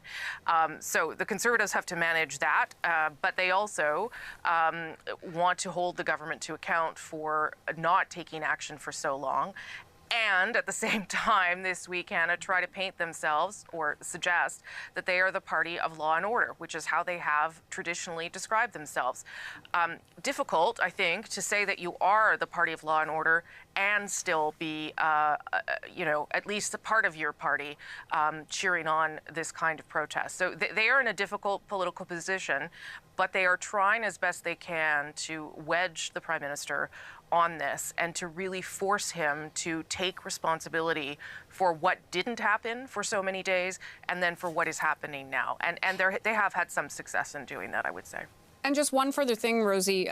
So we're supposed to have the vote on this Emergencies Act on Monday. It's now going to be delayed. We heard from the government House Leader sometime early next week. We'll see what day it pans out to be. Right now, the dance partner with the Liberals is the NDP. And we heard actually kind of a back and forth between NDP leader Jagmeet Singh and interim leader Candice Bergen. He says he had to support this because essentially what this group wanted to do was overthrow a democratically elected government. Yeah, I mean, I think there you see how the two sides are falling, and that is certainly the government's position as well, that this was a threat to good government, to peace, to law and order in this country, and that it could not be accepted. And the NDP obviously feels the same way. It has said it is putting the government on a short leash when it comes to supporting the Emergencies Act, not a long one, so it could withdraw its support if it felt that the government had overreached. The Conservatives, on the other hand, believe that the government should have done many things before this. When you press the Conservatives to understand what those other things were, you don't always get a particularly clear answer. I think there is lots of risk for both the government in taking this action and some risk, too, for the Conservatives in the way they have managed some of their ties to people on the ground and then how they are positioning themselves around the Emergencies Act, too. Okay, Rosemary Barton, Chief Political Correspondent. I know you'll be with us throughout the day. Thank you so much. Thanks, Hannah. I appreciate it. And the CBC's David Cochrane for us in Ottawa. And David, of course, the political aspect of this story, extremely important, but it's the police action that really, is captivating our attention right now. Maybe before we look ahead, where are we right now, especially for those viewers who don't live in Ottawa, who are seeing all these images of police lines? They're seeing some interactions. They have seen some arrests with protesters. What are we seeing on the ground now, generally speaking? Okay, let's try to pull it up to 30,000 feet, or at least like a Google map level, to show you how this police action is going. I think we have a map we can put full screen if that's possible, to give you an idea of how this is unfolded today. So look there at the Rideau Centre. Just to the east of the Rideau Centre is a street called Nicholas Street. Now that's outside the controlled zone, because you see that body of water, that's the canal. That's the Rideau Canal just to the west of the Rideau Centre. That is the border for the hardened perimeter that police have established. Well, Nicholas Street is there to the the east of the Rideau Center, and the police started moving up that this morning, making arrests and towing cars. That then allowed them to establish a presence on Rideau Street, just at the Rideau Center, and they are moving west from there bit by bit. Those are the pictures that we're showing you. So I don't quite know if they're over to the other side of the canal just yet, Andrew, but as they start moving there from the Rideau Center to the National War Memorial and then on the way down to Parliament Hill, that's where they're going to start encountering increasing levels of entrenchment and resistance from the people they're trying to move out. For the most part, it's been skirmishes with small groups of largely passive and non-resisting protesters who have been arrested throughout this morning. There have been a few, hold the line moments where they're staring the cops down, live streaming it, or even kneeling down and peacefully doing things like singing the national anthem. But through it all, people are getting grabbed. There's been one truck having a window smashed out so a man could be arrested, and the towing and the arrests have commenced after the move up Nicholas to set the beachhead at Rideau Street and then start moving west. Now, the expectation, and from conversations with some policing experts throughout the day, is that they're going to only have this one line of advancement moving from the east to the west towards the encampment on Wellington. The reason being, as they're moving, they're giving the protesters warnings that this is your last chance to leave. They need to give them an escape route so they can go west along Wellington to the Sir John A. Macdonald Parkway and leave the downtown entirely. Or they can start moving down south on O'Connor, on Elgin, on Kent, on Metcalfe, on any of the streets, like all the way up to Bay, that can get them away from the occupied area and disperse peacefully. Unless they do that, the police are just going to keep moving, Andrew. It's a lot like the images we saw with the clearing of the Ambassador Bridge blockade in Windsor. The police form a line, they move forward, they grab the people who won't go, they have the heavy tactical police officers behind them, and then the armored vehicles coming behind that in case it gets to that point. You can add in mounted units as a new element of crowd control and quite frankly, intimidation that the police have brought in here.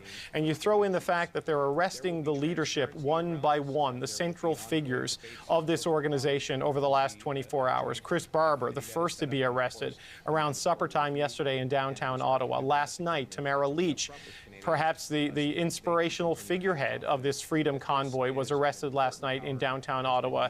And just in the last little while, Pat King, not part of the core group organizing this, but a person of great influence and prominence inside this movement. He has also now been arrested. They are all facing criminal charges. So it was that early move up Nicholas to Rideau Street, the capturing of the command leadership of this movement, if you will, to try to demoralize and shake some of the soft protesters and convince them into leaving. And now that steady march westward up Wellington to the dug-in, entrenched trucks, tents, and protesters right on the front lawn of Parliament Hill. And so, David, as I'm watching this, it brings me back to the G20 many years ago. This is not that. It does not feel like that. It does not look like that. There just seems to be this gradual kind of advancement of lines, and I know that there's been changes in police operations since that time. And so far, other than some of the skirmishes and some of the resists, and there, as you mentioned, there have been, I think it's about 10 arrests, and then those 3 or 4 top organizers that have been arrested. But does this now become, as we get closer to Wellington Street and closer to those rigs, the kind of epicenter of this encampment, really? And here's a live shot. That's the Prime Minister's office. So this is right across from Parliament Hill to your right, Prime Minister's office to your left. Is this where it becomes potentially the most dangerous, the most complicated? Look, that's where the critical mass of trucks are, in part because that's where they set up shop on the opening day of this protest, and also in part because the Mayor of Ottawa, Jim Watson, cut a deal brokered by Doug Ford's former Chief of Staff, Dean French, with the convoy organizers, Tamara Leach, to relocate a lot of trucks up there. So that's created a really difficult Jenga tower of heavy equipment that they're going to have to move, but that, creates mobility issues, safety issues, and operational challenges for the police in moving in there and extracting this safely, because any one of those trucks could be revved up pretty quickly, and that makes the situation a whole lot more dynamic and dangerous. But yeah, it looks like this is where the hardcore has been from the beginning. I mean, they have porta potties set up there, they have cook tents, they have open fires. There's another area just west of there, Andrew, on Kent Street, where there have been seemingly daily pig roasts over the last couple of days. I mean, you don't roast a pig on a piece of land unless you think you own it. And that's what's been going on here in the downtown core for the last little while. So these are people that have put down roots. They have fake mailboxes set up with manufactured civic addresses as if to claim ownership of it and saying they'll receive their mail there. I mean, it's that kind of a mindset that they're walking into. And you saw the pictures that Thomas showed earlier of them frantically shoveling snow and trying to build a barricade and putting around the wheels of trucks to make it harder for them to be moved. It's that hardcore that all the policing experts we've been speaking with over the last 3 weeks warn us about, that's going to be the most difficult group to move, especially if they climb into their trucks and refuse to get out. The hope from the policing point of view is that the clear demonstration of their intent over the last couple of days, the sweeping up Nicholas, the moving up Rideau, and the trying to get onto Wellington, that will weaken the spine of some of the softer occupiers. They will leave. The numbers will become lower. The numerical superiority of the police will become that much more profound, and they'll have a better tactical advantage when it comes time to go in and move the remaining hardcore out. But I have to say, too, Andrew, Wellington's not the end of it. There's places down on Kent and other areas. There's a logistics camp out on Coventry Road in the east end of the city where they have saunas and food and money and gas, and it has really been the quartermaster of this occupation of the downtown. There are still other places that need to be cleared out before this is totally done. Yeah, dynamic and fluid, to say the least. David, thank you. That is the CBC's David Cochran, live in Ottawa. You are watching CBC News Network. We are continuing on with our coverage, the breaking news from Ottawa, the police operation to end the protest that has paralyzed this city for 22 days. I'm Hannah Thibodeau in Ottawa, and we have Andrew Nichols in Toronto. But let's go to our reporters on the ground. Thomas Degg is on Parliament Hill, just across from the National War Memorial. Thomas, what are you seeing and hearing right now? The National War Memorial is just over there, Hannah, and just in the past 10 minutes, we've seen a number of protesters, dozens of them congregating, and we still see them filing in to the area surrounding the National War Memorial. Keep in mind, this is the direction in which police have been advancing throughout this day. Protesters must know that their encampment that David was talking about a second ago here on Wellington, just near Parliament Hill, that police are going to be moving in here, presumably shortly. This is the place where protesters have been dug in for 3 weeks with their big rigs and their trucks. You can see some are still here, blocking the way, ensuring no one can enter this zone that is virtually controlled by protesters. They've built a snow wall or snow fort, if you will, trying to prevent anyone else from entering. They're still working on that, shoveling snow onto that wall from this fresh snowfall of 25 or so centimeters that has been dumped on Ottawa over the past 24 hours. That's what we're seeing at this hour. Again, protesters camping out here, staying parked. We have seen a few, and I would say just a few, less than a half a dozen big rigs leaving the area today. There perhaps have been more, but we've only witnessed just a few of truckers leaving of their own volition from this area. Yeah, it's interesting, though, that they are leaving. It took quite a few warnings, and today seems to be the final one for them, that if they don't leave, they will be arrested. Their cars could be seized and their licenses suspended. Now, we're looking at shots right now, and I would say that's probably a couple blocks away from where you are currently behind you. We see many different police units there. They are pretty calm. They're just kind of holding the line at this time. When I was talking to police before they moved up to that point, they say what they do is they move a certain section, they regroup, they learn the lessons, and then that's when they move into the next section. So they're kind of taking it section by section. What's the feel from you and the police down there? Not huge police numbers right here around Parliament Hill, Hannah, for protesters who perhaps have not been following the very latest, perhaps have not seen those sometimes dramatic arrests a few blocks away, or the towing of vehicles. They might not be aware that police are surrounding them in greater numbers. Ontario Provincial Police, RCMP, and indeed Quebec Provincial Police and other forces from across this province and beyond. There are some Parliamentary Protective Service officers here on Parliament Hill keeping a watchful eye on what's going on here in this encampment, but beyond that, sort of an uneasy feeling, sort of a calm before the storm, if you might use that expression here.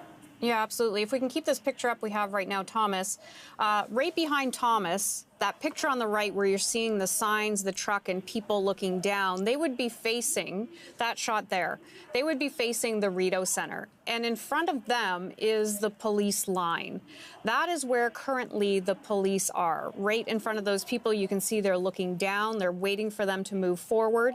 The police are waiting to go into that crowd. You can see all the signs they've put up in the snow. I walked through that. I would call it an encampment on my way back. They were blaring music. They've really set up in there, and there are quite a few trucks. You see the photographers waiting as well. You can tell that as they're walking into this encampment, this is very entrenched. They have been there for 22 days.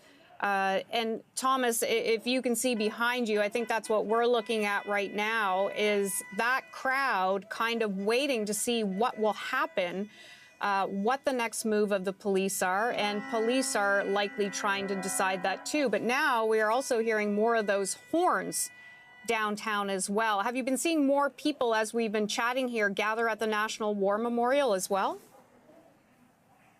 Yeah, I'm not in the minds of the protesters, but I can tell you they are gathering in greater numbers, perhaps expecting a face-off with officers, or at the very least getting a position where they can witness and get a better look at the advance from officers if indeed they do move in here over the next coming minutes or hours.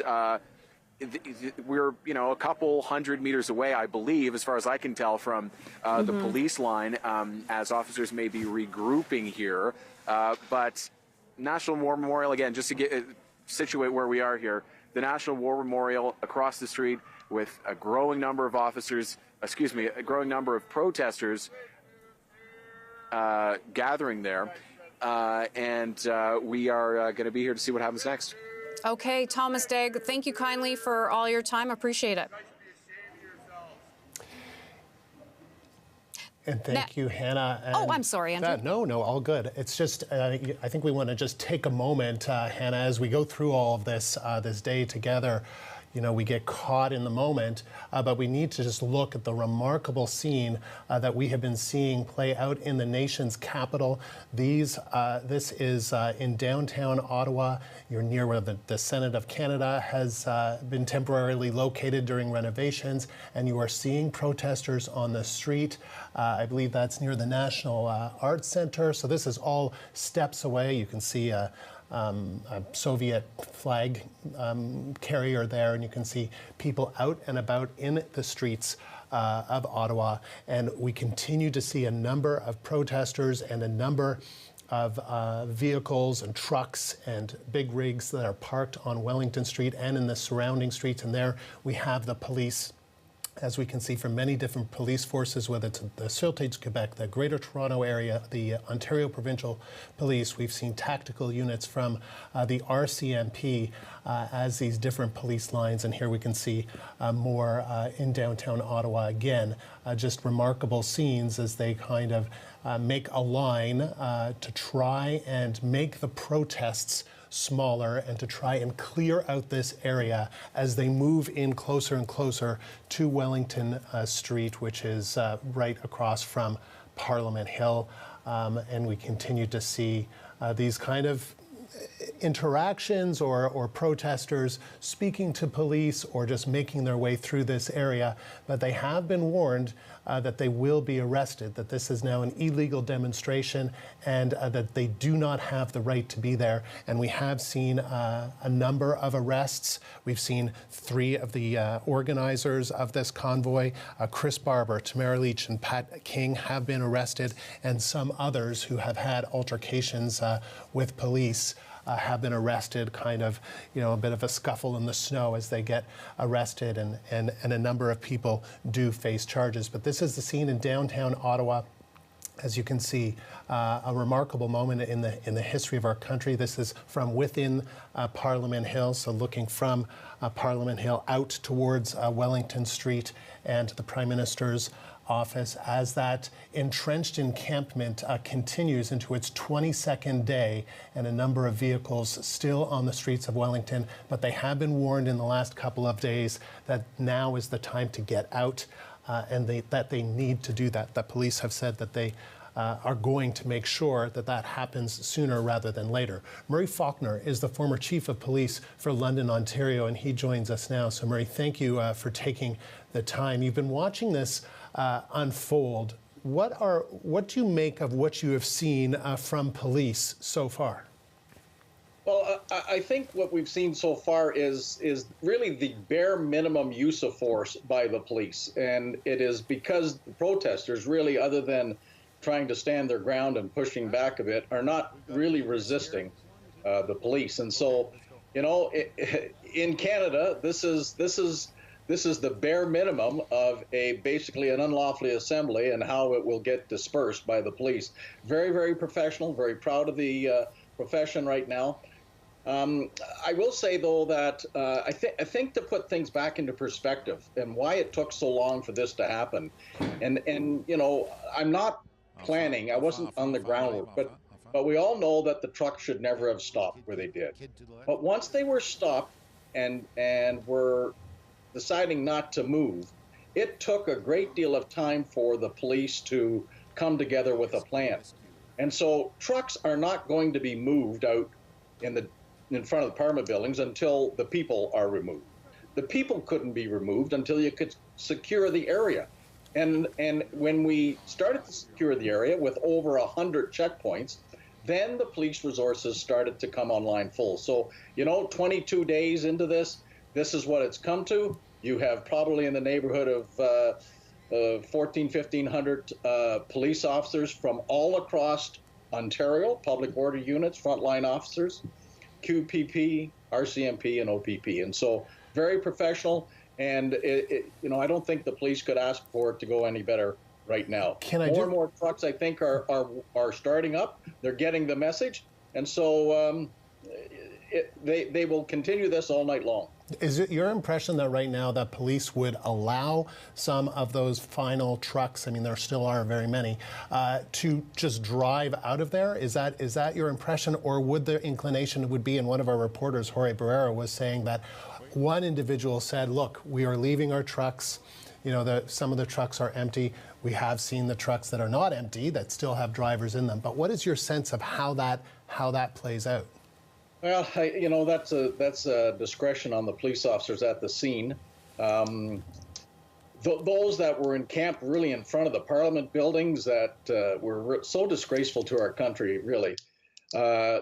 Even though they're driving away now, probably, in my opinion, should have been arrested and their vehicles seized. The point being is we don't know what's inside many of these vehicles. We've seen what happened out west. We hope that doesn't happen here. It is extremely dangerous when the front line of police officers are standing in front of a large tractor trailer unit that's starting up and could be used as a weapon. And so they have to proceed with caution, that's for sure. And Hannah, you wanted to jump in here. Go ahead. Yeah, thanks, Andrew. This is Hannah Thibodeau in Ottawa. Thank you for taking the time with us today. One of the questions, the police are getting closer and closer to the area where the main core group has been for the past 22 days. Is that a more concerning situation than maybe the outer perimeter? I'm not sure about more concerning. I thought yesterday that they would start on the perimeter and work their way closer to in front of the Parliament buildings. And even though that's where a lot of the public have seen the media coverage, I always thought that would be the last area to be touched. And I think that's what we're seeing now. Slowly, the police are converging and pushing the crowd closer and closer together, giving them an opportunity to leave. I have no idea why you would want to stand in a crowd knowing that you're going to get arrested. It's unfathomable. And people sitting in the truck knowing that they have an opportunity to leave, could have left days ago, but their rigs could be seized. They could get a criminal record. If they get a criminal record, good luck crossing the border as a trucker. And so there are so many things that these people have not thought through logically. And Murray, sorry, Hannah, go ahead. Sorry. From your experience, sorry about that, Andrew. From your experience, and we really haven't seen anything like this before in the past. I think we'd all agree with that. But how long could an operation like this take? And not only that, afterwards, it's still not done because they have to make sure that there are no more pop-up protests. Well, exactly. Living in southwestern Ontario, I know that there is still a police presence around the Windsor border because they are cognizant of the fact that it could get blocked again. So, you know, the residents, I feel so sorry for them in downtown Ottawa, but understand that the horn blowing probably will have ceased by tonight. And so the trucks may not be removed for the next couple of days, but they will get removed just like the protesters will be removed. And some protest leaders have been arrested. Do you think that helps getting a handle on things, or does that make it even more difficult for officers and for the protesters? And do you worry kind of about, you know, a lone wolf kind of attitude towards all this? Well, you know, I think the police have done a great deal of planning. See, you've seen not only the fire services in behind the police lines, but you've seen paramedics not just from the Ottawa area, but from southwestern Ontario as well. So a great deal of thought and planning has gone into it. They've had to build temporary jails. Those things don't happen just overnight. But really what we're seeing, and the analogy I will use is that what is happening is you're seeing military tactics used by police officers. And when I say military tactics, in military maneuvers, they do go after the heads of organizations. We've seen that with terrorist groups. I'm not saying this is a terrorist group, but if you can cut off the flow of information from those that are organizing it, you have a better chance of demoralizing it and taking control of the situation, which the police have done. Murray, thank you. And I know that you're going to be back with us at various points throughout the afternoon. Appreciate your insight. Murray Faulkner is the former Chief of Police for London, Ontario. Hannah. Okay, I want to bring in another guest, Lindsay Board. She is a criminal lawyer. Thank you so much for your time today. Let's talk about the fact that some of these protest leaders are facing charges, counseling to commit the offense of mischief. First of all, explain how serious that is. Absolutely, and thanks for having me. So there's two features to that type of charge. There's the counseling aspect, and then there's the mischief aspect. Counseling just means advising, recommending, or trying to persuade another person to commit a particular offense. And in this case, you're referring to a mischief offense. Now, mischief is a sort of commonly misunderstood offense in the criminal law. So a mischief offense simply just means causing damage to property, or it can be a situation where a person is interfering with the use or enjoyment of property. So in this type of situation, for example, perhaps blocking the door to a business or blocking access to a road, things like that. And so the severity of a mischief offense or counseling mischief, it really just depends on the extent of any damage. So often we see what's called mischief under $5,000.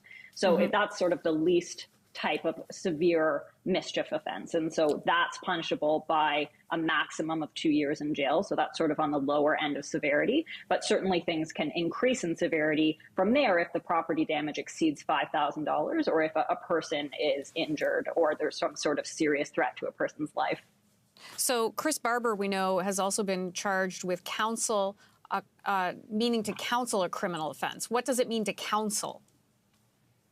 Yeah, so counseling just means recommending or sort of trying to persuade another person to commit a criminal offense. And so if we're looking at counseling mischief, the counseling is trying to persuade someone to engage in property damage or trying to persuade someone to interfere with the use or enjoyment of property. So we know at this point in time, there are 3 of the main organizers that have been charged, Tamara Leach, Chris Barber, and also the final one is, I'm just trying to remember that final name here. Okay, I'll get that in just a... Pat King. Pat King. Yeah, Pat King was the 3rd one. What is going to happen to them now?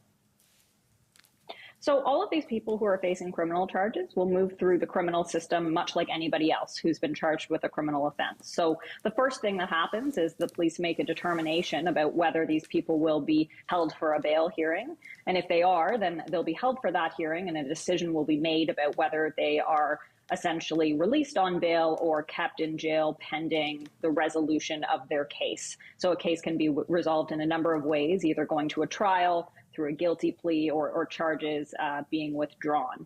So that's sort of the first step. There's a determination about whether these people will be released.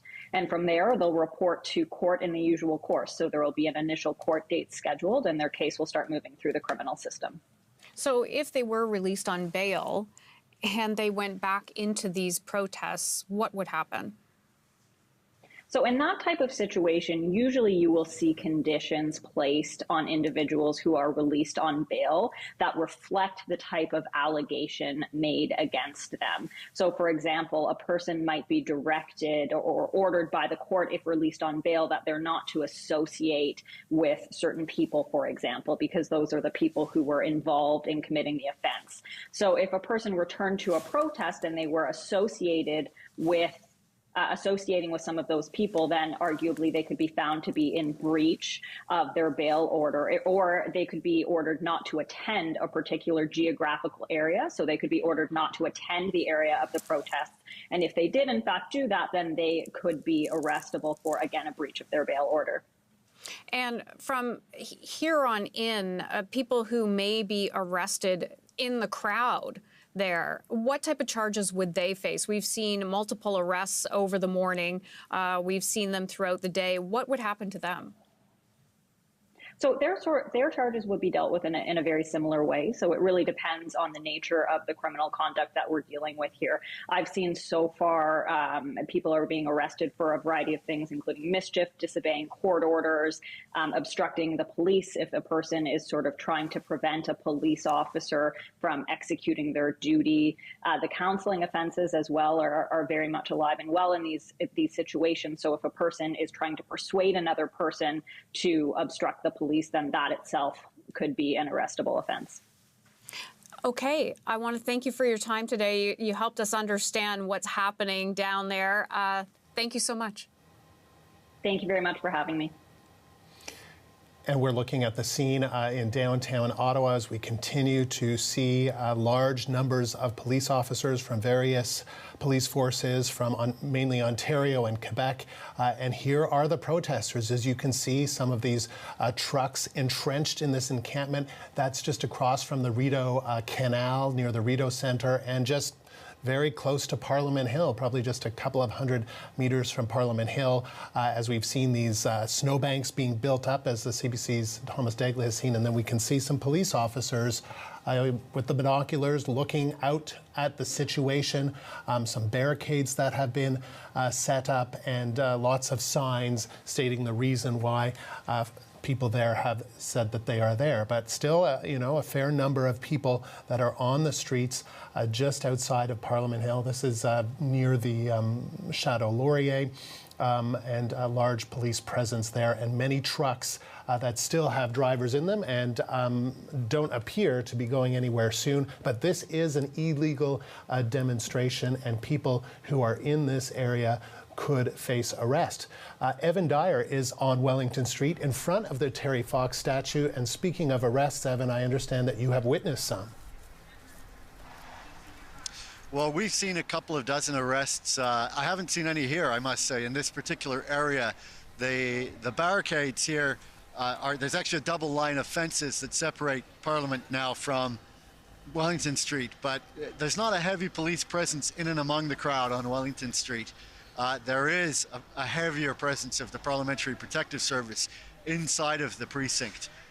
Right over to our right here is the main stage of the protests, and we've been hearing all through the last hour or so a variety of speeches and sermons. A couple of pastors addressed the crowd. We just heard O Canada played by harmonica, actually, and we've also heard people singing the national anthem and reciting the Lord's Prayer.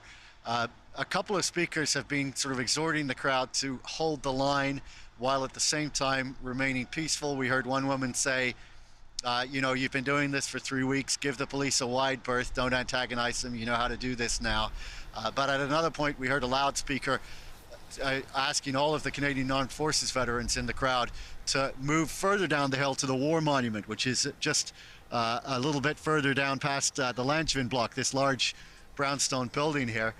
But again, asking at all times for people to remain peaceful, also telling people that they don't run the risk of being arrested if they remain peaceful, which of course is not true. Under the Emergencies Act, they can be arrested just for being here and being part of this protest. But we've heard them being told that if you're peacefully protesting in the public roadway, no one can arrest you. We've also heard one woman tell the crowd, the police aren't going to arrest you. They're not going to follow the Prime Minister's orders. She said no red-blooded male would take orders from someone like Justin Trudeau.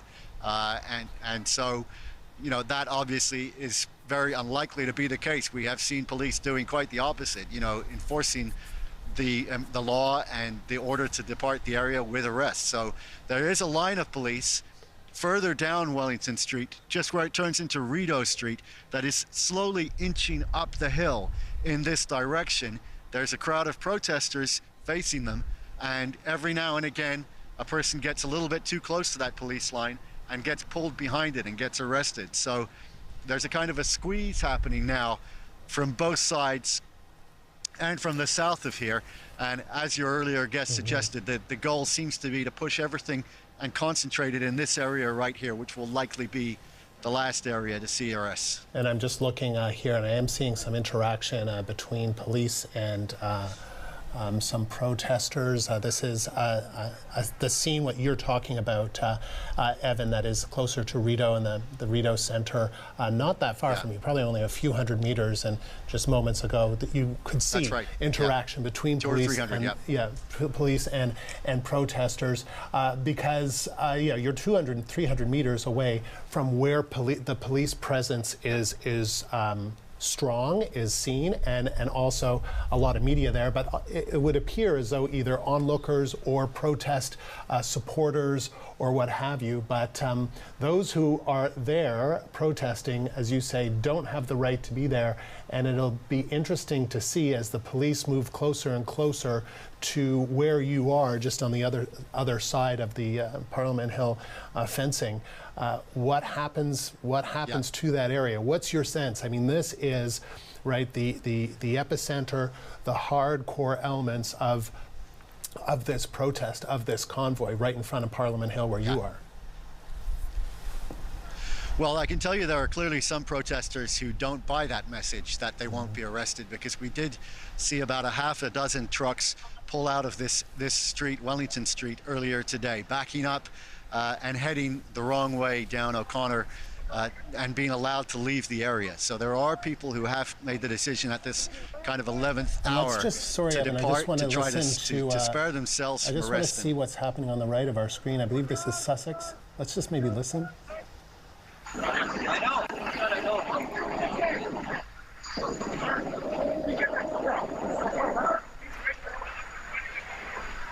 And we were just seeing, we can see Evan. This is ours. Thank you. Off the road. Thank you. Okay. Appreciate it. There we go.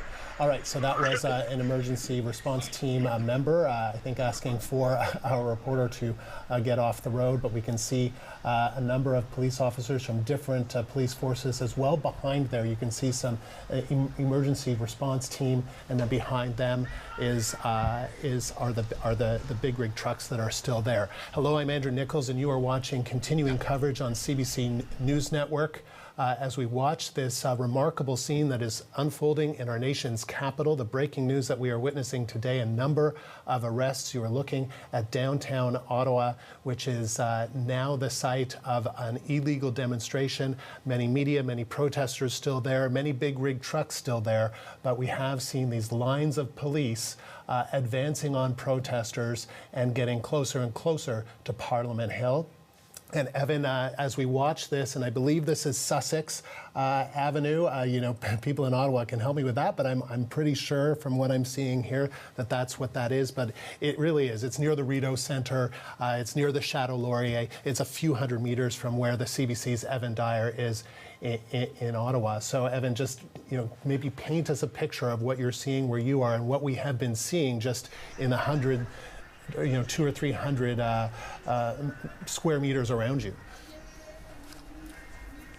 We see a number of pedestrians still here milling about. Actually, we heard one of the speakers tell them to keep moving around, to keep walking around, that they have the right, as she put it, to be moving in a public roadway. And we've also seen some kids. We've seen people, in fact, we saw a family which had two boys who appeared to be about 8 and 10 just come up to this doorway here a short while ago. So there are certainly children in this crowd. We've also seen people coming into these two doorways and kneeling and praying. Quite a few people have been praying here as well. This whole event has quite a religious tone to it sometimes, and a lot of the speeches make religious references, and at least a couple of pastors actually have given sermons while we've been here. You know, as the police line gets closer, it's going to get into an area that's more congested. There are really far fewer trucks down by the War Memorial down there. It's really here on Wellington Street where the streets get narrower, the trucks are all parked close together. The stage and other tents have been set up. There's a medical tent here, there's a food tent here. This is the area where there's the greatest amount of congestion and the greatest concentration of people. But as I mentioned, there are actually a few fewer trucks than there were yesterday. There are some people who decided that they didn't want to get arrested and who were allowed to leave. And we also have heard speakers saying, you know, they're heroes too, don't blame them. That one of the pastors was saying they had their reasons and we thank them for being here as long as they were and for staying all that they could. But there's clearly others who are determined to stay till the end and who are sitting in their cabs. You know, there was a call to some truckers from Pat King, one of the, not exactly the leaders of this convoy, but somebody who had sort of a self-appointed leadership role and who had some members of the convoy appearing to take some instructions from him, who was arrested today when he was trying to encourage people to leave this zone and head about an hour west of Ottawa to Arnprior and restage there. But we haven't seen any sign that that's happening, and we have heard actually just recently from Arnprior City Council they're strongly discouraging anyone to come there and try to do that, but no sign that that is happening.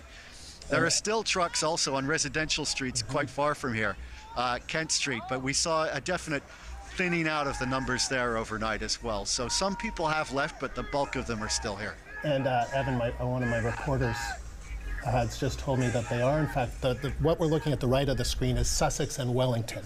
So Wellington is right behind Evan, and we are seeing some police movement there. Yeah. And I am being told that some trucks are moving. Who is moving them, how that is happening, not exactly sure, but it's about 200 meters. Evan is 200 meters, 300 meters to the west of the scene that you're looking at. Wellington is perpendicular to Sussex, and we can see this. Let's listen.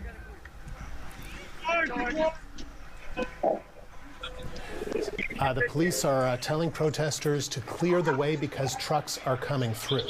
So this would be down Sussex, and those trucks that you see there on Wellington. Let's listen.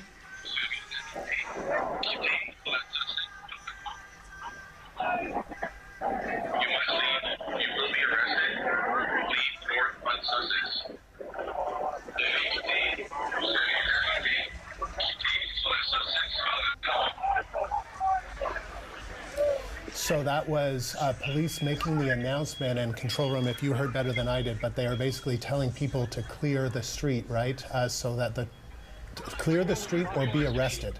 And then we can see that there are still protesters in the street, and there have been, and this is the thing, you can see a child in a stroller, and this has been the concern of police during these operations, that this is no place for children. It's no place for anybody because this is an emergency.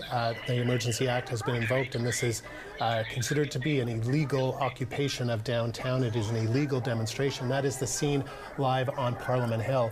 Evan, just some final thoughts from you. Well, not final thoughts. We'll be talking to you throughout the day, but as we look at the scene, I know you can't see the scene that I'm describing, but that's what we're seeing. Some kind of movement, some kind of action on police, warning protesters once again that if you don't leave this area, you will be arrested. And then we are hearing that at least some vehicles are being moved. Well, my colleague Hallie Cottenham was down at that in that exact area about 90 minutes ago, and the scene as she described it was that the police were really just inching forward. So, you know, one of the mottos of this protest has been hold the line, and a line of protesters did form up in front of a police line. Behind the police line, there were also tactical officers and about 8 officers on horses. And what was happening basically was that every few minutes the police line would move forward a step or two. Often then most of the protesters would back up, but sometimes a couple of them would remain, get up in the faces of the police, and if they got too close they would be pulled behind that line and taken into custody. And that seems to be one of the parts of town where the most arrests are happening. Hallie also mentioned witnessing an injury there. She wasn't sure how one of the protesters was injured, but it happened close to her and she saw it. So there has been, you know, more interaction between the police and protesters down there than there is up here. Right here on Wellington, you know, the protest zone itself, there's a kind of an air of expectancy. You know, some of the speakers are talking about this protest, making remarks that make it clear they understand this is probably the last day. But we're not seeing police inside the crowd here. Protesters are still able to move around, to talk to one another, to go from truck to truck and so on. Just down the road here, speaking of kids, there's a camper, and the tenants of that camper actually made the effort to put up a little white picket fence around it. And inside there is a stroller, a red stroller. And we have seen over the past couple of weeks a very young child in that stroller. I mean, a baby, really. Yeah. We saw the stroller again today. Didn't see the child, however. Not clear what happened there. Well, I just you know, police have been asking people to make arrangements. Don't bring your kids. And I've seen the Children's Aid Society also. Yeah, and we just saw it. We just saw it on Sussex. The CBC's Hannah Thibodeau is also watching along with us as we watch Evan from Parliament Hill. But we're also looking at this activity that's taking place at Sussex and Wellington, and you of course know the city well. So Hannah, tell us more. What's interesting about this, Andrew, is that this is kind of an offshoot street. The police are going in a different direction than in Parliament Hill. So they're coming off that street, but what it seems that they're doing is they're trying to get some of those big rigs that are in there. You can see a lot of frustration from the protesters there in those shots. The police are trying to move people out. They want to move them out because they want, and let's just watch, you can see them inching forward. And what they're doing there is making sure that the protesters move out of the way so that they can get any rigs out, because first they must get the protesters out, then they must get those vehicles out, and then after that they take another section of the city. So what they're trying to show protesters is they're not tolerating this anymore. Let me just read a tweet that came out from Ottawa Police just a few minutes ago. It's a message directly to demonstrators. Demonstrators, you must leave. You must cease further unlawful activity and immediately remove your vehicle and or property from all unlawful protest sites. Anyone within the unlawful protest site may be arrested. Let's just listen in here for a few minutes. You guys, this is peaceful. The only stress you're putting right now is us. You stop marching, we'll stop screaming, and we can shake hands. Don't do that. You move back. You move back, brother. I'm here for your kids. I'm here for you. Hey, guys. Guys, no violence, no nothing. Just stay calm, guys. Please. Look, they tell us to move back. So you can hear the police officers asking the protesters to move back. A lot of the protesters want to resist moving back, but clearly they are. From that distance, when we were watching with Andrew and Evan a few minutes ago, they've already moved quite a distance down. It's actually a block. I can tell that's a block because they've moved down from Rideau and they're now heading into the Byward Market area. So that is where that police line is currently. Now, we also have David Common, who is one street over from this. He is just meters east of Parliament Hill, but just one street over from what's happening here as well. So, David, tell me what's happening around you at the same time. Yeah, absolutely. I can explain this. This is something that I have not yet seen. So, Sûreté de Québec, these are the Quebec provincial police who have been brought into this area. You see that they're in their riot gear. There are officers inside. You know, if you sort of peer through the crowd, you may be able to see some of them are in their gas masks. They have the equipment necessary to be able to deploy things like tear gas. You look up the building in the background, you actually see these are people who are keeping optics, watching over the crowd. They are on all the rooftops around here, an RCMP drone in the area. What we'll do is I'll come back in this area here. You see that there are a large number of not just Quebec provincial police, but Ontario provincial police, many police who are operating in this area. No arrests that we're seeing at this point, but you do continue to see those warnings. You see texts, you see all sorts of things that are telling people they must leave, they must leave. A lot of people, a lot of the protesters, as you see there, continuing to film in this area. They're live streaming for those who would watch, and of course there are an awful lot of people watching in this area, and a lot of people who are still, Hannah, still out on the streets. Large lines of police, but at this point, no clear enforcement. It has been slow and methodical. It seems to be a strategy of trying to take out the command structure, which is a fairly frequent police tactic, trying to go particularly to those who would communicate, would tell people what to do. You heard one of my colleagues just moving past a truck that's running here. Truck that's been here for weeks. You get to see the barricades with snow, with everything else that have been set up, all the signs that have been here for 3 weeks. What you're not seeing, frankly, are a lot of people from Ottawa itself, from the city, because they are staying out of this red zone for the most part. You get further back from this area, seeing some trucks that are indeed leaving, perhaps leaving altogether, perhaps moving to a fallback location. You heard that was talk about trying to regroup at Arnprior, a city just outside of Ottawa that has a truck stop that was, in fact, one of the very first places where the trucker convoy came in. That was, 3 weeks ago today. They met up at that truck stop. Some of them may now indeed be heading out there again. See the War Memorial, number of veterans and others who are up in that area. And over here, still a large line of OPP, but no apparent enforcement, at least right here, right now. That could all change, as we've seen many times before.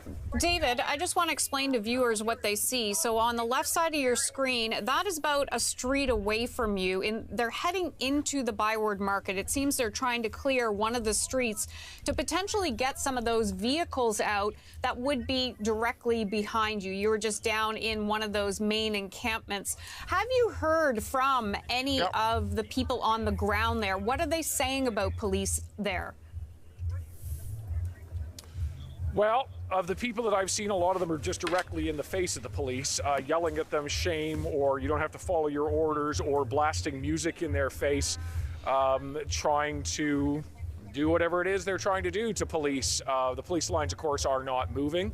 And we'll just have to kind of see what happens. When you talk about the Byward Market, in behind those buildings, that RCMP drone that's up there, able to really provide a good area of surveillance so that they really have a good sense of where the crowd is, trying to prevent people from being able to reinforce when they conduct enforcement in one particular area. They don't want people moving into that area. So that's part of the reason you have the Sûreté de Québec, the Quebec provincial police, who are very experienced at crowd control in Quebec. You have them there sort of creating a barrier, really sending the message, I suppose, we're not to be messed with. We'll see what happens. Yeah, exactly. What these police are trying to do is push the protesters back, see if they go back, then keep pushing that line further down. Oh, we lost David there. He seems to be going around. But then Then what they're hoping to do is maybe clear those trucks out, because they did that at the first location, which was by Ottawa University. This here is in front of the Parliament buildings. David Common, I'm going to let you go, so I guess you have to go find a new location. We will come back to you in a little bit. Thank you for all your great reporting. Appreciate that. This shot we're showing you right here, those are trucks that have been down in front of the Parliament buildings for 22 days now. That is eventually where we will see the police presence, but we don't know how long it will take for them to get to that exact point. And something that we're going to continue to watch. And Hannah, stick with me as we go now to the CBC's Jorge Barrera, who has been watching a dynamic situation on Sussex near the Byward Market, as you have been saying, Hannah. We want to stay on this shot. Jorge, what have you been seeing? Well, now we have a line of a mix of police from the RCMP, Toronto and York Regional Police, basically at the corner of George and Sussex. And they started moving the crowd, saying that clear out, because we're going to have these about 3-4 semis move out, but those semis haven't moved yet. Now we see the mounted police moving in. I don't know if you can still hear me, but the mounted police has moved in behind them. And just moments earlier, they towed away a trailer that was actually blocking Sussex. And before they towed it away, ERT had actually gone in and extracted someone from inside there and arrested them. And as they emerged, the person shouted freedom as they were handcuffed and taken away. But it looks like police have established a pretty wide perimeter here in the downtown core, getting deeper into the market. Andrew? Jorge, how would you describe the interaction between some of the protesters and those police officers? Well, it's been the usual, telling these officers that they're the ones who are in the wrong, that they're here just with love, that they're here for their children, that they're the ones who are on the right side of history. The emotions, they come and go. There was a lot more a boisterous reaction to the police a little earlier when they started to move down, and but now people are a little calmer. There's just a handful of people here now. The police have basically created a cordon around the area where these semis had set up at Sussex and Rideau. That area has been cleared. They've cleared the area to down east down Rideau. That has all been secured, and this cordon is expanding. It's unclear what's going to happen with the semis in the back. There was some confusion as to whether these truckers would be allowed to drive away. There was talk that they couldn't find some drivers because they were caught in on the other side of the protest. And then there was talk about just leaving the trucks empty and unlocked. But the semis haven't moved. There were 2 wreckers here earlier. One wrecker moved away the trailer. I haven't seen what happened to the second wrecker. So that's still kind of up in the air in terms of what's going to happen with the semis, how they're going to be cleared. But one thing is clear is that police are establishing a pretty wide cordon that is now deep into the market to hold this territory, to make sure there's no attempt to retake it, because you have these semis in the middle of this.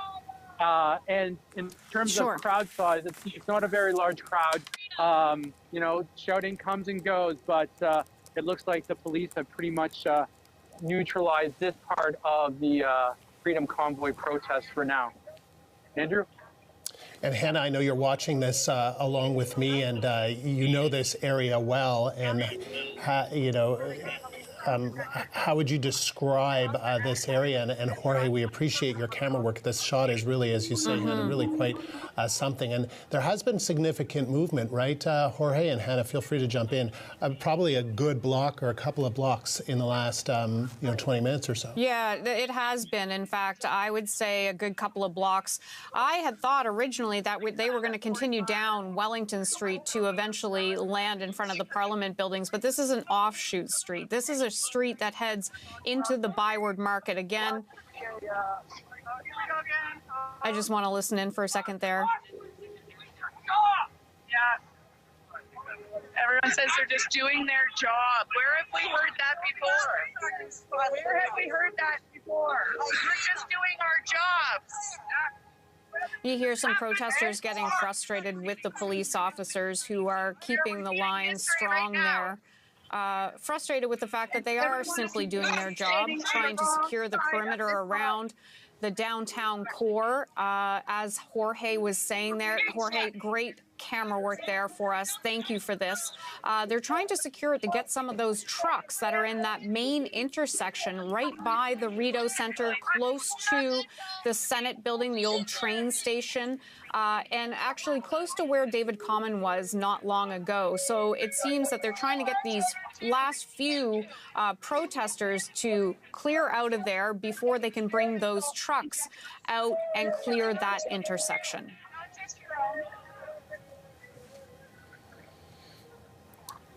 You're just listening. It all of a sudden got very, very quiet down there. And that's one of the things I noticed, Andrew, when I was walking down to the protest. Before you get to these areas, it's just like a scary silence in the downtown core. Nothing like I've heard or not heard in downtown Ottawa ever.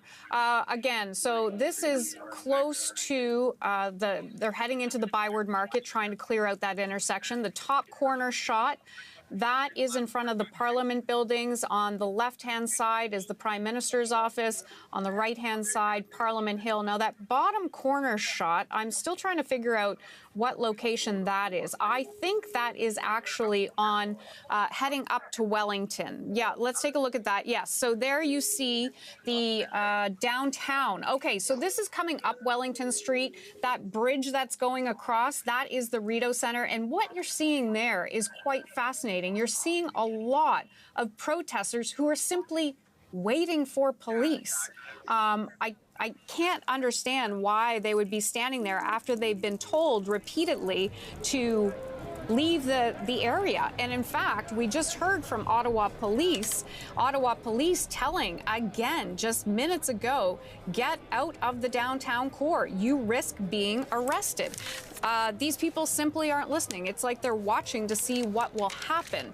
Again, you're watching CBC News Network. We continue to track the breaking news out of Ottawa, the police operation to end the protest that has been paralyzing the nation's capital for 22 days.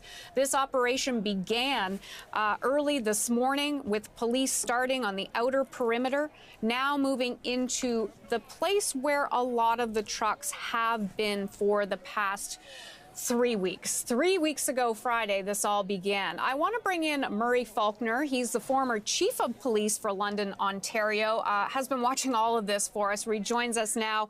Thank you again for staying around and watching this. I want to ask you about what's happening. I don't know if you can see it, but those police who are pushing they went off a side street. And are starting to push the protesters that way as well. What is the tactic here? Is it to clear that intersection, as we've been hearing, and get those trucks out before they move to the next section? I think exactly. I'm not familiar with the lay of the land there, but I would think that if they're moving down a side street, they want to clear that area before they move into where the large trucks are in front of the Parliament buildings. So all these egresses, this route in and out, those routes need to be cleared of protesters before the big rigs start to move. You know, I saw about 20 minutes ago at least 4 or 5 large rigs leaving in front of the Parliament building, and this is exactly what police really wanted to happen, is to have these vehicles moved as quickly and easily as possible without towing. If it resorts to towing, that will happen, but that will take a long, long period of time if they have to do that. Now, I'm not sure if you're able to see the shot we have up now. This is a shot, I don't know if they're digging out the truck. It seems to be that they're digging out the truck, and maybe the message is finally clear. You get out of there or you will face arrest. My God, where did they get all these snow shovels from? Yeah. So, yeah. city workers are very happy that this is happening, I'm sure. No, they're digging this black truck out of a snowbank, and so it can be extricated and hopefully moved on. I'm hoping that more and more of these truckers will understand that the day has come, the fun is over, the party's done, and it's arrest time if you don't move out.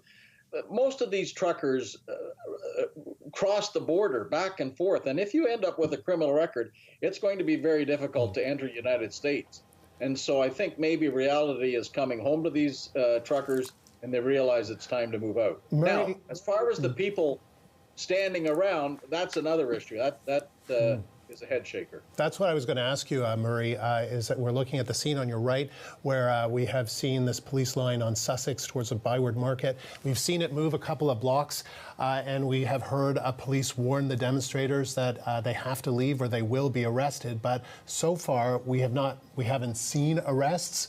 What do you make of that? Is this just trying to sort of push the protesters further and further away and not arresting unless it's necessary, or what do you make of exactly what's happening? Well, I think you can link both pictures together. The police standing there waiting to move on the bystanders, connected to the top picture of them trying to remove trucks. So let's get as many trucks voluntarily removed from the scene as possible and then move in on the people. Because there's also a scene, Murray, right? And we're looking at the bottom left corner where we are still seeing a large number. And Hannah, you can help me, but I think this is on Wellington. That's on Wellington, and it's right in front of the Senate. And you can see that there are police starting to come up towards those people. Those are the people who are actually, and Murray, we were just talking about this. Those are the people who are just kind of standing there. The police are on the other side of those trucks, and they're watching what's happening. You see, some of these people think that they have their legal right to stand and protest, and they may have had that legal right 21 days ago, but now 22 days in, they have no legal right to be there. This area, with the Emergency Act, is the red zone, and so people found in that zone can be arrested. And so, that's why the police handed out 2 days ago flyers and put it on windshield. That's why there's been police going from truck to truck to articulate, gentlemen, this is what's going to happen. And so we've seen today, from the beginning of the tactics by police, extreme caution by the police with extreme minimal amount of force used. I'm very, very impressed. Yeah, one of the things, and you were talking about there, Mr. Faulkner, is the fact that people are not allowed to be in this location at this time. That is why the Emergencies Act was implemented. Among some of the authorities that it does have is you can't bring children under the age of 18 to participate in trucker convoy protests, traveling to or from a protest site with the intention of taking part. There you go. That's exactly it there. Or offering support, like supplying fuel. Those are a couple of parts of the Emergencies Act that are now in effect, and maybe they simply don't realize that they are now taking part in an illegal protest. Oh, I can't believe that they don't realize it. Enough warning has been given. You understand that quite clearly. I understand it quite clearly. They understand it too. But their beliefs, I think, are misguided, and they don't realize that the police are here to move them out, and that's exactly what's going to happen now. I think one of the things you were mentioning, Mr. Faulkner, which is fascinating too, and I watched it happening this morning on the ground, is yes, these people are still continuing to come there, but the police are continuing to say, step back, go away. They are giving them the option to leave. It's not their intention and hope that they have to arrest these people. It seems like, okay, it's a last-ditch option. Well, this is the kindler, gentler policing that you're seeing from a democratic society. I don't know if you remember, there was a protest 2 weeks ago in downtown Paris. No trucks, just people on the street. And the police service over there just used tear gas. So This kind of action would be handled differently in the States, but in Canada, this is how a professional police service operates, with the least amount of force. And hopefully we won't have to see any of that. Let me just ask you, before I let you go, I know you're going to stick around and come back throughout the day, and we really appreciate that. Let me ask you about the fact, I was talking to officers on the ground, and they were telling me that with the trucks there, that is something that they really haven't had much experience with or any experience with when it comes to protests like this. Usually they're used to handling people who are out protesting, not with big trucks there. Well, and as I said before, the trouble with the big trucks especially is you don't know the individual inside it and what their intent is. Is it to run the lines? We saw out west a large vehicle used to try and ram an RCMP cruiser. So the police are taking their time. Look how they entered the motorhome very slowly.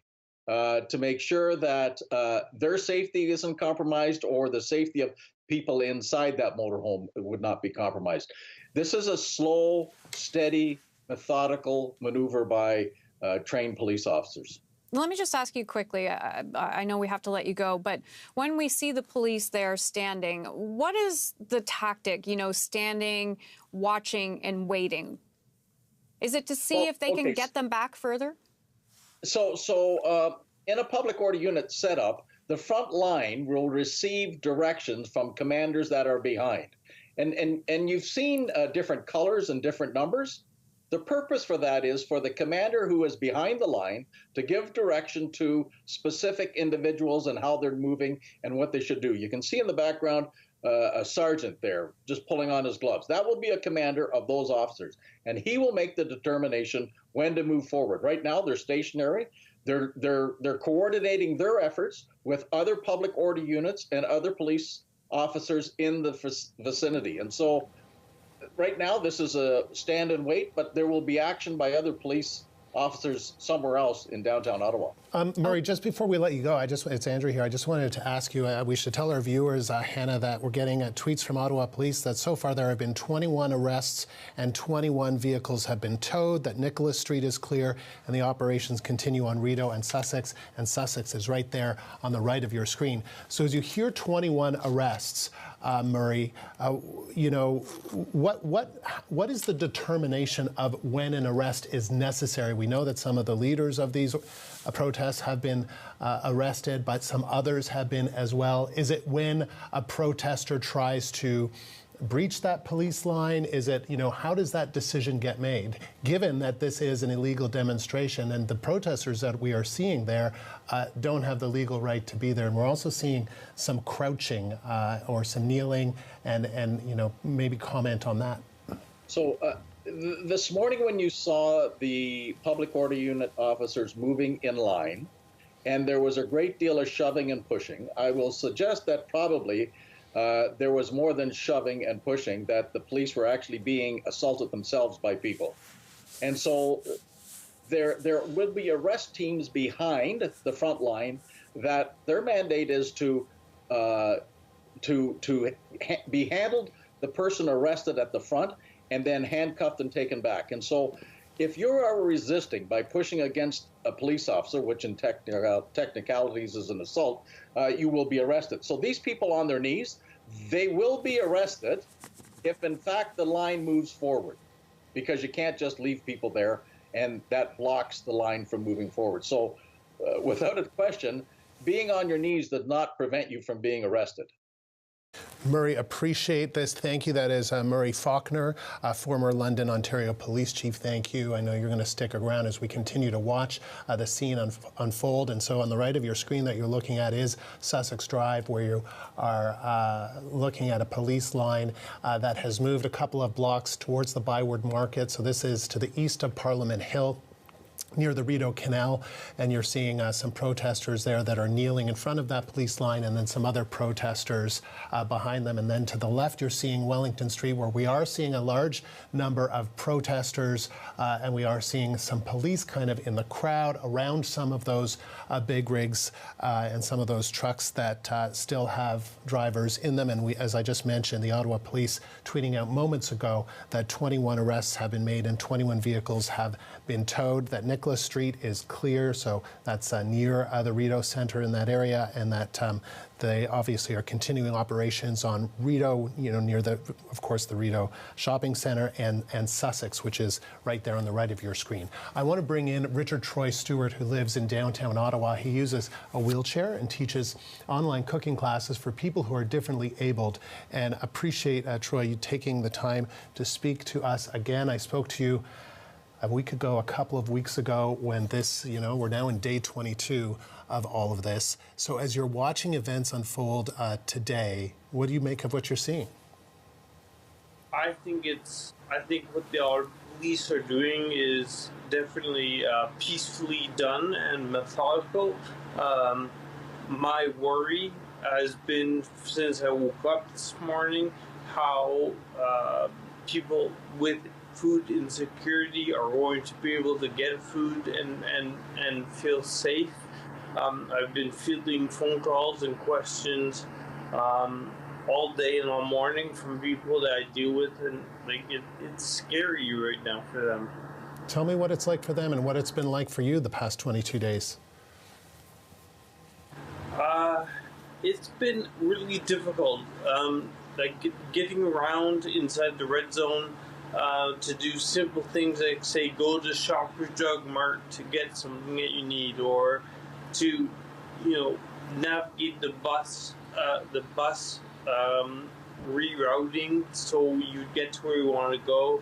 I personally can't get to the grocery store because the buses don't go to the one that I would normally go to. So I've been, using other resources.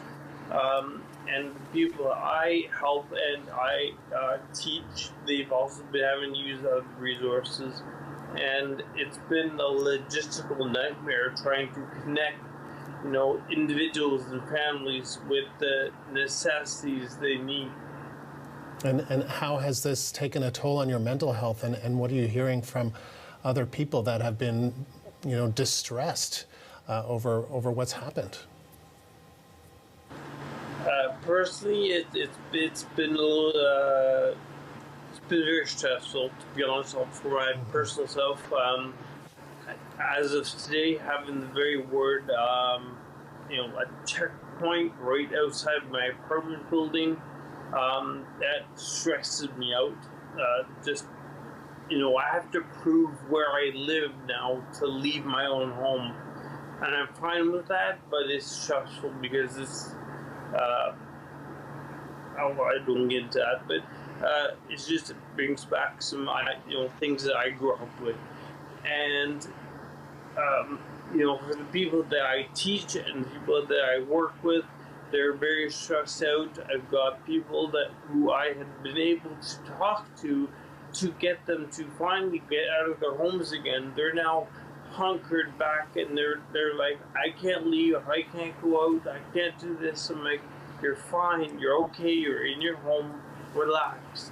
So it's a vicious circle, and I applaud the Ottawa police for finally, doing this pressure and doing it very, methodically, gently, and they'll get it done with hopefully no violence.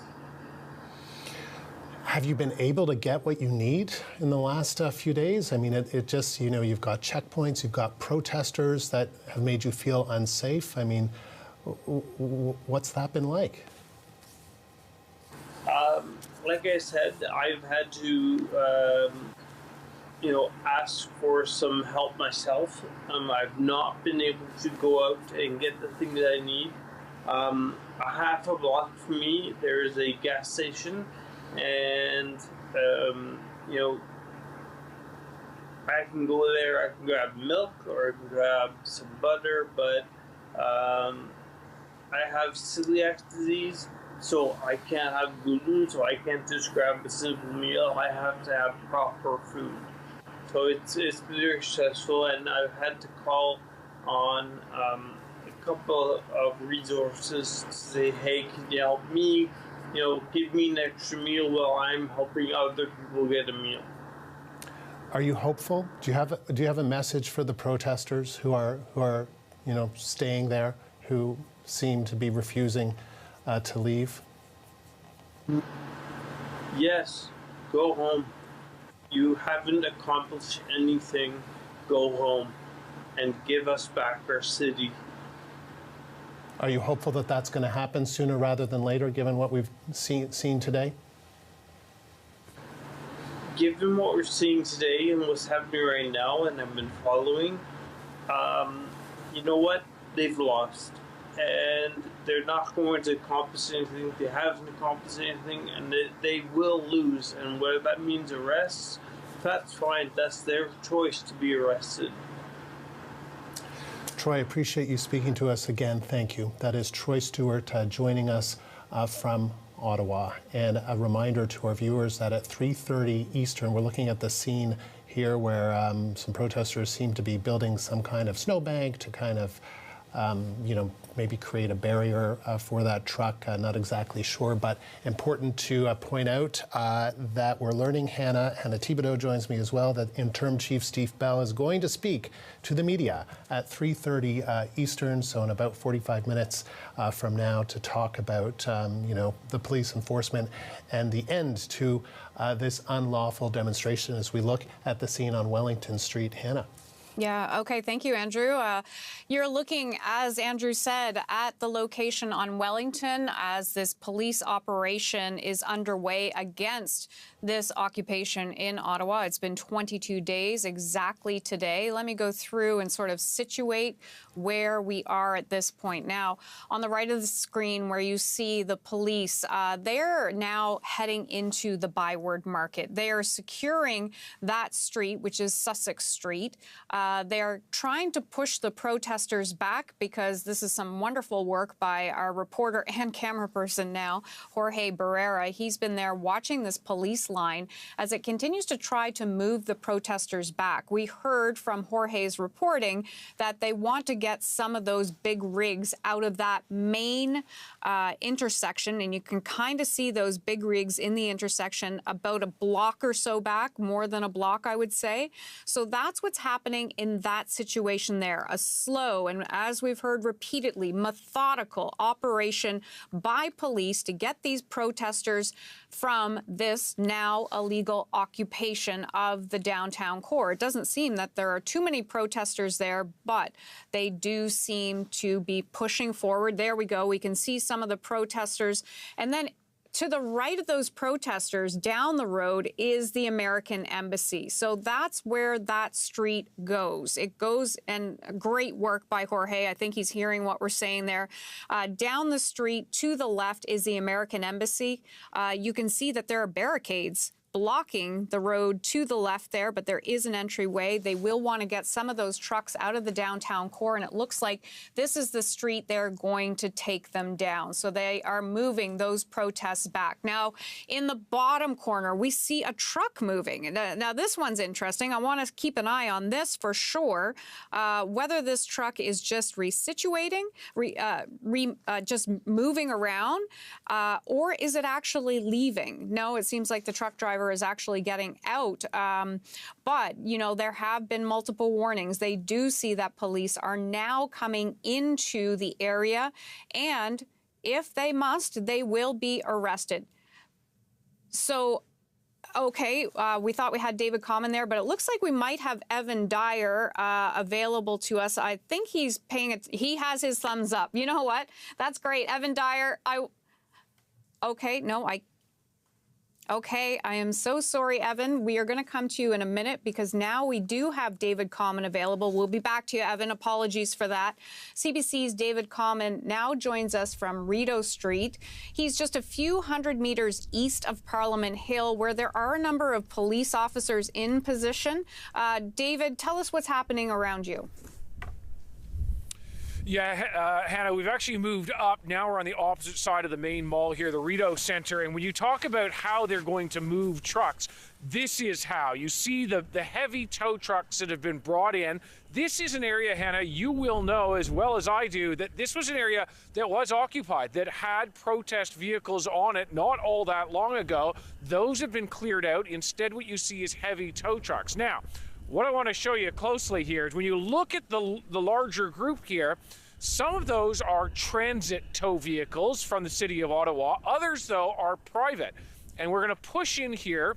And the reason I want to push in, you see that there is a sign that says towing. Well, the actual company name has been blacked out. You see on the door a police crest. That's most likely a magnetic sign that's been added on. A lot in the tow industry perhaps don't want to may not want to be here or may fear some sort of retribution, and so they're covering up their names. This also a large police staging area, so we have just adjacent to us the University of Ottawa. Can't see it where we're at, but there's in behind some of those buildings is where a lot of police vehicles have been staging for the last couple of days. We know Vancouver Police, we just saw Toronto's Mounted Unit, RCMP, OPP, Durham. It is a long list now. We were out with the Sûreté de Québec earlier. Some of them were in gas masks. But you get the sense, here that they are ready to tow. They have what they need to do it. It's just a question of clearing protesters out of those areas, and then those heavy tows would move in, Hannah. Yeah, and David, under the Emergencies Act, that's one of the issues that they were having, that some of the tow truck drivers were either fearful of coming in and towing, or they sympathized with the protesters and didn't want to do it. Under the Emergencies Act, they are compelled to come in and take part in this. They will be paid for this. So that is one of the things that they had issues with. I'm right in saying that, right, David? Yeah, quite right in saying that they must be compensated, as you rightly note. However, there is an obligation under the Emergency Act that they don't really have a choice. They have to do it. And so when you look at all those heavy tow trucks, they haven't moved in the time that we've been here, but very clearly are ready to be moved. You see down here, that gives you an idea of all the officers that are here. Those are RCMP. Who are down there on the street, and we see large numbers. Police helicopter was overhead us a short time ago. And, Hannah, if I actually cross the street here, and we can try to do it, we just have to be a little bit careful. Alex, the cameraman, is going to try to negotiate through a bunch of snow here. But like if we cross the bridge here, this roadway here has buses full of police that keep driving through. So as we're approaching here, you can see that they are slowly moving up the avenue, and those are additional reinforcements. It is, I'm sure you've heard, I'm sure you know, it is cold out today. We just had one of our camera batteries die, and that's why we were a bit late getting to you. But it's just a continuous parade of vehicles going down here, and if there is a vehicle down here, you can rest assured at this point it's either a protest vehicle that is moving or it is a police vehicle, one of many police agencies brought in not just from Ontario and Quebec, but much farther. In fact, I think that vehicle we see there with the flashing lights, the marked one with the stripe along the side, I think that's a Quebec Provincial Police Sûreté de Québec vehicle. Gives you a sense again.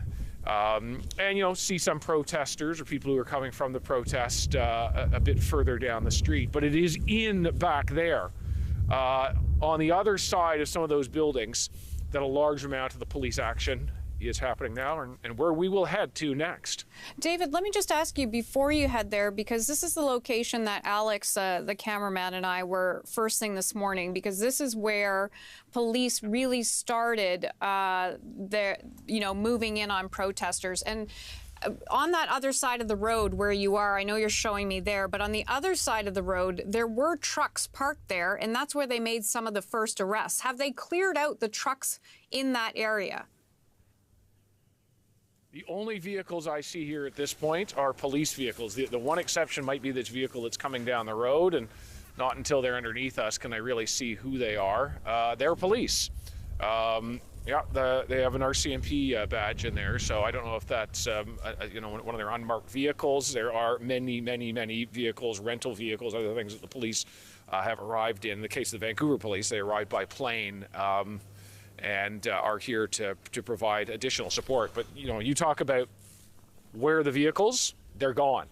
Yeah, and it's really, I hate to say it, but if Alex were to spin the other direction, I think he was with me this morning, and that's where some of the trucks were, some of the arrests were happening in the other direction, almost completely behind So where him. we were before, you mean? Yeah, absolutely, where those tow trucks are. So so if I just turn around, I'm not gonna force him to go over the snowbank one more time for fear that it goes badly on us. But yes, this whole area, Hannah, totally cleared out of protest vehicles. It is only heavy tow under contract to the police who occupy this area right now. Okay, seeing movement then clearly by the police. That was one of the first areas that they went in this morning, made some arrests, cleared out those vehicles. David Common, I'm going to let you go because I know you're going to another location. Thank you for all your great work. We'll see you in a little bit. In your bottom screen there, you see a truck. And again, I don't know if they're just moving it to dig in. It seems like they're parking it again. It doesn't seem like they are leaving at this time. They're moving the truck around. That is right in front of the Parliament buildings. It seems looks like they were, they were clearing the snow, Hannah, right? And then just to give it looks like that they're clearing the snow to give this truck a space to park, but maybe not. Well, we'll see. While watching this live, but that's what it looks like. Yeah. So this is right outside Parliament Hill, right, Hannah? That's right outside Parliament Hill, and it looks like the location that our colleague Thomas Degg was earlier. And some of those people who were shoveling, we didn't know if they were shoveling to clear it out, if they were shoveling to build a wall. But they, if you look at some of the pictures from before, it looks like they're taking the snow and building a wall down towards the National War Memorial, heading down Elgin Street. It looks like they're repositioning that truck and hunkering in. And Evan Dyer is on Parliament Hill, so he can tell us more about what is going on. So, Evan, tell us what you're seeing around you.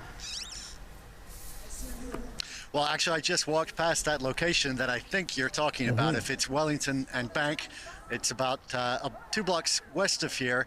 And what I did see was people building a wall. So already the eastbound lane of Wellington had been blocked by a concrete barrier put there by the City of Ottawa or Ottawa Police.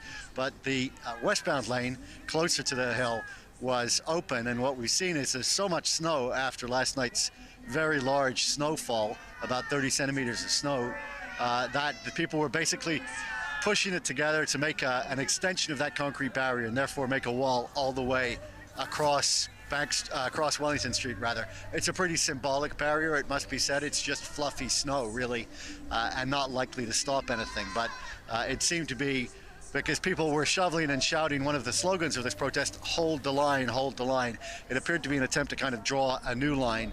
And right behind it, we do see trucks moving around. But that appears to be a kind of a consolidation. As I mentioned earlier, about a half a dozen trucks that were here on Wellington pulled out this morning and in the early afternoon. Presumably drivers who finally saw that, the end was coming and they didn't want to lose their trucks or face arrest or those other consequences that have been threatened under the Emergencies Act, so they decided to leave. And in the meantime, the remaining trucks are all drawing tighter together, and that snow wall appears to be an attempt to kind of create a new barricade, a new barrier, a new perimeter. All right, that's interesting information, Evan. And just to remind our viewers, Ottawa Police saying that 21 trucks have been towed, so there have been those that have left voluntarily, 21 have been towed, and 21 arrests have been made. So then, Evan, how would you describe the atmosphere and the scene around you in terms of the number of protesters, the number of vehicles still there in and around Parliament Hill? And this is another live shot that we're looking at, and I believe that's outside of the Senate, the temporary home. Well, could be there for many years as renovations take place on Parliament Hill. And you can see a large number of protesters in that crowd. Yes, I mean, it's always a very unscientific estimate because there's so many different locations in the city of Ottawa where protesters are, and often they're coming and going from staging areas to the downtown core, from hotels to the protests and so on. At different times of day, you see different numbers of people. But my impression today is that there are not as many as there were before.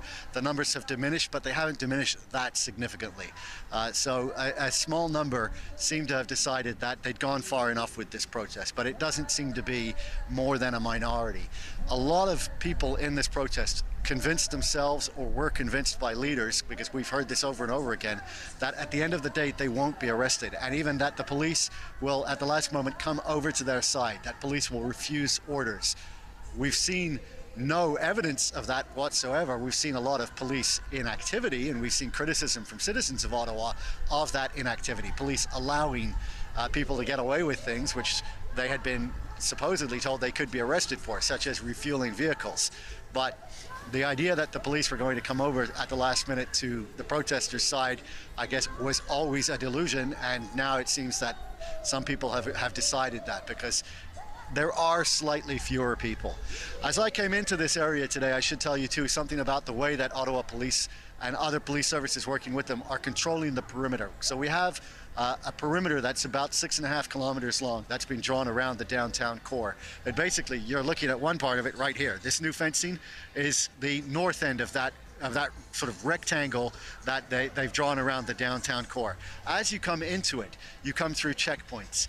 They're not actual physical barricades. It's usually just police vehicles and police officers on the street. And they're asking people to provide either proof or at least an explanation as to what legitimate business they have down here, whether they live here, whether they work here, or in our case are reporting on this event. Pedestrians don't seem to be being bothered as much. It's more the vehicle traffic that police are looking at. And they're not actually searching cars, at least I didn't see that in any of the 4 checkpoints that I went through, but they definitely are trying to control access to this area. Once you're in here, at least in this part of the protest zone, Wellington, we don't see an awful lot of police because they're really on the edge of it and pushing inwards. And so people here are walking around quite calmly and peacefully.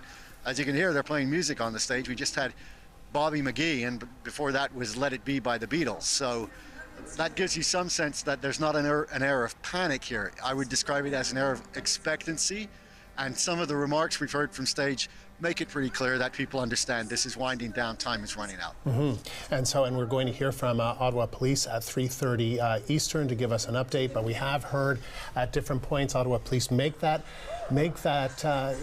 call, sort of announcing that this is an illegal protest, you can't be here.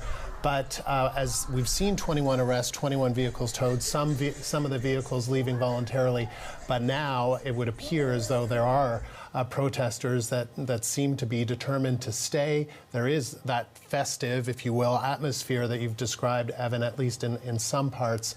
Yeah. And I guess it becomes a question of what's next in terms of police activity. I mean, the protesters follow events quite closely. They follow the news, and they are usually aware of what's going on at any given time. So I think it's safe to assume that most protesters do know that arrests are being made, that vehicles are being towed. So it's becoming quite clear to them that the end is approaching.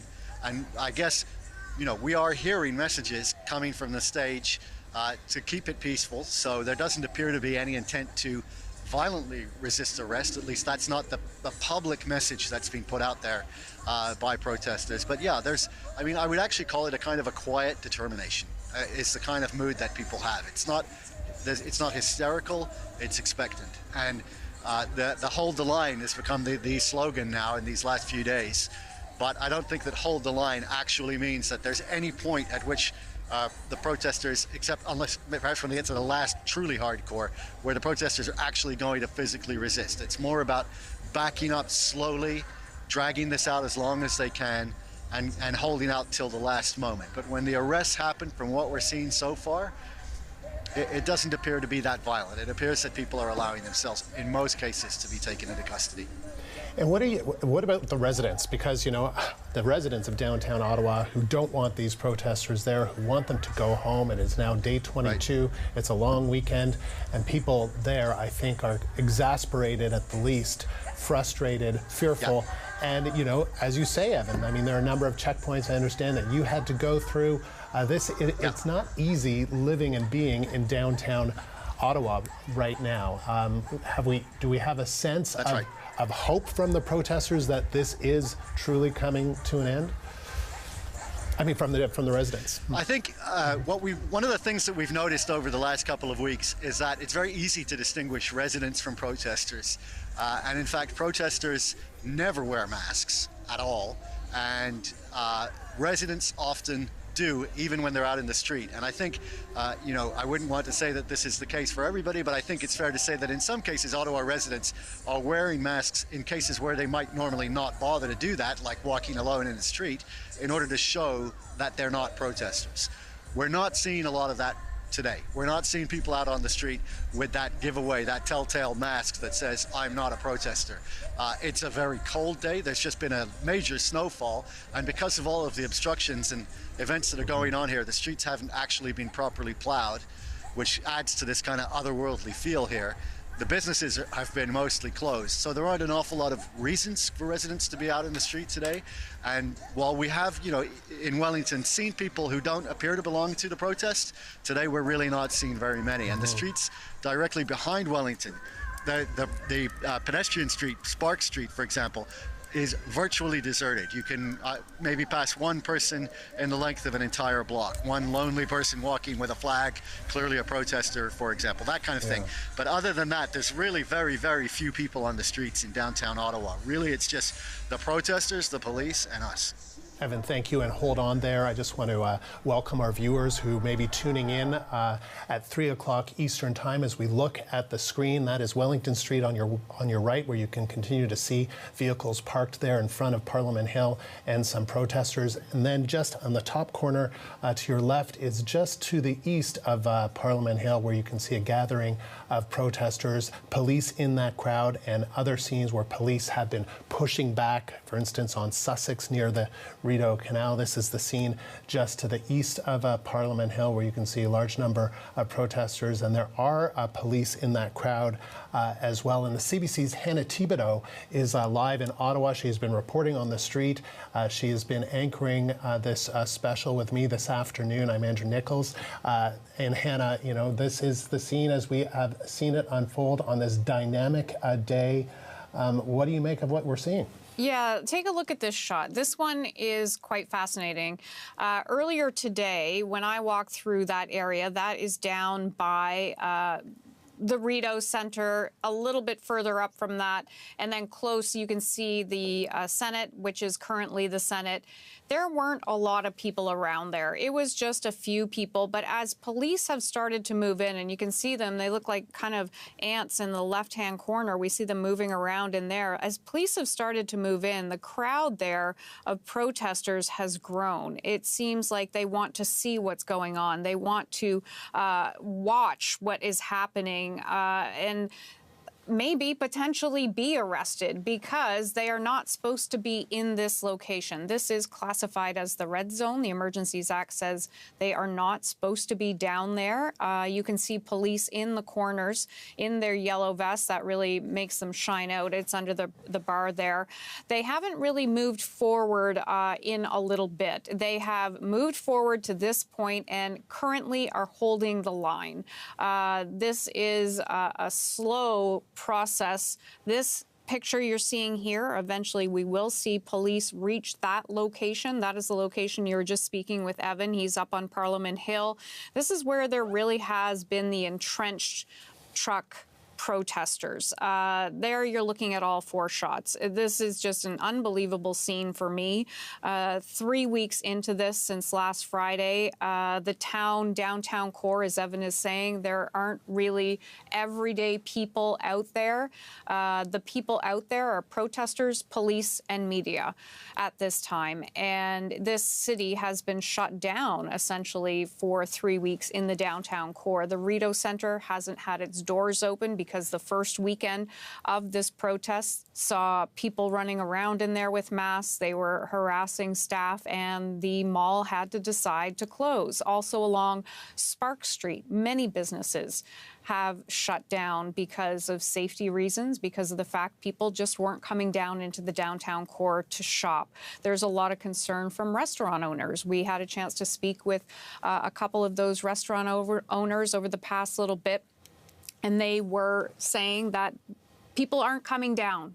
They had booked for maybe 100 tables one weekend, and those tables had all canceled and maybe 10 showed up, even just outside of this perimeter. So businesses have been hurting. The residents of this area are frustrated and fed up, and they want to take back control of their city. And that's what's happening with police today. We are seeing this happen slowly. As we saw a few minutes ago from David Common. David Common was in that original area this morning. I was down there. We saw police make a couple of arrests, a few arrests. I don't know how many. I'd have to double check on that. But also there were trucks in that location, which is behind the Rideau Center. Those trucks appear now to be removed and gone. Now in their place are tow trucks. Those tow trucks are getting ready to move into the area, into probably this location where we see them pushing back the protesters, and then they're going to have to move those vehicles out. How they get those vehicles out? Big tow trucks. So that's in that area there. There are a lot of trucks that have been there for quite some time. Look at all the protesters. I'm just so surprised. From earlier today, before I came on air here, I walked through there and there were only a few people. But now the numbers have grown in those specific areas of the downtown core where the police seem to be trying to push that line back. Now, I'm just going to check with the control room. Are we going to this guest now? Okay, I want to bring in Noah Mendelson, Aviv in Ottawa. He's the Executive Director for Canadian Civil Liberties Association. First of all, as we see police operations unfolding today, let me get your thoughts on this.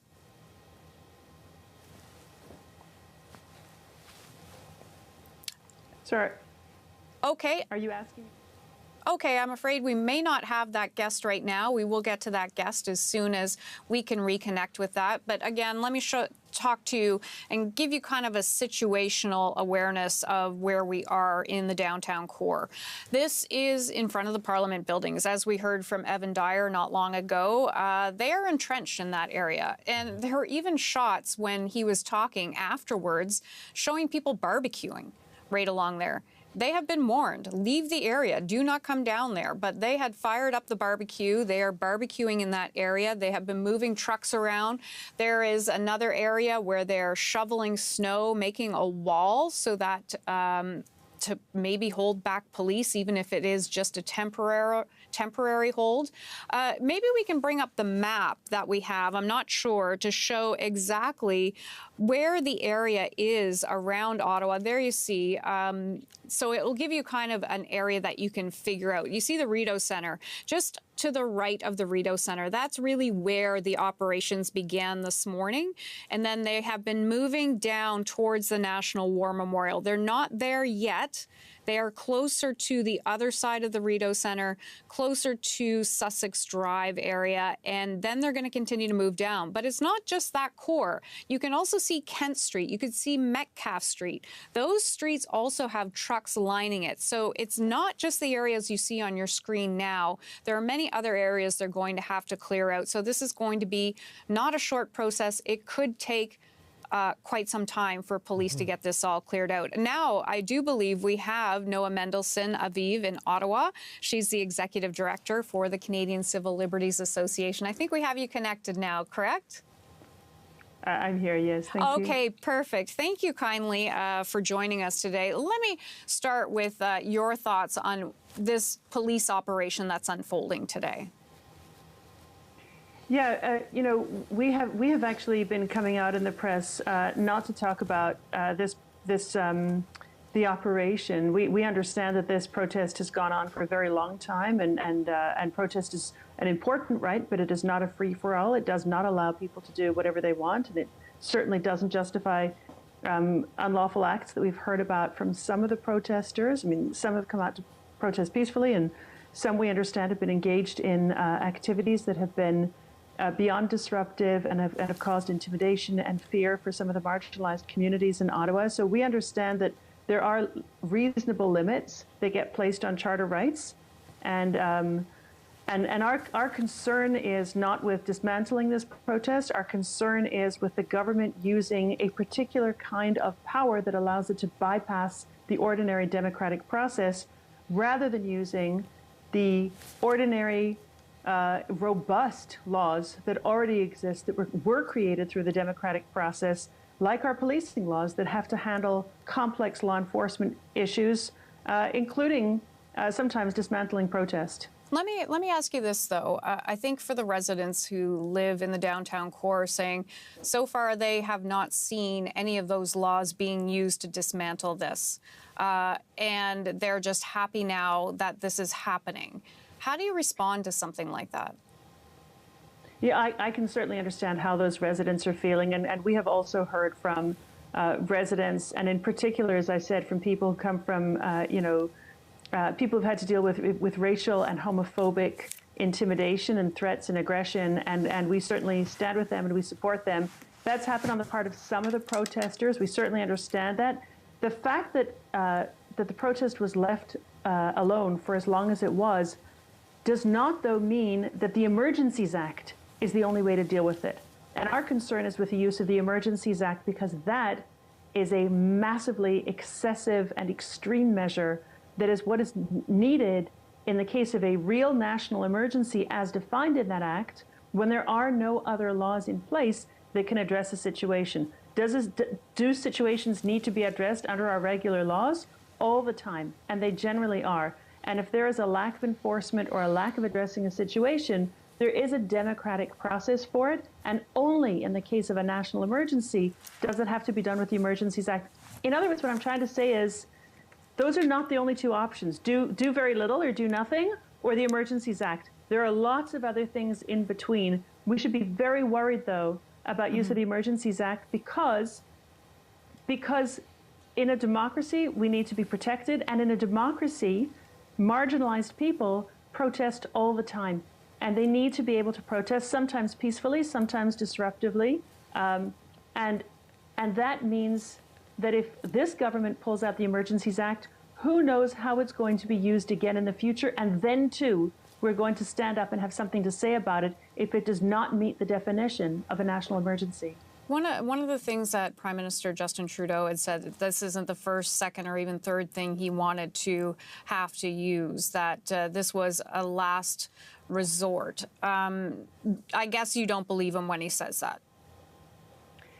I think this is not the Canadian Civil Liberties Association who is making up the definition of what a national emergency is. It's written into the law. A national emergency has to be something that is a serious danger to the lives, health, and safety of people in Canada, and that cannot be addressed through a provincial law, or a serious threat to the territorial integrity, the sovereignty, or the security of Canada, and that cannot be addressed through Canadian law.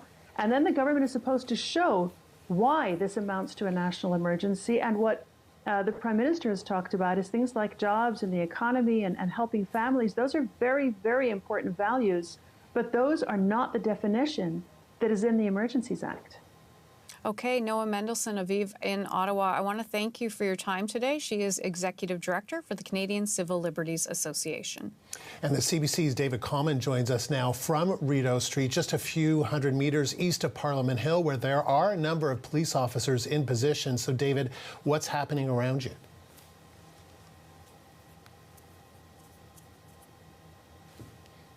Canada sits, and you see that there are protesters actually on both sides of what is now a police box. I'm going to get you in a little bit closer, but before I do, I want to go up this building, and if you look at the corners, you will actually see that there are police up there. They have binoculars. There's two of them on one side, one on another, using binoculars at times to really surveil this crowd, watch what they see. I'm now going to pull out as we look more at the protesters here, and we'll get get in a little bit closer, step over this pile of snow here, and what you see is the police get moved around, get moved through, because it is about -15 here today. What you see here is a row of Ontario Provincial Police officers on one side, protesters on the other, but there is this box that is shut down. And so if we look through it, you'll see officers on the other side. Those are officers in green, Quebec Police, Sûreté de Québec. They're the ones with the numbers on their back. Particularly experienced at dealing with crowds, and so those are those who are on the other side of this box, this area that's blocked off, right beside the Chateau Laurier. For people who've been to Ottawa, you know this is sort of the storied historic hotel in town, almost immediately next door, just on the other side of the canal from the Parliament buildings. What we continue to see is sort of a very slow and methodical police process, clearly some sort of strategy. They're not going to share it with us, but it does involve, there has been arrests, as we've talked about, particularly at the sort of the command structure of the organizational structure, the protest organization. Those people arrested and moving through the legal process. Now, at this point, not seeing large numbers of arrests, but as you see just down this line, see OPP on one side, those who have joined on the other. We get filmed here quite regularly, as do the police. And if you look a bit deeper into the crowd, it's sort of hard to see, but there actually are officers from the Sûreté de Québec who are have their gas masks donned, ready presumably to be able to deploy something like tear gas should it be warranted or called for. They have weapon systems, and there are also police who are right here on the ground with cameras watching protesters, filming protesters, filming everybody in the crowd. And it gives you a sense of some of the dynamic here on the street right now. Hard to see, but the Westin Hotel here, directly above it, there is a drone in the sky. It's actually been up there for a number of hours. We think this is probably with the RCMP and gives them, again, optics down to the ground. There has been an RCMP helicopter hovering over top of some of these areas at times. Gives you a sense of just some of the dynamic here on the ground right now. And so it's interesting, David, you say we haven't seen that many arrests, and it's been 21 arrests according to Ottawa Police. The last update, 21 vehicles removed from the area, but we do see right up from where you are at near the Rideau Canal outside the Senate on Wellington Street, a fair number. I don't know if it's what do you sense, several dozen, maybe a few hundred? Well, I mean, it's literally right. Yeah, that's literally right there. And indeed, there are. I mean, we were on the opposite side. You can't just walk through here now, but we were on the opposite side about an hour ago. And yeah, easily there were 200, 300 people who are packed into that area. You hear, they have, some of them have air horns, speakers that they blast directly. One thing that I am noticing is that those Sûreté de Québec officers are much closer now to the protesters. We're able to zoom in more, and you see that they're actually quite a bit closer to the protesters now. They've really kind of gone shoulder to shoulder, much closer in place at this point. So that's something that has changed, something that we had not seen earlier. And at 3:30 Eastern, we are expecting to hear from Ottawa Police to give us an update on the situation. But we have heard from that position where you are, David, our colleague Jorge Barrera, who was, both reporting and shooting the Sussex Drive area and seeing the police line. And what are we hearing from the protesters now? Directly hearing from the protesters, we've had the opportunity, multiple crews over time, and many people continue to say that they are intent on staying here. Having said that, we've also seen indications that some people have left. We saw just when I was coming in here earlier today, trucks that were leaving. Now, where are they going? Are they going home? I can't say that. They may be going to other areas. Some of the organizers saying perhaps we should fall back outside of the city, regroup, reassess, and figure out a new strategy given the very large police presence that's out here on the streets. I mean, just in the walk that we've had in our time here, see Quebec Provincial Police, Ontario Provincial Police, Toronto Police on horseback, Durham Police, York Regional Police who were here earlier. We know Vancouver Police have been brought in. So it is, there are continuing signs of a very, very large police presence. but limits to enforcement in the sense of enforcement being read as arrests. About 21 that we understand, although, as you say, that Ottawa police update coming, and we may hear about more. And so, David, finally on that, because we have seen other moments, right, in the history of this country where the police enforcement has been heavier. It has been, I think you could describe it as restrained. You know, we do see a police presence. We do see them, you know, face to face with protesters. But 21 arrests. We see a number of people just up from where you are at Sussex and Wellington that are still there. They've been told by police that this is an illegal demonstration, that they face arrest, and yet there they are. So any sense, I know you don't know exactly what the police are going to do, but any sense of how this crowd is going to be dispersed, arrested, any sense of that? Well, I mean, the short answer is I don't know. I don't know what the police strategy is. I can just see with my own eyes that it has been slow and methodical, really taking aim at the organizers to begin with, and perhaps to specific individuals maybe who were directly confronting police in the face of police officers. But yes, there are far more people on the streets relative to the number who have been arrested. And when you think about other protests that we've seen in Canada, it looks very different. Now, I'll also say that everything is being streamed here. It is being streamed in this country. It's being streamed outside of this country to those who wholeheartedly believe with what the protesters are here for, others who may support some aspects of it. And so I would suspect that the police are cognizant about the image that is being broadcast, that is being sent around the world, and the potential impact that might have on those who might support these protesters or otherwise, and the effect that could be had by watching a heavier-handed response. I have to imagine that would be something that the police would be considering, but as I say, it is imagining. We do not know exactly what the police strategy is, and we await hearing more of it directly from them. At 3:30, in about 10 minutes, 3:30 Eastern. David, thank you. We'll check in again with you soon. That is the CBC's David Common in downtown Ottawa. Hannah, okay. Oh, look at this. This is a drone shot just above the Chateau Laurier, I believe. It's a shot of a drone above the Chateau Laurier looking over into Gatineau, into the Quebec side. Yeah, and I think what that drone would be looking down on is that crowd that we have been looking at below, the crowd that's kind of gathered in that main area, just down a bit from that. But while we look at those pictures too, I want to bring in CBC's chief political correspondent, Rosemary Barton.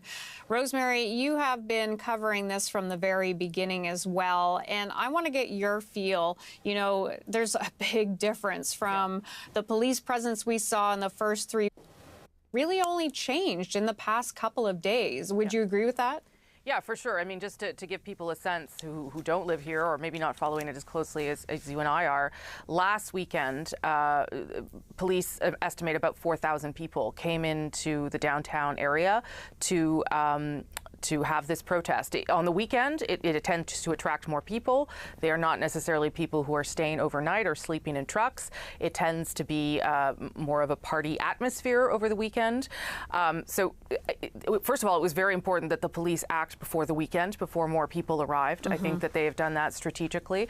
But even though it is, as David Common was saying, slow and methodical, they are making progress. I mean, you are seeing streets being cleared. That street where David Common is, I walked past earlier today, and it was jammed packed with trucks and people. So, you know, I think there are some questions about how long they can do this. Do they do this into the nighttime hours?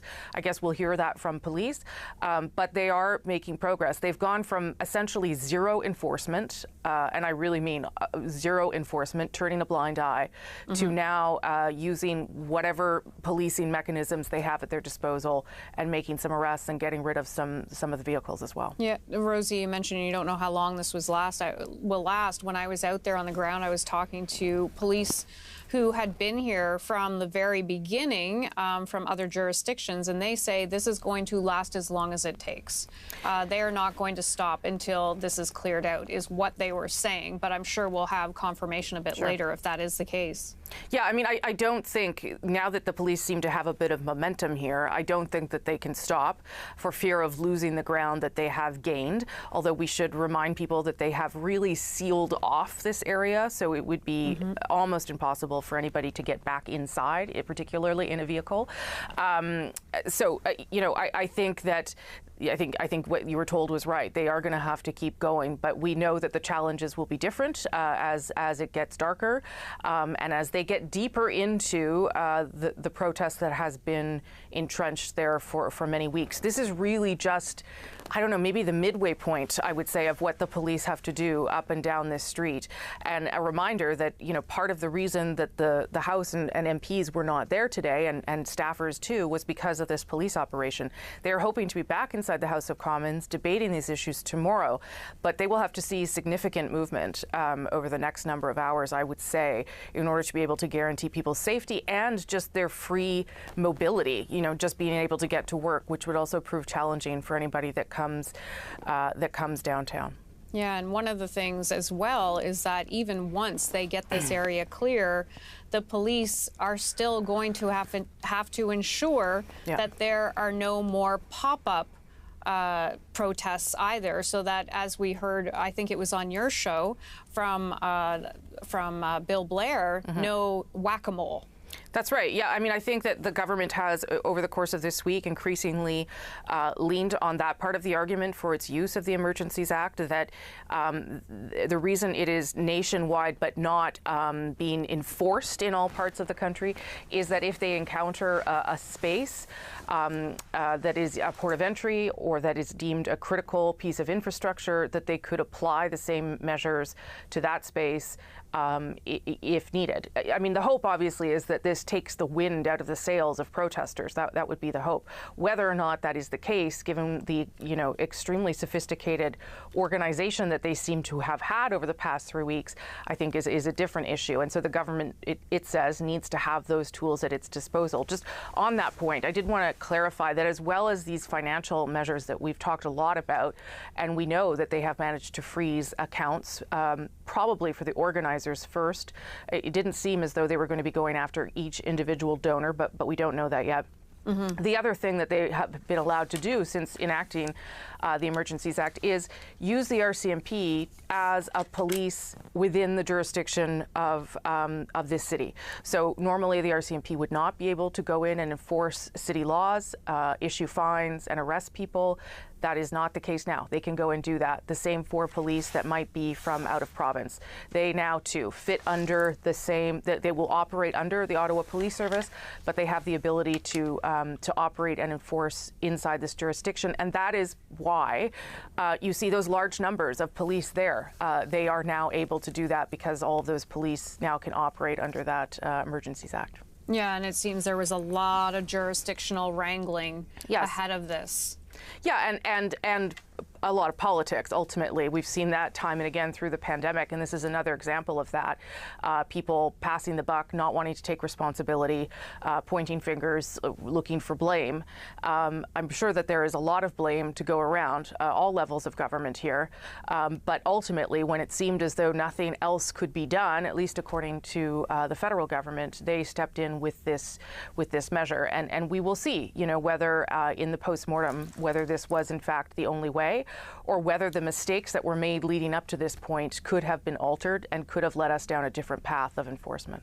Okay, Chief Political Correspondent Rosemary Barton, thank you for your time. I'm sure we'll chat later. Okay.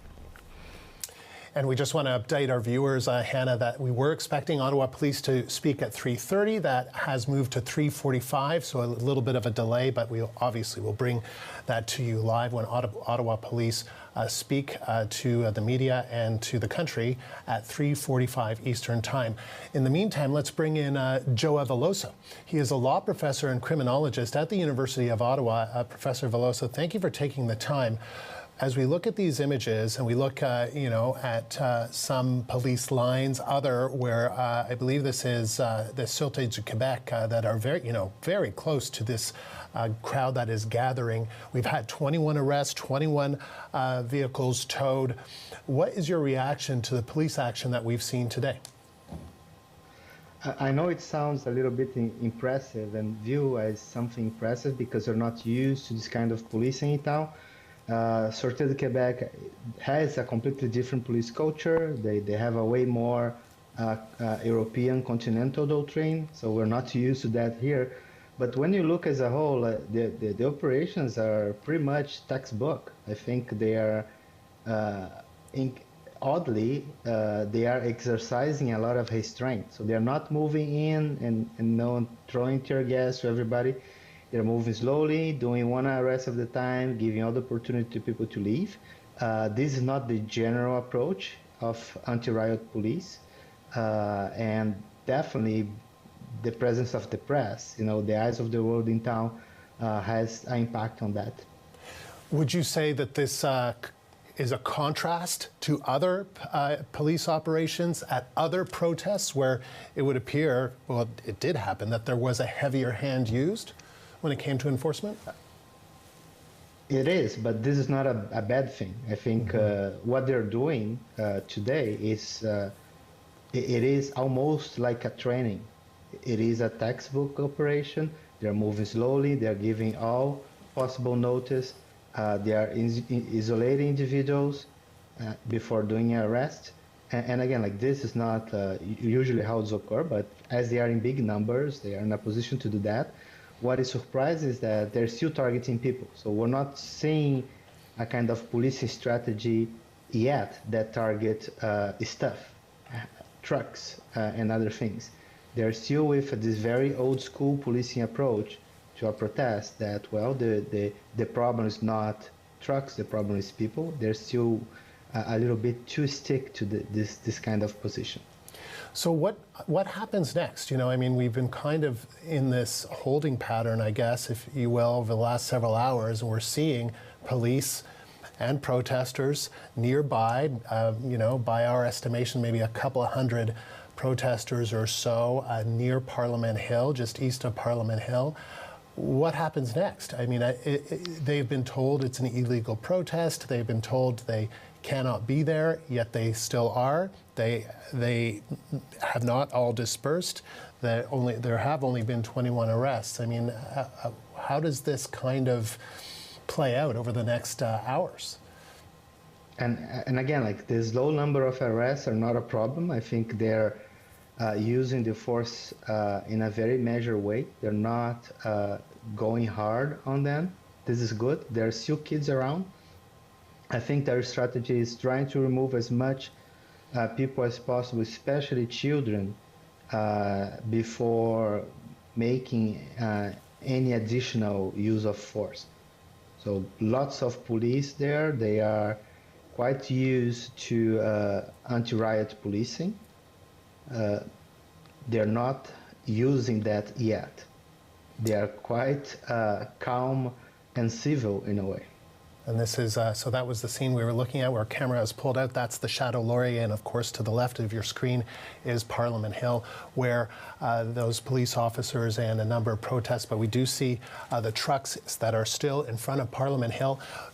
On that, as we've, police figure out how to deal with the protesters that remain, there are also the many vehicles that remain. How do you expect that to be dealt with by police in the hours ahead? I don't think we're talking about hours ahead. I'm doing field work on this protest since the beginning, pretty much. And the way the trucks were parked on Wellington in the last 3 days after the deal with the mayor, it's really quite tight together and it's not easy to remove. There's no angle for towing the vehicles. I have absolutely no idea how they're going to move there without the collaboration of the drivers. Joe, thank you. Joe Velosa is a law professor and criminologist at the University of Ottawa. Hannah. Okay, thank you. I want to remind people what we are looking at here right now. This is a shot of Wellington Street right in front of the Parliament buildings. That is exactly where our colleague Evan Dyer is. He's been standing by near the National War Memorial, not far from that shot we're seeing. Evan, what's the latest on the ground there? Well, we found a spot actually, Hannah, which offers a really great view of some of what's going on in this part of the Hill, Parliament Hill, and downtown core. So I'm just going to do a little bit of show and tell with you, perhaps. So this is the edge of the parliamentary compound. Here you can see it's being protected by the Parliamentary Protective Service. They have a number of cars and vans and SUVs all around the compound, just to make sure that nobody comes in. Behind here, you'll see across the Rideau Canal, there's the Chateau Laurier, which of course, excuse me, there's the Chateau, the famous sort of Disney castle-looking hotel of Ottawa.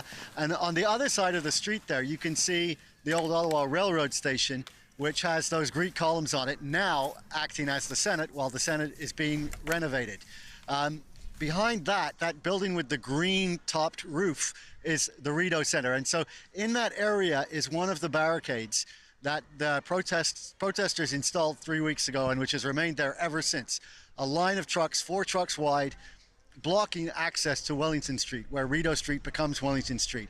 And just beyond that is where some of the arrests have been taking place. Beyond that area, the protesters are not in control, there are police in control. But as we look at this area here, you can see protesters milling around everywhere. Look down here at the fence that's surrounding the parliamentary compound. This was one of the last things we saw happen, and it sort of had to happen to make this police operation possible. In addition to the regular iron fence that's always there, a couple of nights ago, trucks came in here with a lot of these panels of steel fencing that we now see propped up with 2x4s there. And this appears to be an attempt to prevent people from just scattering into the parliamentary compound. If there were a police operation on Wellington Street, people would quite easily be able to climb over those existing fences, get into the parliamentary compound, into the Rideau Canal area, and all the way down behind Parliament, down to the Ottawa River. So that was a sort of a necessary forerunner to this police operation. Here you can see there's a lot of people moving around still, going down to what is, I guess, the front line, the sort of the western end of this occupation, and coming back into the core area in front of Parliament on Wellington Street. We've seen families just in the last few minutes going by here, and in fact we saw kids doing snow angels in this fresh fallen snow that we have here since last night. Behind there, of course, is the War Monument, and there appear to be a group of what we think are veterans there, because we heard a call on the public address system asking for Canadian Forces veterans to head down to the War Monument. So that appears to be what's going on there. A number of them have congregated also on the other side of it. We can't see them right now, but they're there as well. Let's look now at some of the barricading that's going on. So JF, if you can just swing a little right for us. JF is going to show us here, our cameraman, how the first line of defense, if you like, of the Wellington Street, the parliamentary core blockade is set up. There's a pickup here with this long, looks like a stock car trailer or maybe a livestock trailer. That and 2 trucks are blocking an area that's directly in front of the Prime Minister's office. The building on the corner here is Langevin Block, where the Prime Minister has his office. And we've had a row of porta potties put there actually during the week in what appears to be not only, you know, an attempt to allow people to go to the bathroom, but also seems to have been an attempt to make some kind of a political statement. Evan, behind this frontline barricade, yeah. Sorry, you go ahead, Evan. Okay, so behind this frontline barricade made of trailers and trucks, you can see what we were talking about a little while ago, one of these snow barricades. You see the wall of snow that's been put up there by protesters. It's more of a symbolic barrier than anything else, but that's clearly a sort of a second line of defense to pose an obstacle to any police who are coming through trying to clear this out. And then from there on, it's just trucks, tents, the protest's main stage, and the actual core protest, the core occupation directly in front of Parliament proceeds for a couple more blocks, more like 4 blocks down Wellington Street there. So this is really the heart of the protest area that we've got this bird's eye view down into now. And just looking around, you don't see a lot of police in here. There are some, you know, there are squad cars that occasionally come by with their lights flashing. We saw a canine unit of the Ontario Provincial Police a short while ago by a squad car down there on Elgin Street. But basically, it's just protesters milling around, in some cases even with pets, and certainly in some cases with children. So there's still hundreds of pedestrians here on the street, and they appear to be just walking around, taking their time. We don't see a lot of fear, panic in the people that we're close to. We just see the same sorts of behaviors as we've been seeing all through the protest today, even though the police, as we say, are only a couple hundred yards away on the other side of that barricade making arrests. Yeah, and Evan, that's one thing that I found surprising. When I walked up that way a bit earlier before I came on air, there wasn't a lot of people, but as the police moved the protesters back, it seemed like more of the protesters went down there to watch. Did you feel that? Do you see more people down there? Yeah. Yes, it does appear that there are people whose base of operations, if you like, or the main place where they are is up in the main blockaded area on Wellington Street, but they wander down to the sort of the front line to watch what's going on, where the real interaction between police and protesters is occurring.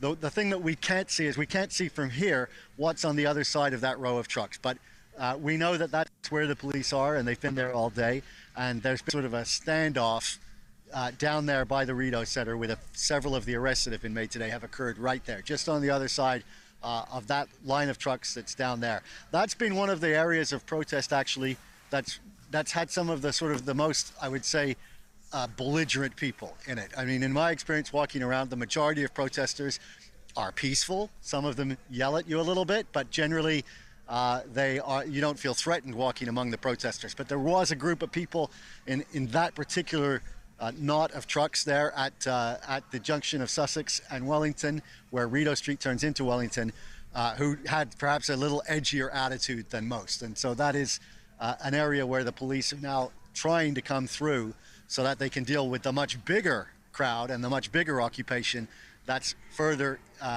west on Wellington Street, the one that's directly in front of Parliament. Evan, let me ask you, you've been covering, been reporting in Ottawa for quite some time. Explain, what this is like in your eyes.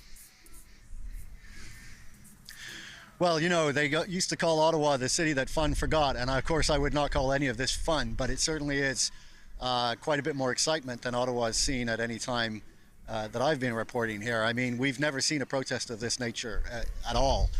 With one possible exception, which was when the Tamil Tigers were fighting in Sri Lanka in the last stages of the Sri Lankan war. There was a large crowd of Tamils who came to this same street, Wellington Street, and staged sit-downs in the street and occupied it.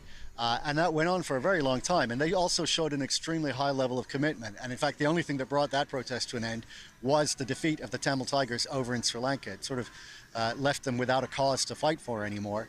And I was up here, and I would say one of the biggest differences between that protest and this protest is not the level of commitment, but the logistics. The dedication is similar, but the organization is much greater with this one. And of course, they brought so many trucks with them, in addition to all kinds of other tents and structures, trucks, pickups, RVs, you name it, right? So that's really what's given this demonstration such an enormous footprint, and put it out of the league of any other demonstration that we've ever seen here. And any Ottawa resident will tell you, because they see in this city an average of something like 250 demonstrations of one kind or another, most of them pretty small, in any given year. But any Ottawa resident will tell you that the impact of this one is completely off the charts compared to anything else that has ever happened here. The amount of space that this demonstration has taken up with its footprint, the amount of noise, the fumes, etc., just the dislocation, the shuttering of businesses has been unlike anything else that's ever happened here. Okay, Evan Dyer, always appreciate your insight. We'll get back to you in a little bit. Thank you so much. And thank you, Hannah. And as Evan was just mentioning, the protest has had a huge impact on many Ottawa residents and business owners over the past 3 weeks. Our focus today has been on protesters and police, but really it is the business owners, the residents of downtown Ottawa that have spoken about the emotional and the financial toll this has taken on them. Here's what some of them are telling us. We are in the dark as a business owner in downtown. We don't know what is happening day after day, but now we're seeing a light end of the tunnel, it's coming along, I guess, we will be okay. People are just torn apart. It's added a lot of division, topped onto the pandemic and everything else. It's stressful. The convoy's been really disturbing.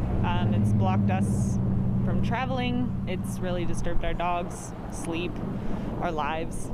I woke up at 6 o'clock this morning thinking, are those horns? So they're in my head. And they've just been in my head for 3 weeks, whether they're there or not. So there were no horns, I just heard them.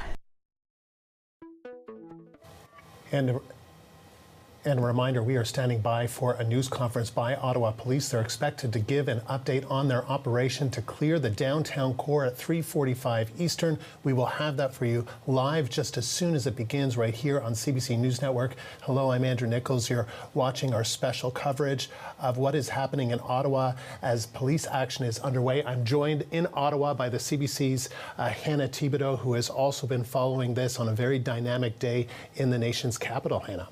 Yeah, absolutely. We are continuing to watch as police try to retake the downtown of Ottawa along with the other streets. You see that shot there. That is where police have now tried to push back protesters. We see from our colleagues reporting on the ground that the protesters are refusing to go back. That's a Sûreté de Québec that is trying to push them back. This is a part of the procedure that we've been watching all day. There you see the shot in front of the Parliament buildings, the trucks that have been parked there for the past 3 weeks. We are now 3 weeks into what the Prime Minister defines as an occupation of the downtown of Ottawa, and now police are trying to get control of it once again. As Andrew was just saying, we will be watching a police conference that is happening at 3:45. That will be with Ottawa Police, Ontario Provincial Police, and the RCMP. There you see the shot there. We will continue to keep our eye on that and bring you that as soon as it happens. Now, we're going to bring in Murray Faulkner. He's a former chief of police in London, Ontario, and is back with his insights. We've been really appreciating what you have to tell us about this, Mr. Faulkner. You've been watching this all unfold with us for the past couple of hours. As you sit and watch now, what is your impression of what's going on? Well, first of all, I'm very pleased to see some of the big rigs leaving voluntarily, and I'm sure that behind the scenes there are police officers going maybe from cab to cab trying to convince them now, because it's a lot easier if they drive out versus being towed out. I will say, though, that a point that no one's ever really talked about is the understanding of frontline officers that you've been showing all day. These officers probably, if they're not from the Ottawa area, would have come in last night or early this morning by bus, would have gotten a briefing at 5:30, 6 o'clock in the morning, gathered their kit together, moved out by transportation by 7:30, 7:45, and by 8:30 they'd be on the line and starting to work. These officers have been out in this cold weather with no food and the ability to go to the washroom, and no one ever thinks about this. We all get to sit in the nice comforts of our home or a studio or an office building, but they're there for the duration of the day. No one is taking a break, and so it takes a great deal of physical stamina to do what they're doing. And the restraint is extreme, and they're showing their true professionalism right now. Murray, it's Andrew here. I just wanted to ask you, in terms of the pacing, we've seen 21 arrests, 21 vehicles towed. Some of the leaders of this protest convoy, Chris Barber, Tamara Leach, arrested last night, Pat King today. What do you make of that number of arrests and the way in which police have handled the situation up until now? Well, two things. One is that I would suspect there's more than 21 arrests. I've been watching it basically from about 6 o'clock this morning on. It seems that to me that there's been more than 21 arrests.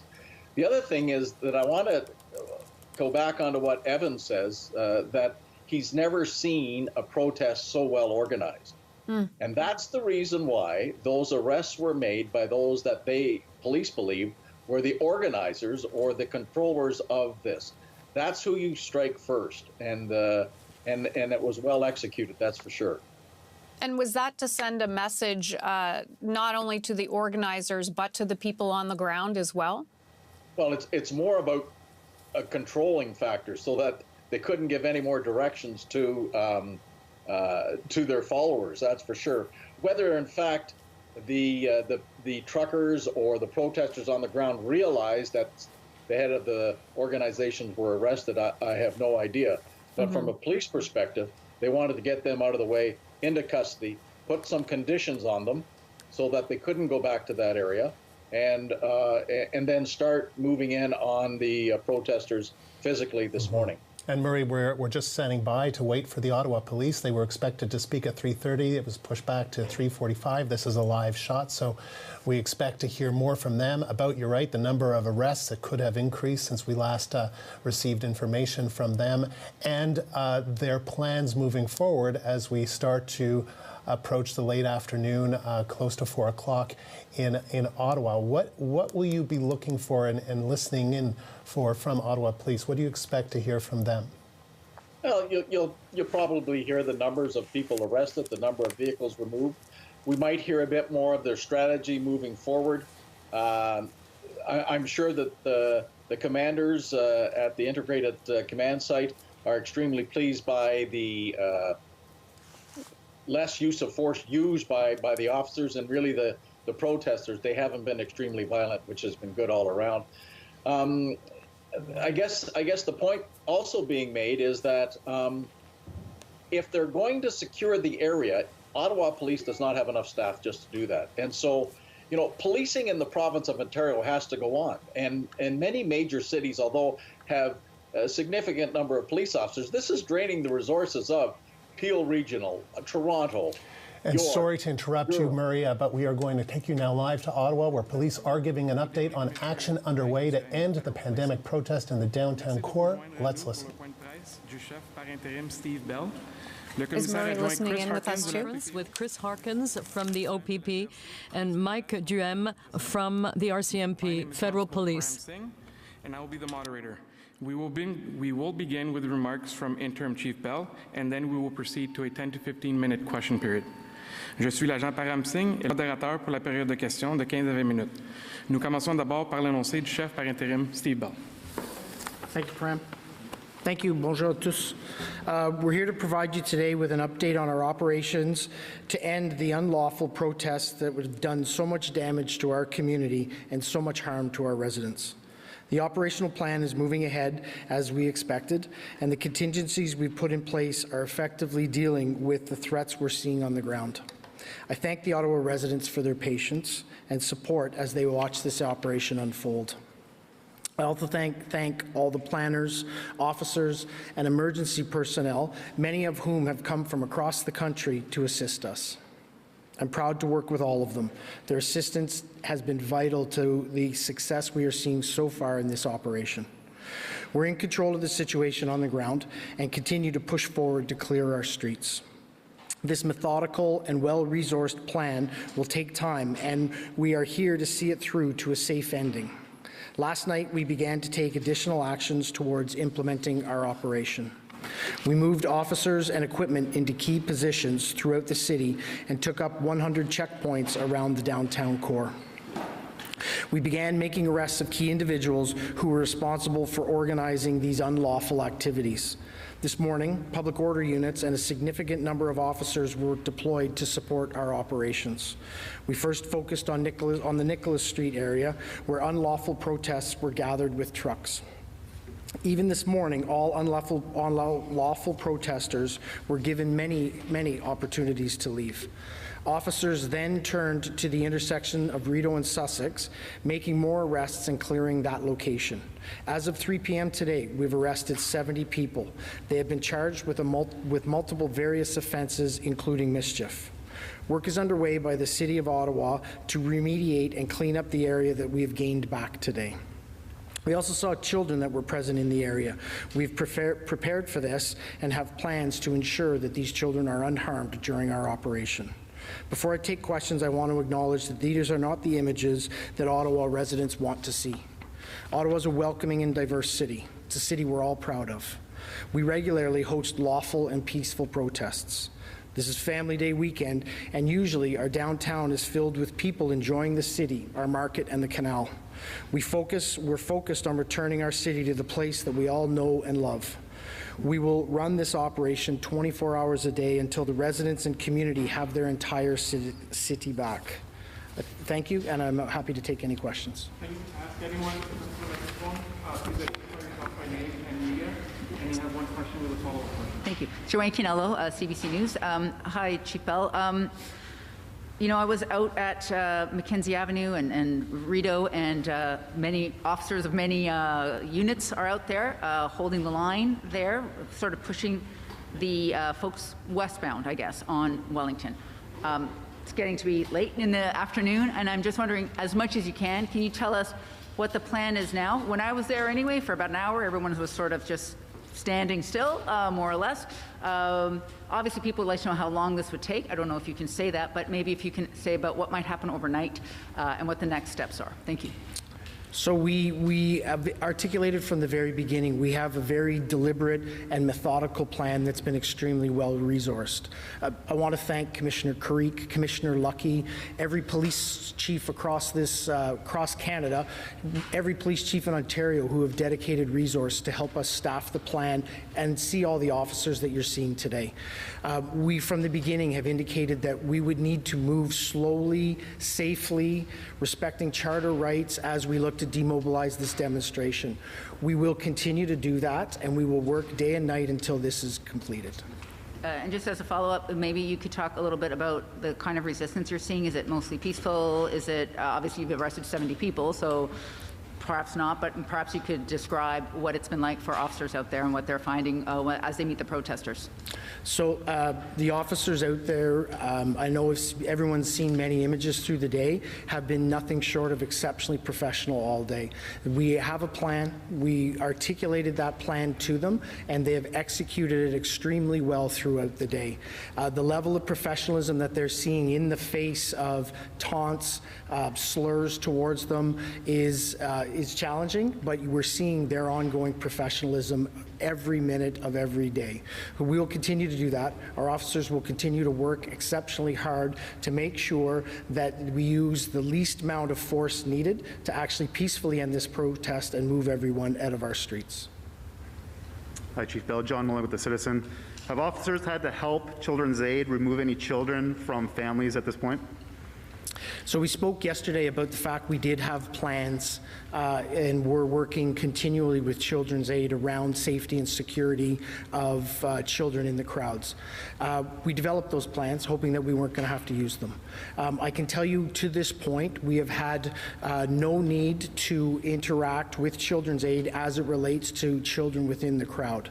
What I will tell you is that even through all the planning, it still shocks and surprises me that we are seeing children put in harm's way in the middle of a demonstration where a police operation is unfolding. We will continue to look after their safety and security, but we implore all the parents who have kids in there, get the kids out of there. They do not need to be in the middle of this. It is not a safe place for them. Chief, what we see downtown right now, do you expect this to be the posture going right through the long weekend? As I indicated, we've started this operation. We talked about our increasing plans yesterday in terms of securing the downtown core. We have a plan. It's well resourced, and we will continue to execute on that plan until everyone is gone from our streets and the residents that own those streets get them back. Mari Wolf from the Canadian Press. We've seen forces from Quebec, from Durham, down there on the front line. I'm sorry, I can't hear you. Thank you. Mari Wolf from the Canadian Press. There are police officers from Quebec, Durham, various forces down there on the front line. Can you give us an idea of how many police officers are being mobilized in this operation? So we won't be disclosing any of our operational numbers, but I'll again point back to the level of cooperation and partnership we've had with every police service, every law enforcement agency across Canada, unparalleled and absolutely amazing. I'm very proud of how our community, of how our police agencies and how all other support services have come together to mobilize to end this unlawful demonstration. And I noticed that some of the police from Quebec have tear gas. Are you prepared to use tear gas, and is that a last resort? So we've developed a well-articulated plan. We continue to work with the protesters, the demonstrators, to encourage them to leave the area. We have a very well-scripted warning that's provided to them, and up in every moment that they can leave, they are afforded the opportunity to leave. We have well-developed plans that will ensure ultimate removal of those protesters from our streets.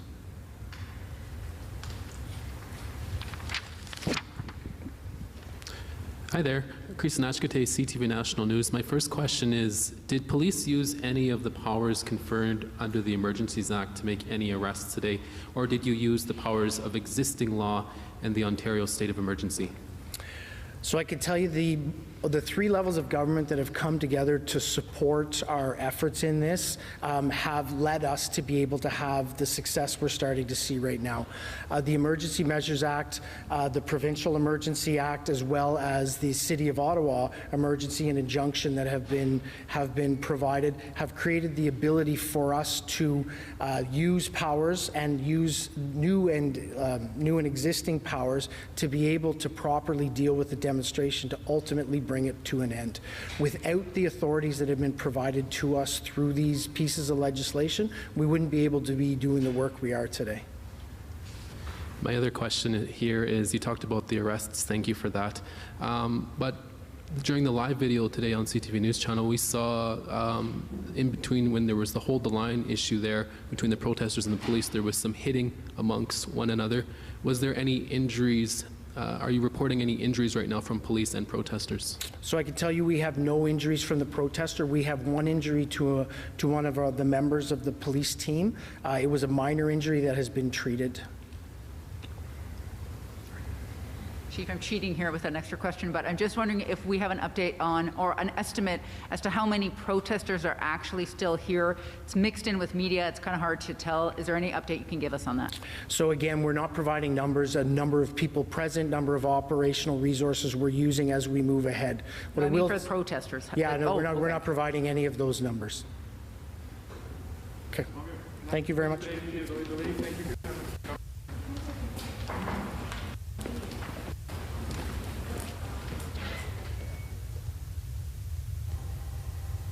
And we were just listening in there to officials in Ottawa as they continue to give us an update on the operation that is underway in the nation's capital right now. As you can see from those images, a significant number of demonstrators remain in place. We heard from Ottawa Police that there have been 70 people who have been arrested. We know that there have been 20 trucks at last count, 3 p.m., that have been seized, and they have not said that they need to involve Children's Aid up to this point. They are reporting no injuries to protesters as they continue their operations, as they say, 24/7 to get demonstrators out of their position in Ottawa.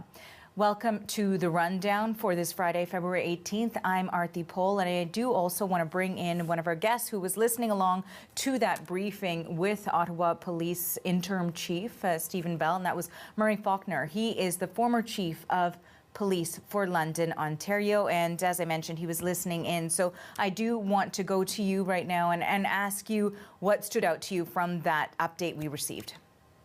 Well, the most significant thing from my perspective is what the interim chief said to reinforce the police action and to give some reassurance to those people that live in the downtown Ottawa that once they have started to move protesters out, they will not stop until the protesters are gone. And so understand, if you're living downtown Ottawa, this will take a while, but rest assured, the cavalry is here, and you're going to be extricated from the protesters and the sound of the horns, that's for sure. So a lot more arrests. Everyone's been reporting 21. It doesn't surprise me. We're into the 70s. And if you take a look at the screen on the right, if these people aren't moving by tonight, they'll find themselves in custody as well. You know, I did want to ask because the interim police chief was asked about whether or not officials, police, required the power that comes into their possession under the Emergencies Act, whether or not that was required to make the arrests that they've made so far. And we didn't really get a clear answer. So given your knowledge of what sort of powers police departments would have with a provincial or municipal state of emergency versus the Emergencies Act, would that be required in order for these arrests to be made? So, yes and no. So, you know, I'm not a constitutional lawyer. I'm just a police officer, I was. I think Chuck Bordelot spoke this morning about the power that act gave them was the ability to stop people on the street and turn them around at the 100 checkpoints. And that was instrumental in being able to control the number of protesters that you see in the downtown area today. The second aspect of that legislation is the fact that they go in and seize financial records and the finances of those that are contributing to the truckers. And so those two things are extremely important in making sure that this comes to a peaceful resolution, as so far it is. I'm not sure, are people hung up on the term emergency, and should they have called it the Ways and Means Act? I mean, this Emergency Act is not affecting anybody except for the people in the downtown of Ottawa. It doesn't affect anyone in BC. It's not affecting anybody in Alberta or in Southern Ontario, unless perhaps your bank account was seized because you're contributing to illegal activities. But actually, parts of that act was required.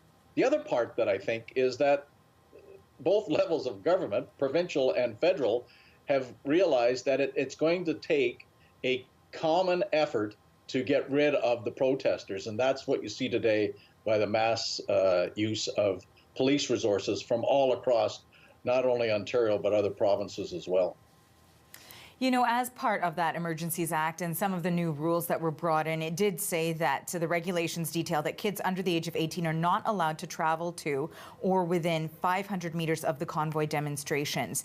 That said, we know that we have seen images of some children. So far, we heard from Interim Police Chief Bell that they have not had to use Children's Aid Society, but they are imploring individuals to not have their children at this particular event here. So, wondering, given the fact that we have seen images of minors, why that has not been used at this stage yet. Well, are you referring to why children? Yeah, why Children's Aid has not been, that resource has not been used. Well, obviously, we have seen on different networks and I believe on the CBC, children being removed voluntarily. And as such, that's a positive thing. And so if the CAS has not been utilized, that means the police have not arrested an adult that a child was with. And so that's very positive. You know, it really is a cowardly act to utilize children in the cause of what your cause and belief is. It's very cowardly. Well, we want to appreciate or thank you so much for your time, Murray Faulkner. We do appreciate the time that you've spent with us today. That is former Chief of Police for London, Ontario, Murray Faulkner. Thank you. And we want to go now to the CBC's Evan Dyer in Ottawa. You're looking at images of what appears to be a truck that might be leaving the perimeter or the area of that demonstration. So, Evan, maybe you can bring us up to speed and give us some clarity on what's going on there. Sure. So that is what appears to be happening, and this would be about the 8th truck